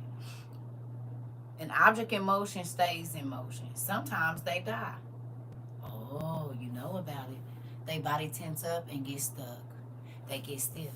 And a lot of old people say, I don't want to sit down because they do die, some of them. If they stop moving, like their bodies shut down. Okay?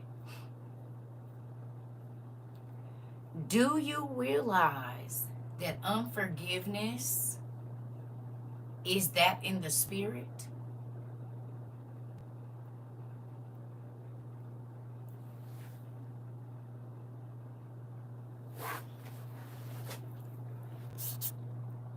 I love how you said anger takes too much energy because my mama gets mad at me for the dumbest stuff and I just want to stay away from her because she is just ugly and bitter and I do.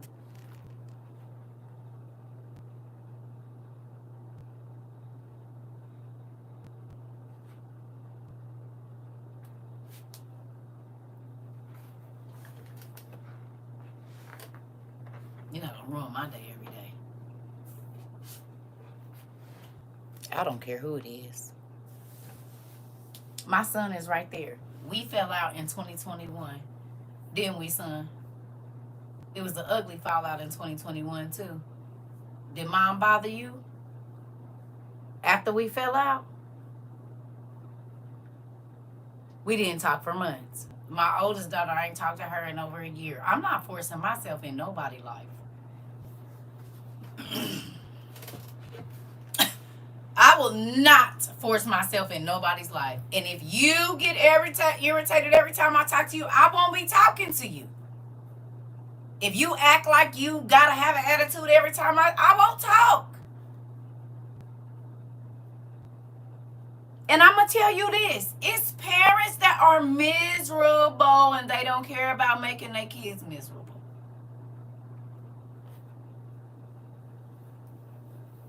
It's kids that's miserable and they don't care about making their parents miserable. Baby, I'm not, listen.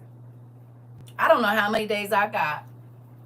I'm not letting nobody take them. I lived too many days living in fear, living in tension, living in chaos, living in drama. I'm not doing that. And that's why I don't have, like, friends that I don't have none.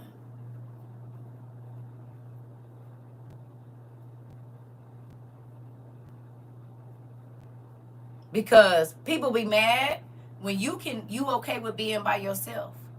They be mad when you don't spend your time trying to find out what other people is doing. They be mad when you are okay with just learning new things. Like, they be irritated because you won't stay in the same space. That don't have nothing to do with me.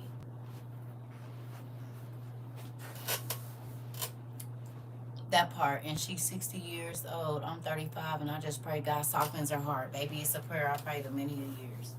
I promise you. Don't give up. Just keep praying. That don't mean you got to go crazy. Sometimes you have plenty of times in the Bible when God was going to use somebody, he took them away from their family. I'm going to say that again. Plenty of times when God was going to use somebody, he took them away from their family.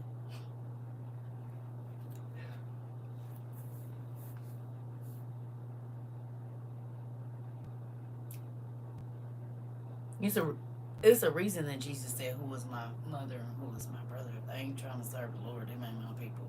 And the Spirit of the Lord don't bring chaos. The Spirit of the Lord don't bring arguing and strife. It don't. The Spirit of the Lord brings peace. Okay. Let me ask y'all a question. How many of y'all feel peace when y'all in class? No matter how many crazy things we talk to, 90% of the time that you're in class, do you not feel peaceful?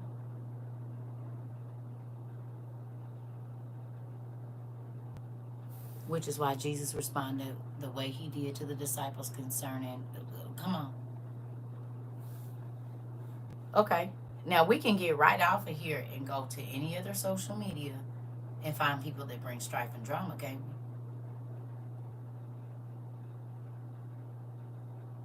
We don't even gotta go far. I could turn my phone on right now, and 2 clicks in, it's some drama. 2 swipes in, drama. What is in a person, they bring it to every social. Thank you, Nina. They bring it to every. Listen, whatever's in you is gonna come out, and that ain't talking about boo boo. Yes, feel like that if we had family get together every time. Okay. I've told this class stuff I'll never tell anyone else. Okay. But I'm just saying. So if it's always drama when a person come around, what's on the inside of them? If they ruin everybody's mood when they walk in the room, if they see other people smiling and they're immediately going to try to wipe the smile off everybody else's face, strife, chaos. So just like the Bible said, whatever is in a person, it's going to come out. Some people mad because they constipated with boo-boo. I'm trying to tell you. Hurt, miserable demons. Come on. A disease. Exactly. They are the disease. Because you definitely make everybody else not at ease when you come around. Y'all, okay, think about your family functions. It's always the one auntie or the one uncle or the one cousin.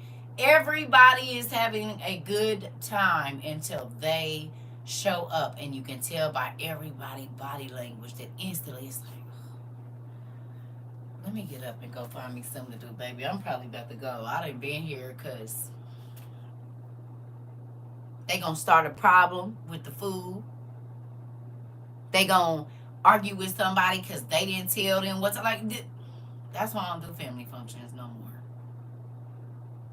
None. I ain't going. I don't do funerals or nothing. Thank you, Nina. I don't play around with it.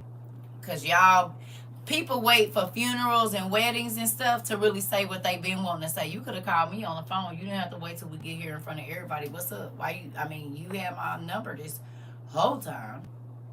But now all of a sudden, you got a problem because we in front of everybody. Or you about to be acting funny trying to roll your... Girl, I'm not paying my money to come be miserable. No, I will not go to no more family. If it ain't my kids' stuff, I probably won't be going. And my son in here, he'll tell you, son, how many funerals mom been to in the last 20 years?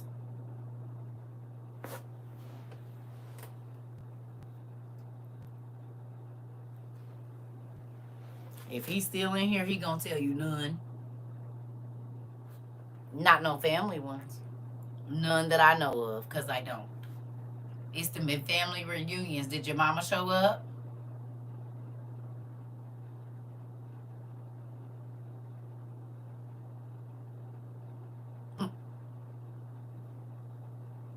I ain't going, thank you. I ain't going. For what? And I forgave everybody over there. I don't got to be around you because I forgive you. And you know, I'm not. You said you know for not coming to the family. Actually, they already know I'm not coming. They gonna ask, but they know I'm not gonna be there. One of my most favorite people passed away, and I did not go. I sent a video message. Just happened in May. Mm-hmm.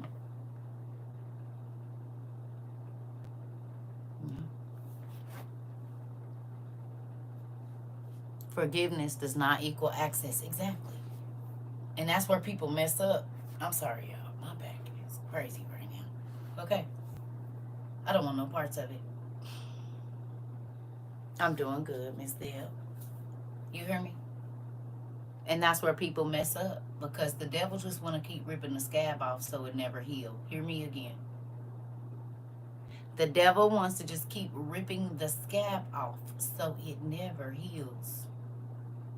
Some things you have to cover for them to heal. Some things they have to be out in the open so that they can dry, but you can't let nothing rub up against it. All wounds are not the same.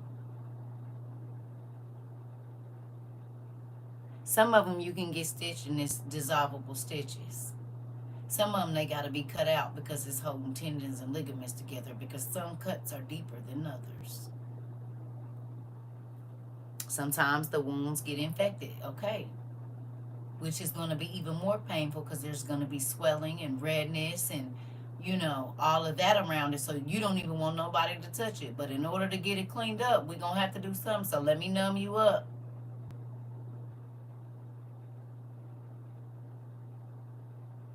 People just want to keep saying, I got a boo-boo. You see it? Do you see my boo-boo? I had this sore for 27 years and it won't heal.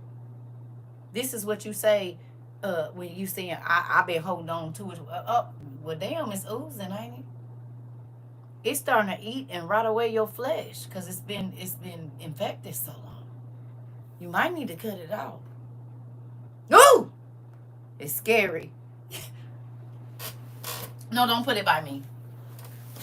Don't, because it might be, you know, like MRSA. If the liquid from MRSA go from they sore to your skin, it's like impetigo or whatever and ringworm. All you got to do is rub up against it, baby, and you're going to wake up the next morning with a ringworm in the same place that touched down. It ain't going to show up nowhere else. So then if you go to sleep like this, you're going to have matching ringworms. Because wherever it touches, it's infecting. This is what unforgiveness, jealousy, all of that do. It's just like a ringworm. And it can spread very quickly and lay on surfaces until somebody touch it. Oh, okay. No, I don't want no ringworm. I don't want no impetigo, however you say that. I don't want to carry on. If you know, you know. I don't want none of that. And that is what unforgiveness and all, it's like a really bad ringworm. And any place, anybody that touch you, they gonna get it. And you better hope they don't touch you on your head, because it's gonna make you lose your hair. What? So you let somebody let unforgiveness stay and make you lose your hair. You start getting bald spots like you done had spiritual ringworms there. I don't want no parts of it.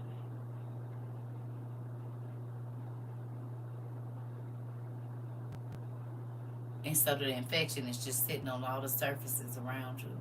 So anybody that even they gotta suit up before they come around you, because it's everywhere. Because you done touched everything and got it infected. You done touched your kids and got them infected with bitterness and unforgiveness. We wouldn't be living through this if your daddy hadn't left us and went and got with that. Now y'all ain't going over there for what? If he wanted to be here, he'll be here with you. Shut up!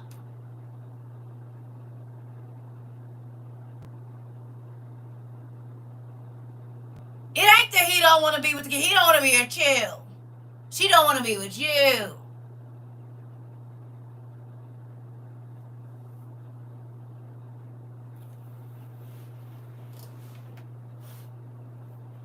Quit making them kids feel like it's them. No issue.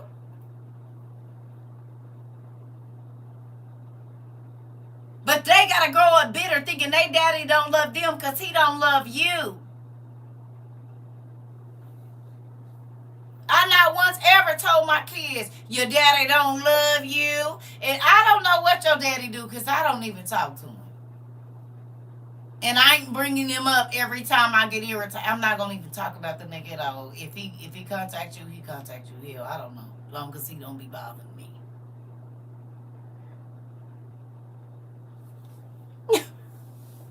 I do not care. I got a job to do, don't I? That's all that matters. It's what I gotta do. I don't know what the nigga be doing. And don't care. I'm about to sit up and make myself mad. Hell no. And he in here, he'll tell you. And my daughters will too. I told you, they told their dads, my mama don't say nothing bad about you. Matter of fact, my mama don't even talk about you. If I ask her a question, she'll get, but she ain't just talk. I don't. What is I'm bringing you up for? That ain't about to make my day no easier. Hell no. If you ain't here, then there's no reason to talk about you. Hell. That's a waste of my time and breath. I could be doing something else, teaching my baby another language or something. No. Not the language of bitterness and resentment and rejection. Absolutely not. When I get snappy at my son, I tell him, I'm sorry. It's not your fault, Mommy. It's just in a bad mood. And I shouldn't have yelled. I don't say nothing to him about his daddy, though. This. I ain't got to be. I'm the only one here. Okay, God gave you the strength. Shut up.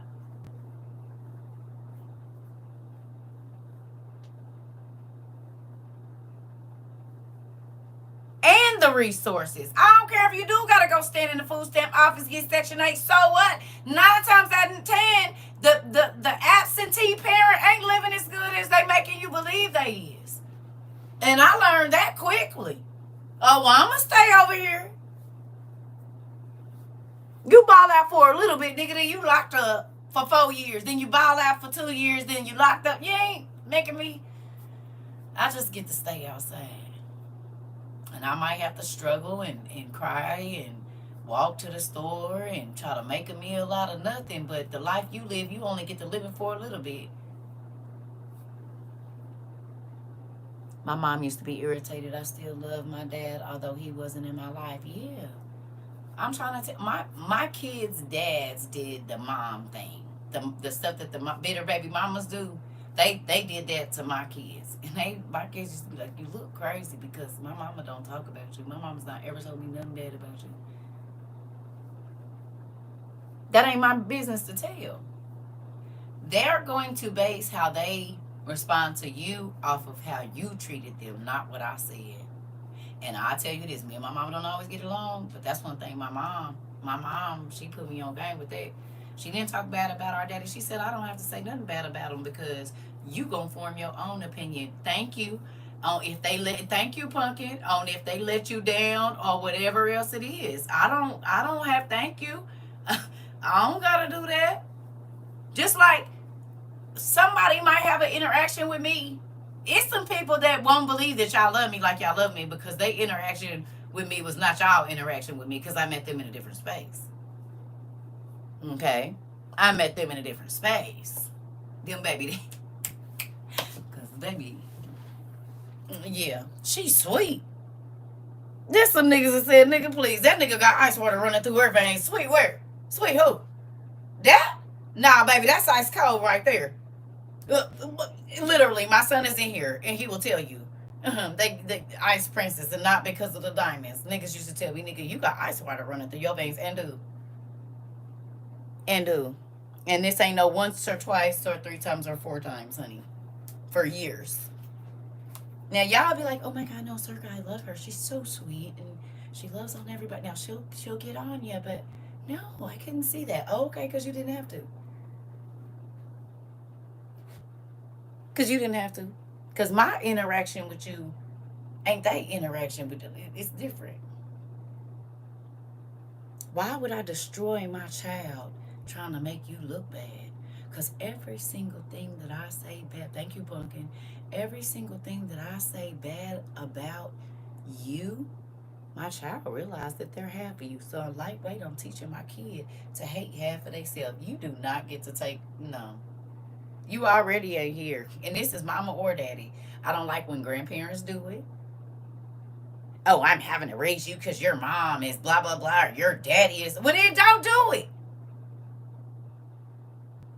Don't, if one of my daughters, or my son don't got no kids, but if he had kids and he like, Mom, I'm going through a hard time, I need you to you think I'm going to be telling my kids, yeah, you're over here because your dad can't take care of you. I don't know what he's doing, and he's not a good parent. And no. Well, why do it? Give them to the people.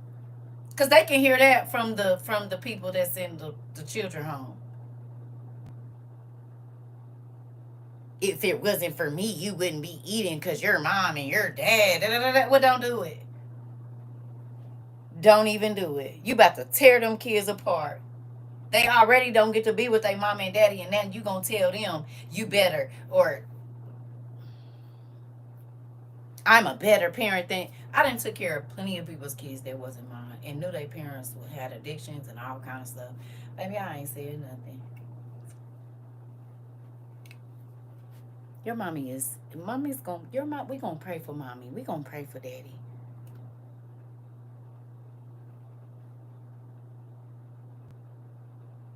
I hate when folks treat kids bad for their parents' problems. Right?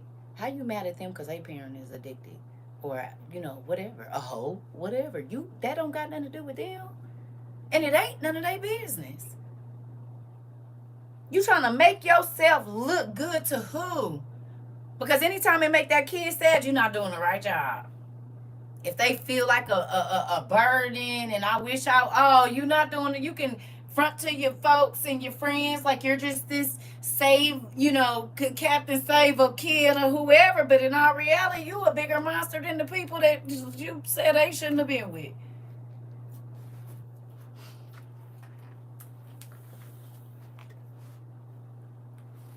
Never understood that.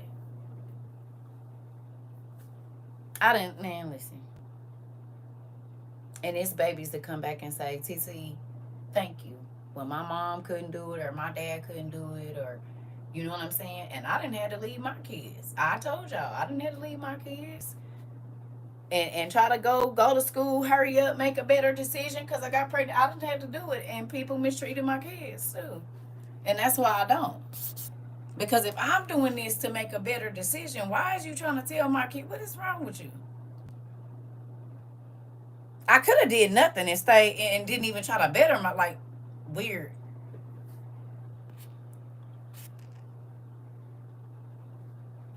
was going to school 12 hours a day, and you. I don't care how mad I've ever been at that man. I'll never tell him his daddy doesn't or didn't want him, no matter what. I just put all of that, what most people, oh, your daddy ain't this and your daddy ain't that. I just start telling my son, like, I picked all the good stuff about their dads that I felt like they should know, and God let that be there. Like, one of my babies real good at math. Her dad went to school for accounting and stuff or whatever. So I would tell her, oh, your dad's really good at math and blah, blah, blah. My son, his style of dress and different things, baby, your daddy stayed clean. Da da da da da da da da da da da. Now, I didn't say for these hoes. I just said your daddy stayed clean. He always kept a really nice car, several of them, 13 or 14, as a matter of fact. So I know where you get what you do. I'm not going, your daddy always had, I didn't do all that. I picked the good stuff and got rid of the rest. Right. Listen. For what? You got a mother-in-law like that? Listen, I already know. I nearly knocked the brakes off my ex for telling my nephew, you missing your mama. But your mama dead. Finished him. Oh, baby. And this is why I taught my kids to take care of themselves. Because, baby, I was living fast. I didn't know what was going on. But guess what? They was going to be able to comb their own hair. Because people, me and my cousin just talked about this today. When people have power, we just talked about it earlier with y'all. Your character is not what shows when a person is already up. It shows when they have nothing to offer you. That is what shows your true character. When you can't get nothing from this person. When they can't benefit you anything at all. How you treat them shows who you really are. You're going to make them grovel for whatever you got and make them feel like they should be grateful and all. Oh, God. Go away.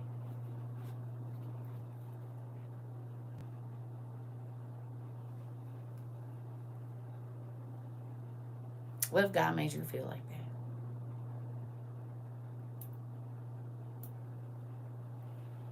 Come on. You said my daddy name is Pretty Terry. Hoes in different area codes. My mama said, yeah. Because for what? For what?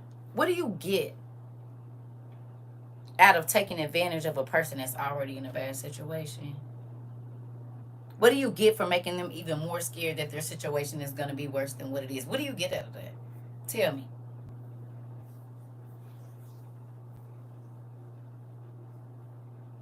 What do you get?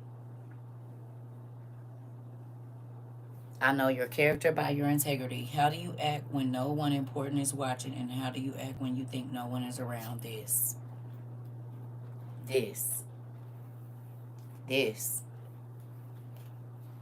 Mm-mm.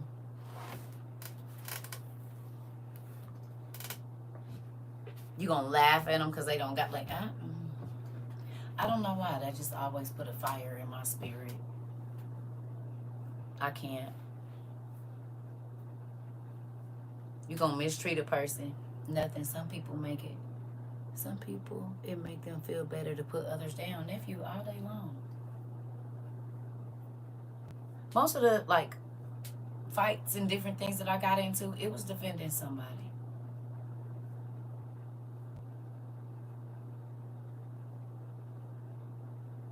Most of the arguments, like I said, people used to say all kind of stuff around me, but they didn't know my life. They didn't know, you know what I'm saying? So they just be, and I'd be like, oh, for real?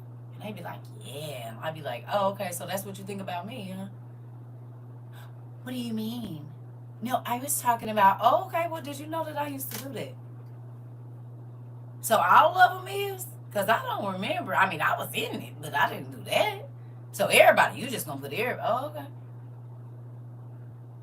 All single mothers, yeah, they don't, their kids, they're not going to do this and that. Baby, I know some people that was raised in the house with their mama and their daddy, and they horrible.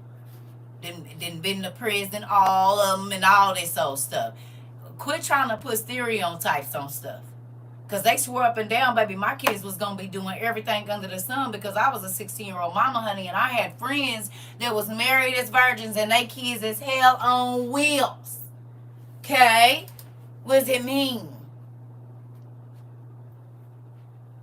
What does it mean? Tell me. You cannot put a person, like, what do you get out of it? What? It make you feel good to make a person feel low? Is you weird? Leech? You can't get your own good feelings? You can't, you like the Monsters Inc. people. Oh, okay. Feed off the wrong energy. Got it. Got it. Facts. Household was toxic. My partner had both parents and didn't have a relationship with his dad at all. I'm trying to tell you. My Grammy told me be careful how you treat people. But for God, you could be... Listen.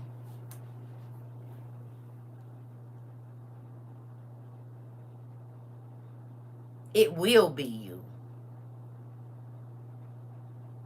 It will. I should say, oh, baby, I'm not ever going to stay with a nigga that hit me.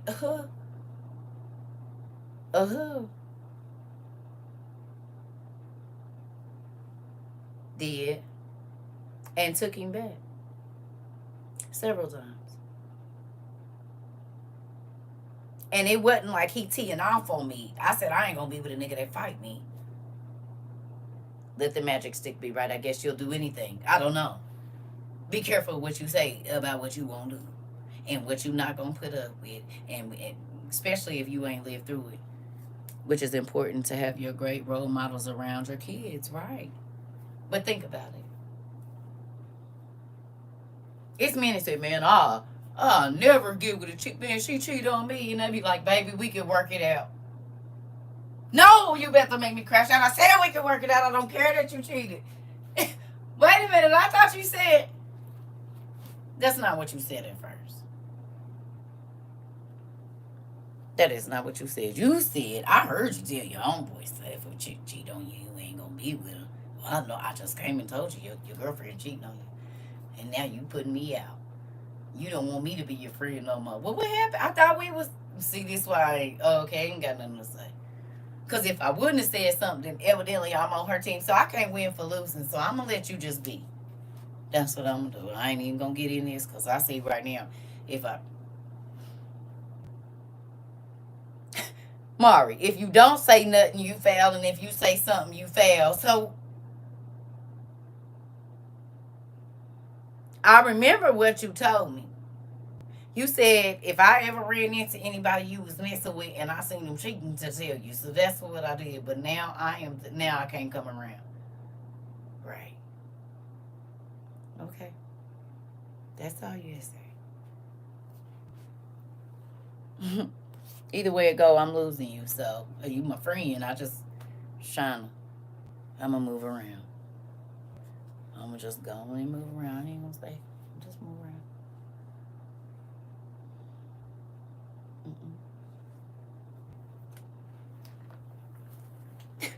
No. But again, life is life and always. And you should be. That's where I go into relationship, friendship, evaluation mode. You're a good one. You can cut from the vine and keep on stepping. Listen. Because if I love you, why wouldn't I tell you the truth? And I'm not a messy person. Because I would want something. Nigga, if you see my nigga out and you don't tell me, oh, you not my friend. You laughing behind my back. Oh, this kiki ha funny to you. Because you came to the barbecue the next weekend, baby, and was all in my face and didn't say nothing. Oh, okay, no. I'm not that kind of friend. If you can't give me the truth, I'm not messing with you. You ain't protecting me by putting my life at risk and this nigga cheating on me, and you know. My life is at risk. And you'll be in my face and don't say nothing. Oh, okay.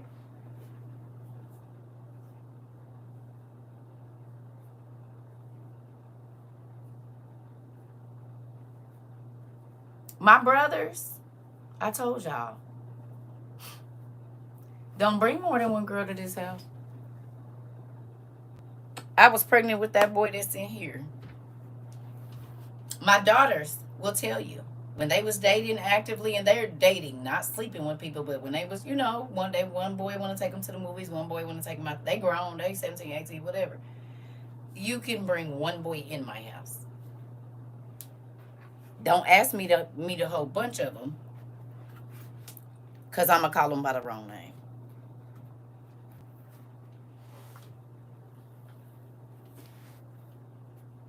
Well, hey, Joshua. My name's Sam. Hi, Joshua. I thought your name's not Joshua? Oh, okay. Ask my daughters. And I believe in dating, because you don't just have to, dating is not what they say it is now. Dating is, I didn't go to movies with you and even see if I like being around you. Dating, eating, lunch dates, and movies and stuff. Not laid up. But I'm going to tell. Because if you be in my face, and you, baby, I can't. My brothers knew not to bring no multiple women around. I'm telling. I'm calling everybody by the wrong name, because I'm a girl, and I don't want my boyfriend doing that to me. And that whole fake sister, I love my brother stuff. No, you don't, because your brother can get killed. He can be unalived by playing with people's feelings. You ain't never seen Snap. You never seen that. Everybody ain't gonna let you play with their emotions, or their life, or their health, because you ain't grown enough to say you don't want this no more, and you feel like I will hurt you. I will unalive you. If you lie about your money, you'll lie about your private parts. No, thank you.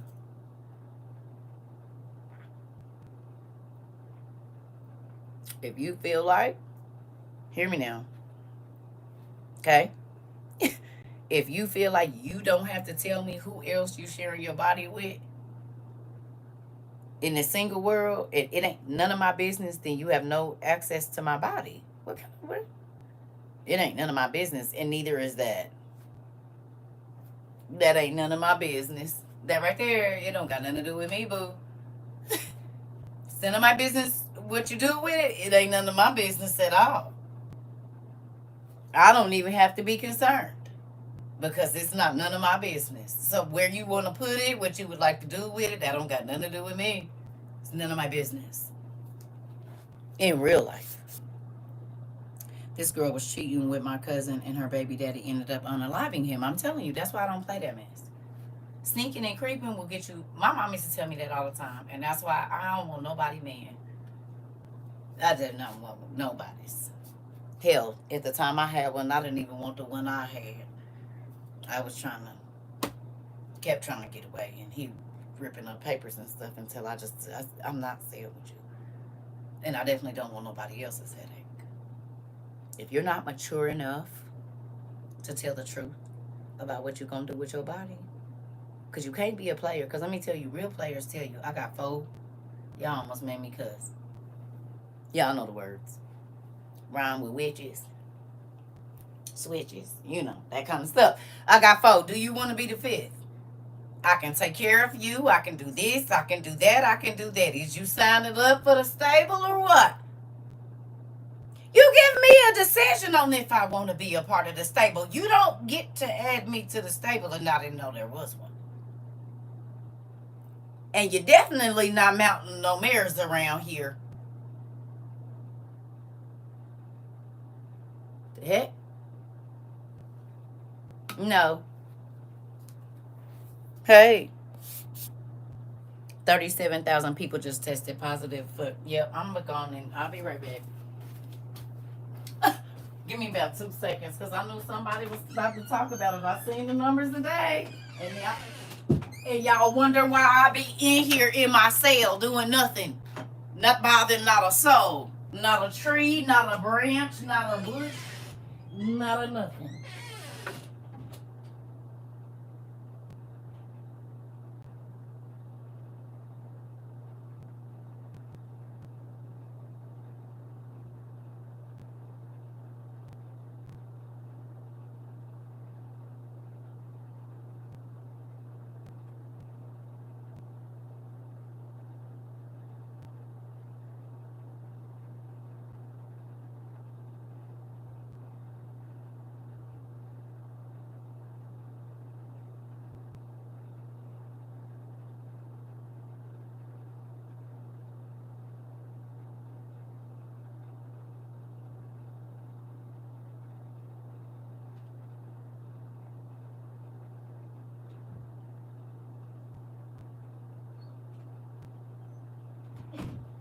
make my nerves bad, baby. Just think about that.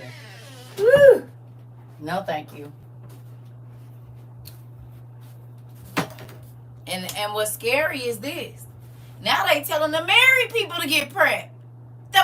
I get married for? I'ma stay single.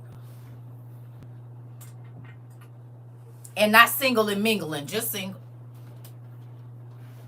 I seen it today on somebody post about them numbers. So those of you that have been keeping your pools and your posts to yourself, good job. It's worth it. Because what did I get married for? You get married so you don't got to worry about that. Ain't no sense, no. And I'm not, no. You know, I told y'all I had an uncle that was married for like 25 years, and he was sleeping with men behind his wife's back, and he ended up, not saying that that's the only way you can get it. I'm not saying that. I know that's not the only way, but I'm just telling y'all of this experience. His wife didn't get it, and he did. And they was together for 25 years. Because Oreo were getting cheated on and infected because cheating on them or swinging. All of it. And then people...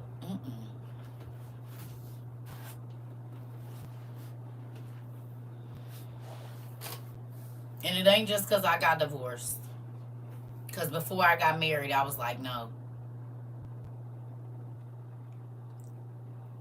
Come on. This what I'm saying. Like, you put your... For a moment in time.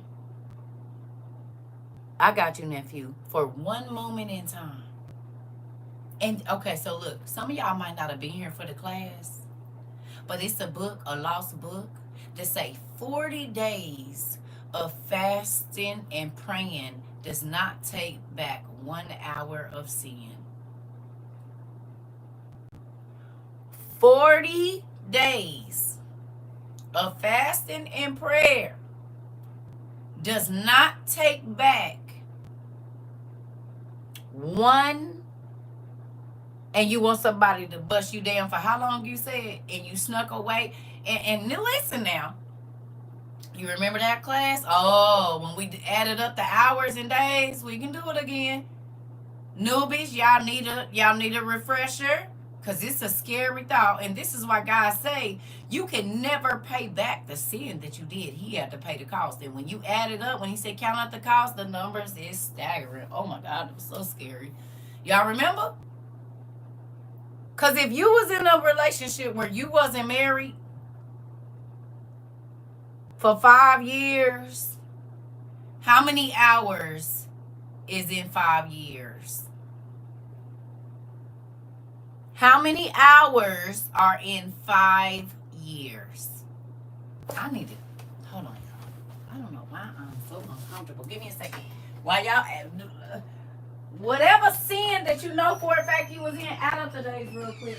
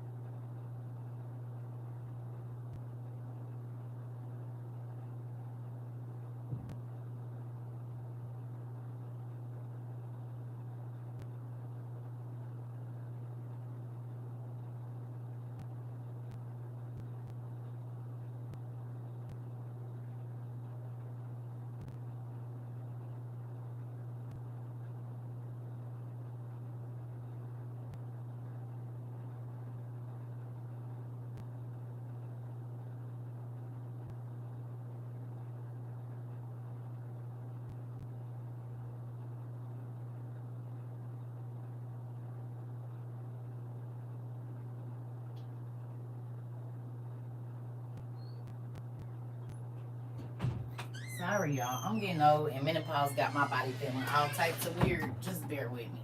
1 minute I don't gotta pee, the next minute I been just peed, and then I gotta pee again. Ooh!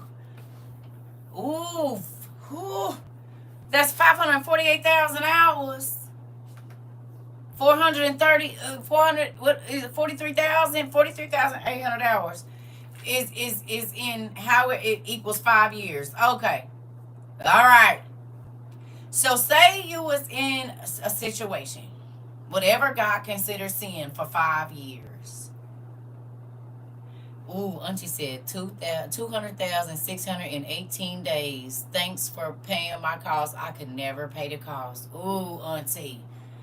So it's 201,000. I mean, 201,000 days that you were 200,000 days. I'm sorry. Yeah, 201,000 days that you were in this relationship. Almost 202,000, close to it. Oh, hours. I'm sorry. Yeah, excuse me, hours. Okay, so do that times 40. Do whatever number you came up with times 40 for the hours. Because if 40 days of fasting and prayer does not get back 1 hour of sin, and you was in 201 or basically 200,000 hours of sin, how long would it take you to pay that back? You can't.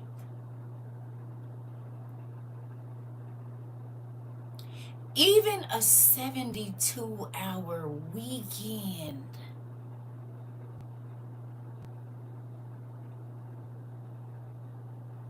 I'll let the math people be great. This part, nephew. 1,752,000 hours times 40 days. Because each one of those hours, 40 days of fasting and prayer doesn't take that hour of sin away. So it's 40 days per hour, and you got 43,000 hours. So how many days would it take you to pay back a weekend fling, a whole 72 hours, 3 days with your boo that you're not supposed to be with?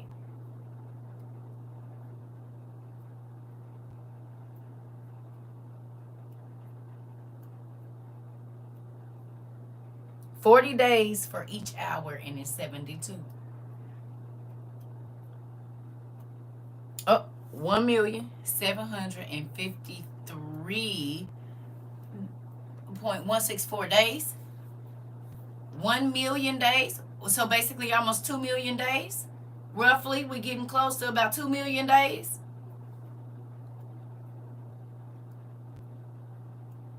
How many years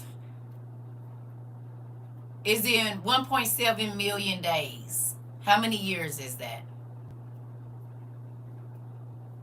Plus the new sins you do unconsciously on top of that each day. But let's just get these numbers down. Because people, I don't even really think when Jesus say he paid, right out of here. Our healing, right. A 72-hour weekend with your boo that God does not approve of.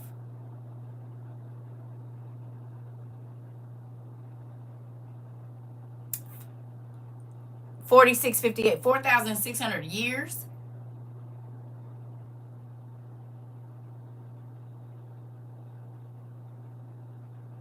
$4,600 years, Miss Tia.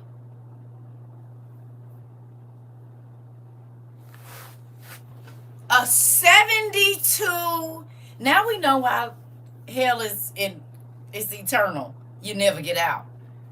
72 hours cheating or in a premarital relationship, and you go on a 3-day, it don't start as soon as you start the act, because you're cheating the whole time you're with the person. It really started before that, because you're planning to sin. So the moment you started planning how you gonna get away, sneak away, the sin started that. But we gonna give you just the 72 hours. So it would take you 4,658 years of fasting and praying, and it still wouldn't take away the 72 hours. Do you understand why hell is so, is, you get it? Why God said we can never pay back the price of our sin? Because just for 72 hours is 4,000 years.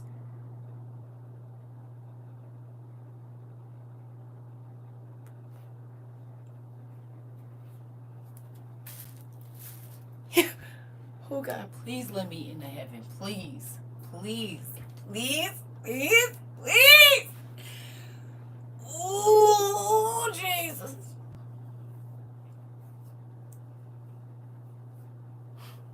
72 hours, baby. How long was you with your boo?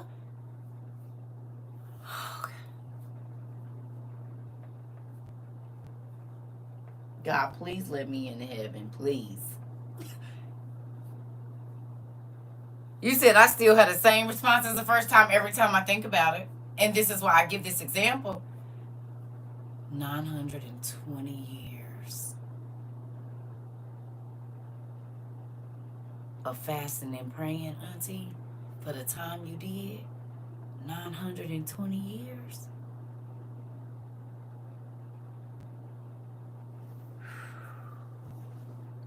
That was my thoughts when I was high level, like emotional meltdown. I'm trying to tell you.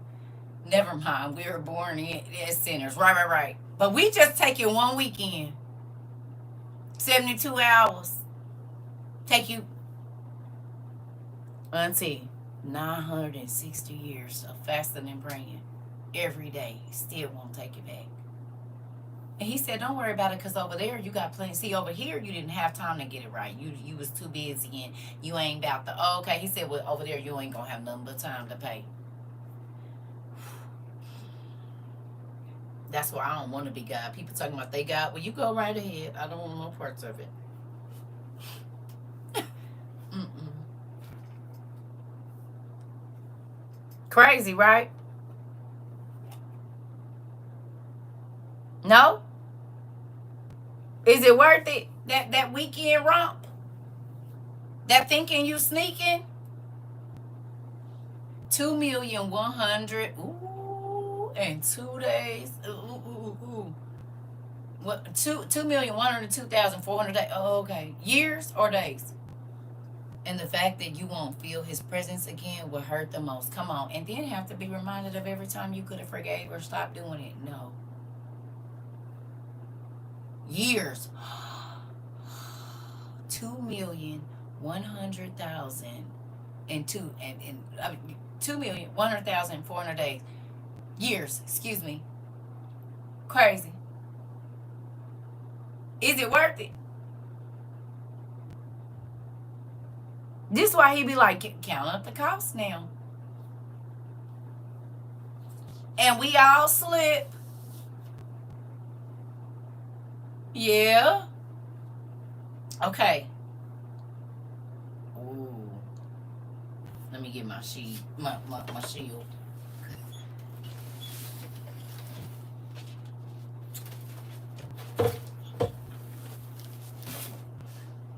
So remember I asked y'all how many days was in your unforgiveness. You know, unforgiveness is a sin.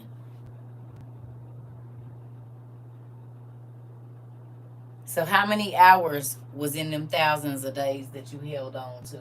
In 12 years, it's 4,380 days. How many hours in 12 years? How many hours in 3 years? How many hours in 30 years? How many hours in 55 years, 20 years, 15 years, 6 years, 43 years, 9 years, 5 years, 25, 38, 16, 26, and 13. Because, see, we was just doing a romp in the hay because I figured that would get y'all started. But, boom. Okay, so the unforgiveness every hour. You said my brain just went on strike. Here we go. Because unforgiveness is a sin. Right. So if you held on to it for 12 years, how many hours is in 12 years times 40 days for each hour? How long would it take you to pay that back?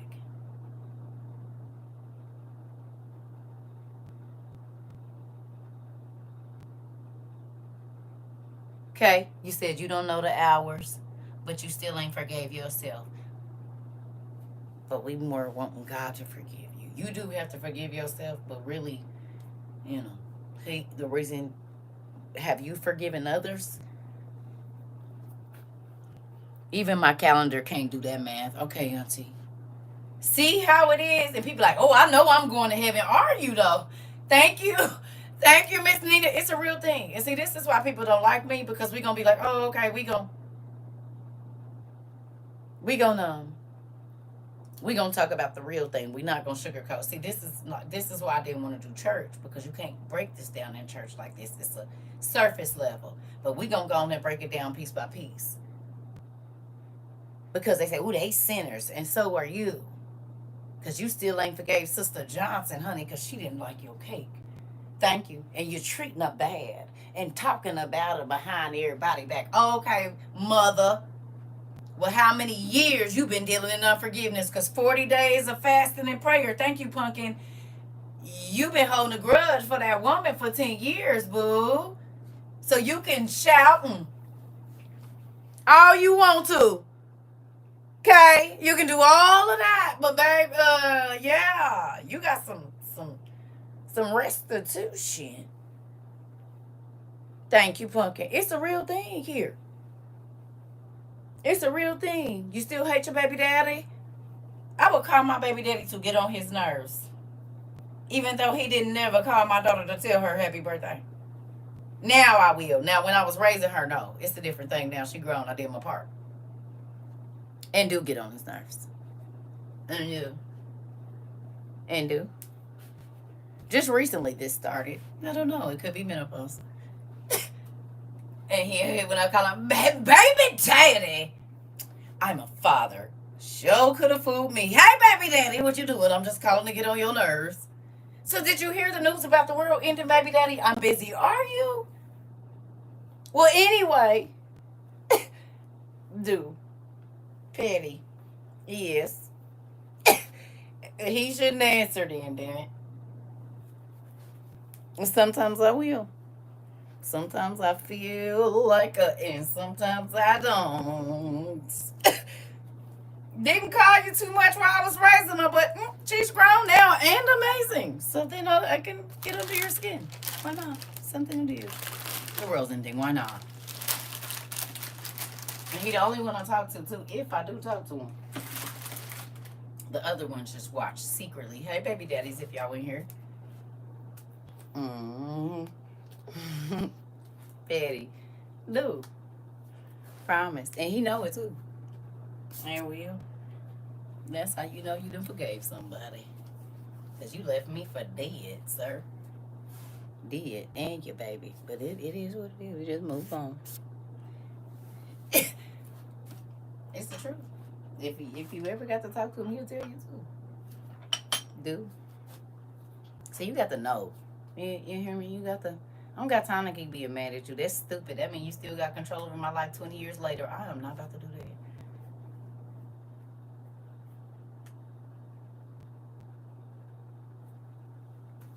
that. And I don't have that much energy. Even if I did, I'm not using it for that. Thank you, Nina. It's the real thing. So, who's gonna be a little bit more easy, ready to forgive? I used to leave out at 3 a.m. the same time he'd be on his way to work, so I could ruin my baby daddy day. Listen, auntie.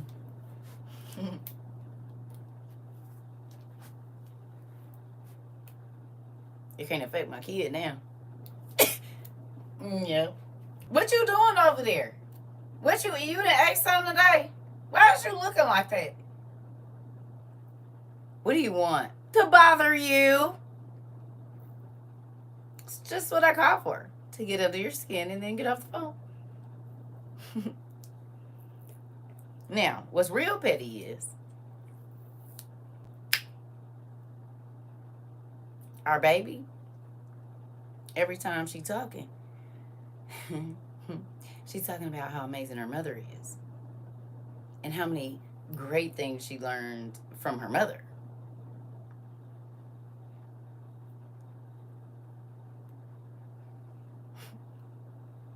Oh.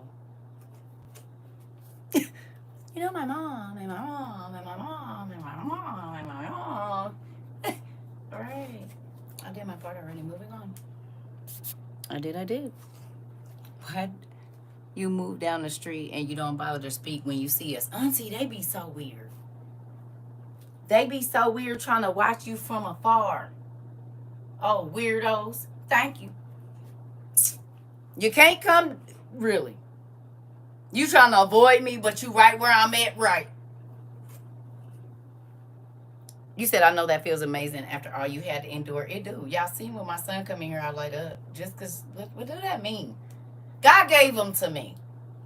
Now, whether you chose, and it's mamas that be like, God gave you this baby, and they cut out too. You see what I'm saying? So I'm not just going hard on men, people. Auntie, they be watching. That's why part of me, thank you, Nina.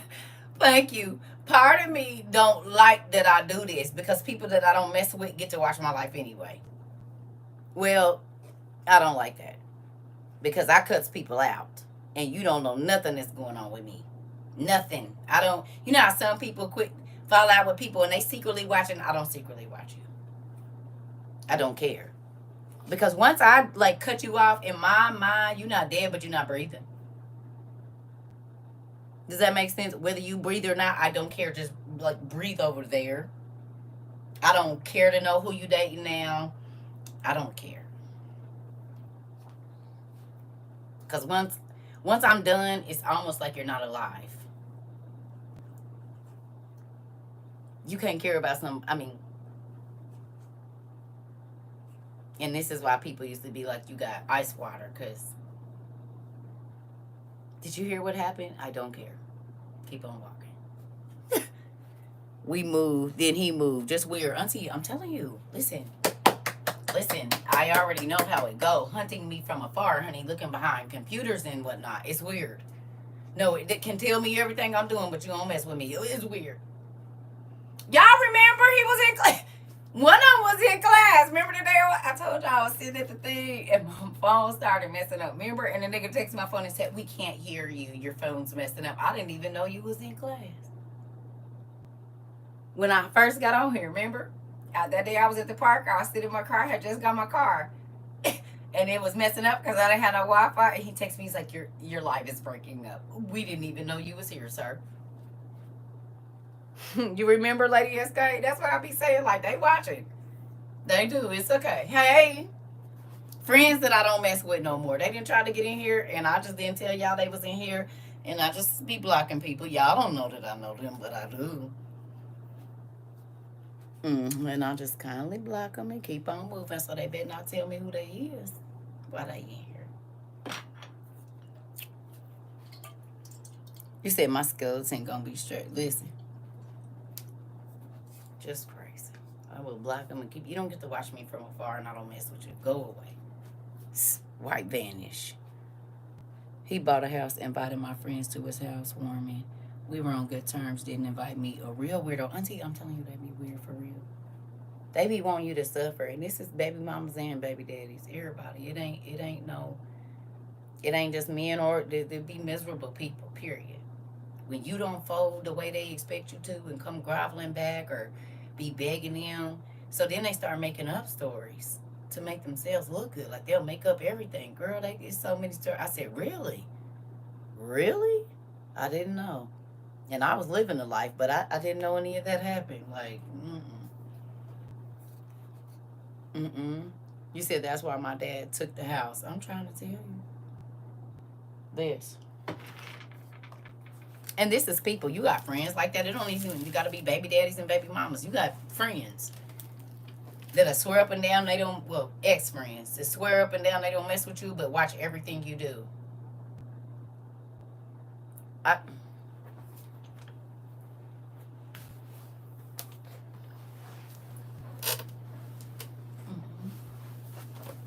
don't know. I'm not driving by your house. I'm not trying to stay in contact with people I know you talk to. Because if I know they talk to you, I'm probably going to cut you off too. If I know that they talking to you and I don't mess with them, I probably won't talk to you. Because what you're not going to do is keep coming back and telling me what I don't care. And why is you...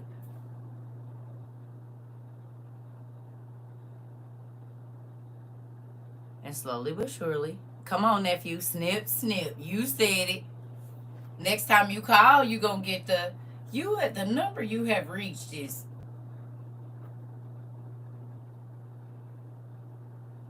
I don't do go betweens. I don't share my niggas, and I don't.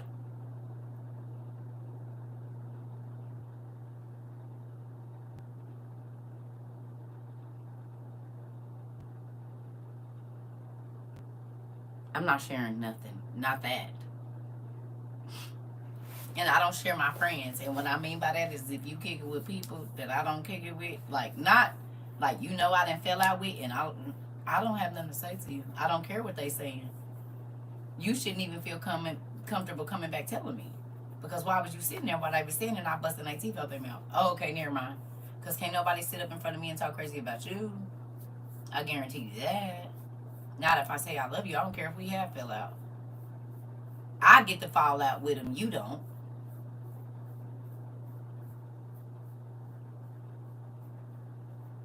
As much as me and my mama fall out, I wish somebody would, baby.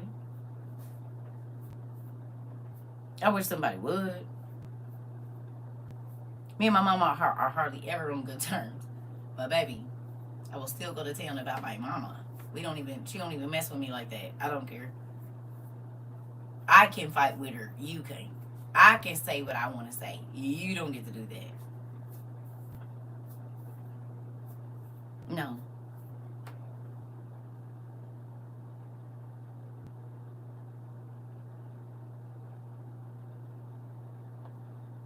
Nope. Absolutely not. Good night. Absolutely not.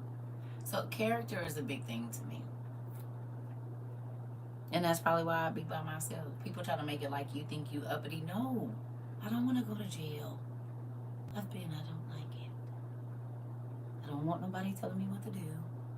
I don't want nobody telling me what I can eat, when I can sleep, when I can poop, when I can go outside. I don't want that. And I done been in jail. I don't want to go. So you know what I do? Stay by myself. Because when people see that you have a level of peace and they don't have it, they will try to bring you out of your peaceful state every single time they get the chance. You said that that's how Mary had a little lamb. Look, think about it.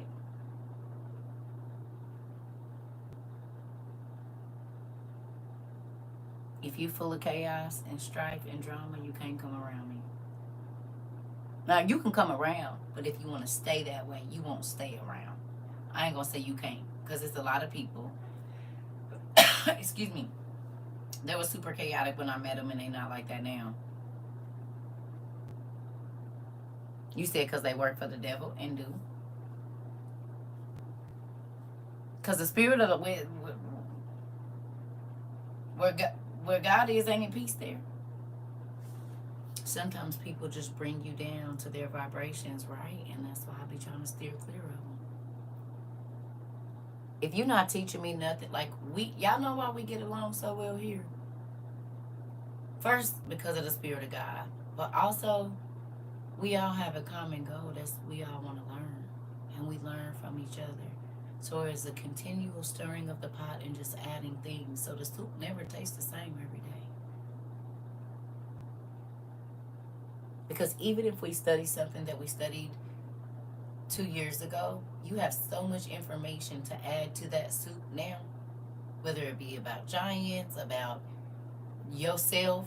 Y'all been journaling, some of y'all, for 3 years straight now that might not have journaled before. So you can go back and see the things you was praying for 3 years ago and realize you don't even pray for those things no more because at some point in time God changed it. You might have been fighting a case. You're not fighting a case. God let you out. Like, it's so many different things. You hear me?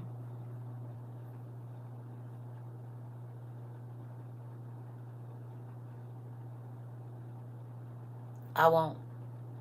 I don't want to go back to that. And that's why, as much as I be missing my family, I do not go see them. I don't go to no family because they haven't changed. They still all the same because they're still arguing the same stuff my mom and them and my great grandma and them and the family was arguing about. They still arguing about it, and that's why I don't go around. You hear me? Still arguing. Oh, your whole life too, huh? And guess what I've been over here doing? Growing. Getting pruned. See, people laugh at you when you getting pruned. Because you look all like a duck. Just hair. You know how the little ducks look, and they just be looking up like the hair is all slicked down like a wet cat. Not that kind. You know the other one. They're just, they just... So they laughing at you. Or they might see your branches and it ain't got nothing flourishing on it. So they... Okay. But everybody know that if you prune it back, it grow further and it grow more. Right, or a wet owl, exactly. Y'all know the wet animals like the ducks be coming out the water with the oil on them. Okay, and they just be looking great. You be like, oh. But think about it. In order to get a more bountiful bushel at the end or whatever, you gotta cut it. You gotta prune some of it. So when you getting cut on because you're not flourishing, people laugh. And they want to show you their produce real quick because they produce came in, but you don't know. I'll wait on it. Because my oranges is going to be bigger, juicier, and they're going to last longer. Mm-hmm. I'm okay. So there's people that laugh at you when God is pruning you. They laugh at you when he takes things from you. They laugh at you when you be going in a way and they, oh, I thought you was going, we're happy.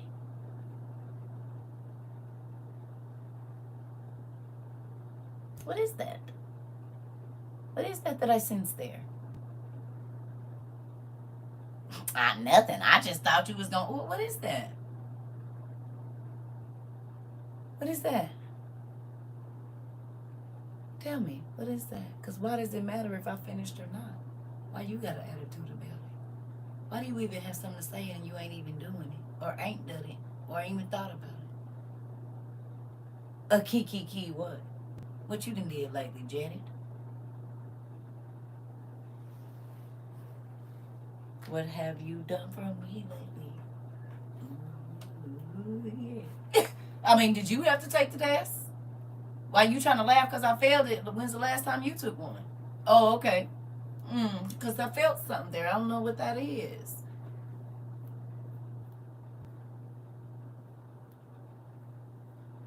A key. You talked all that stuff and you still ain't did nothing. At least I attempted. What you do? Nothing. You talked about everybody that's doing something and you've done nothing. The whole time you've been watching, folks. My mom showed me she not going to change. I took her out for Mother's Day. And to my surprise, my girlfriend tagged along after not seeing her for a cool minute. Interesting.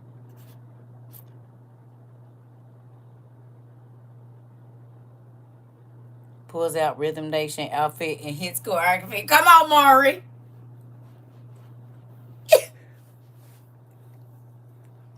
What you mean? What? You can't make me feel bad about nothing. People try to, yo little this and yo little that. You hear me?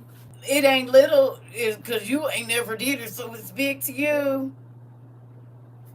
Like, I have family members say, she got a little podcast. Did I have a little podcast or did I go viral and folks that started free universities worldwide? Is that what happened? Did I get a chance to start a nonprofit organization that God has used this organization to bless thousands of people? I don't call that little. Helping people. Oh, okay. You right, little. You right. You right. It's little. It's little. Even though it's people in all countries. So all this to talk about, they learned. Yeah, we got students on every continent. But it's little, you said it. You're right. Over 1 million people worldwide ready for what's getting right come with the no food and stuff. But it's little. You're right. It sure is. But have you done it? Have you got up here and taught the word and got called a witch and a false prophet and kept going every day? No, you didn't, because you can't even handle Sister Johnson not liking your solo you did, or not making you the solo person. So you stop. Until you do it, you can't talk to me about it. Until you have walked in these shoes, don't talk to me. I don't too much talk about stuff that I ain't never experienced. Or talk to somebody that is experienced. I ain't speaking on that, no. I can't tell you what you should have did. I don't. Y'all know sometimes I'll be like, oh, I don't know. I don't know. Oh, she brought her friend with her. Yeah. You hear me? But it's a lot of people that speak on stuff they never even experienced yet. Thank you, Nikki. Exactly. For the better. Right. Because you can change a person's life, but it don't have to be for the better. It's a lot of people, like you said, it's a lot of people changing people's lives, but it ain't for the better. Definitely not that. You're there to add more pain, more chaos, more trauma. You find out what their trauma is to add more, right? Mr. Montana, you know some people like that. You can't tell them nothing about nothing because they gonna make more pain. Take the knife and dig it in even deeper. Maybe cut a new hole so you could be bleeding out of two spaces. I'm trying to no. I'm struggling to remember all the righteous disciples in the Bible. They were all imperfect. Oh, okay. This. That's why when people be trying to make me feel we was all born sinners. Crazy. Don't let these church folks fool you.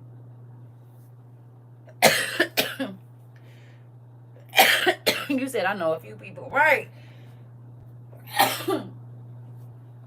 Baby, your sin ain't no different from mine. Stop it. You said you know it too well. Man, I'm trying to tell you, people are crazy.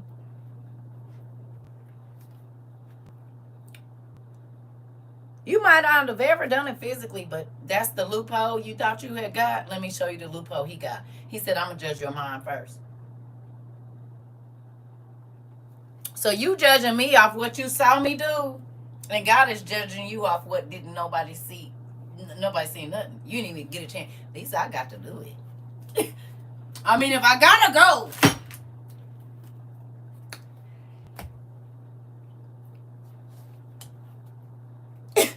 I mean, if I'm going to the warmer place, I can say that I got to. You just thought about it, and you still gonna be on side of me. So what? You didn't even get to try the ice cream or nothing. Silly goose. Silly goose. Only God can measure this. But we was all born in sin and shaped in iniquity. Period. So before you consciously ever committed a sin, you was already a sinner. What do you mean?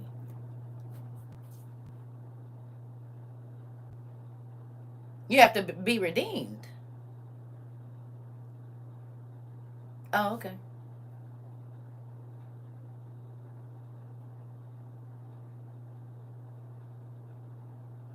Again, we talked about people that have physical disabilities.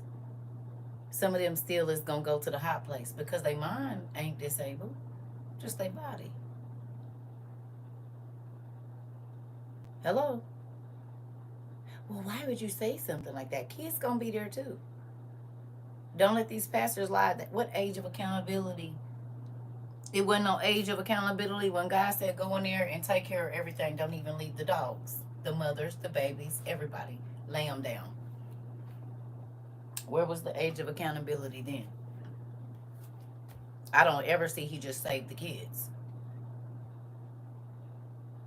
Thank you, Mr. Martin. Didn't he? He told him go in there and lay everything down.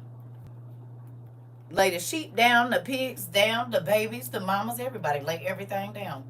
When you walk out of there, better not be nothing standing. So if when he says judgment is coming down, that it hits from the father to the least in the family, you don't think when he give out judgment it's gonna do the same?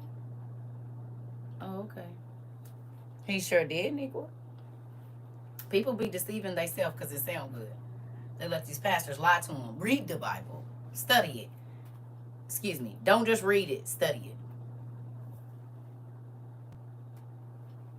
He didn't say, oh, they're under the age of accountability, so let them live. He said, lay everything down. I don't care if they got them in the arms. Lay everybody down. Lay them down. And make sure they don't get up. Ever. The cows, the dogs, the pigs, the birds, the fish, the babies, the mamas, the sisters, the grandmas, the uncles, everybody. I said nothing left standing. So if he'll put them in a grave,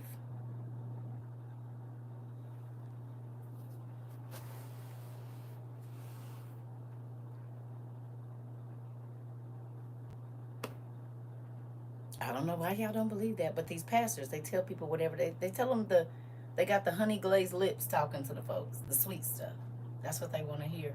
That's to why that man said in that podcast that stuff is about to start coming out of the earth. But when I was saying, pointing to all these books, saying, hey, this stuff is about to come out the earth, it's really a lot. I know they told y'all that this is it was myth, but it's real. No, she's crazy. She's off a rocker. And now the scientists say, oh. So we've been making them, but we just gonna tell y'all. But yeah, they been in the earth. And they about to come out. Better obey. Or that was your list part. Listen. And is Rick. Okay. Well. The stinger with the horse body, with the lion face, with the teeth, and the yeah, all of that. The manticore's and all of that. They better be out. Is you ready? Is you? Is you? Is you ready? Ready? Is you? Is you? Is you ready? Because if you didn't watch that podcast on the confessionals talking about hunting the monsters, you'll want to watch it. All the beings that was here before the flood is on earth and in the earth.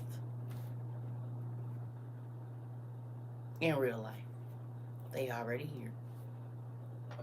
And your scientists, they gonna make sure you see it. They used all the movies to get you ready for what you about to see in person. Don't believe me? Go look at what Japan, the University of Japan, is doing right now. Gene splicing. So I'm about to go to sleep because I done got on here for 298 minutes and talked to y'all. I'm about to go find me some snacks. Well, I don't even have to, but I do want to make these noodles that y'all nephew sent me. I'm going to let y'all know how they turn out. The lobster flavor. I'm only going to eat a half a pack, though, because I know I ain't going to eat all these before I go to sleep, but...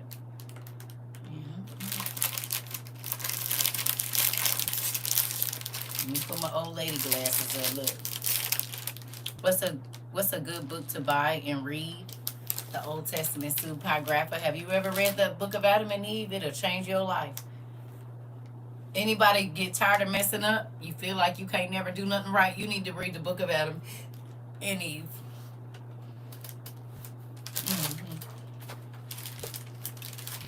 Help you understand. You read it? Good job. All right. If you've never read the book of Adam and Eve, it's a good book. If you feel like you keep disappointing God, read that. Buying it right now. Good job. Oh, I like you, Mr. Montana. Now come on in here. That's the kind of people we like. They go on and get on it. Girl, I'm going to let y'all know I'm about to go make these right now. And I got some little chicken in there. You know, we add chicken to everything. So I'm going to taste them, but I'm going to still warm my chicken up.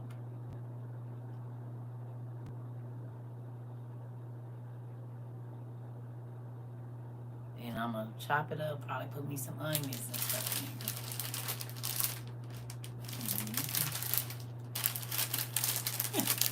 Good night. I love y'all. It's a big thing of noodles, though. Look at... This is bigger than a normal noodle pack. Uh-oh, girl. The normal noodle packs ain't this big. They be like this.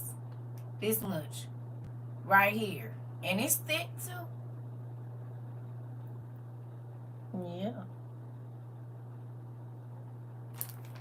It's got the seasoning packs in here. So we got flakes. What is the flakes for? What flakes is this? Is this lobster flakes? What are we doing? Hold on. That's the soup base. Okay. So what is these flakes in here? Is this just the vegetables? Oh, okay. Well, we gonna see.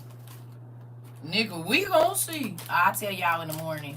Oh, I am gonna split it in half. Ain't no way I'm gonna eat all this tonight. Not gonna happen. And noodles be blowing my stomach sometimes anyway, so. We be using eggs and veggies and meat and noodles. Yeah, do. I got some chicken in them. And we gonna see what we can do. We gonna see what happy. I love y'all. Hopefully y'all enjoyed our classes today. We talked a lot of stuff, but I think, our classes ain't normal anyway. It says, please do it if you haven't. It's been a minute. Please read the Apocalypse of Peter and the Nag Hammadi if we could. Please go over it one day. I need help with comprehension. Definitely got you, Pumpkin. The Apocalypse of Peter and the Nag Hammadi. I will. Maybe I'll scan over. Auntie, why are you throwing tomatoes at me? What'd I get a tomato for?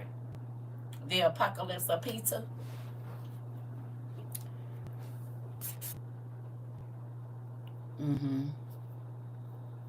I got some mushrooms and stuff too. Stop with the math problems. I'm sorry, Auntie. I'm sorry. Okay. I'm about to go. I'll see y'all in the morning. I love you. You welcome, sis. You welcome. I love y'all. I'll see y'all later. I'm about to go eat these noodles and try these other ones. Good night, family. I love y'all too.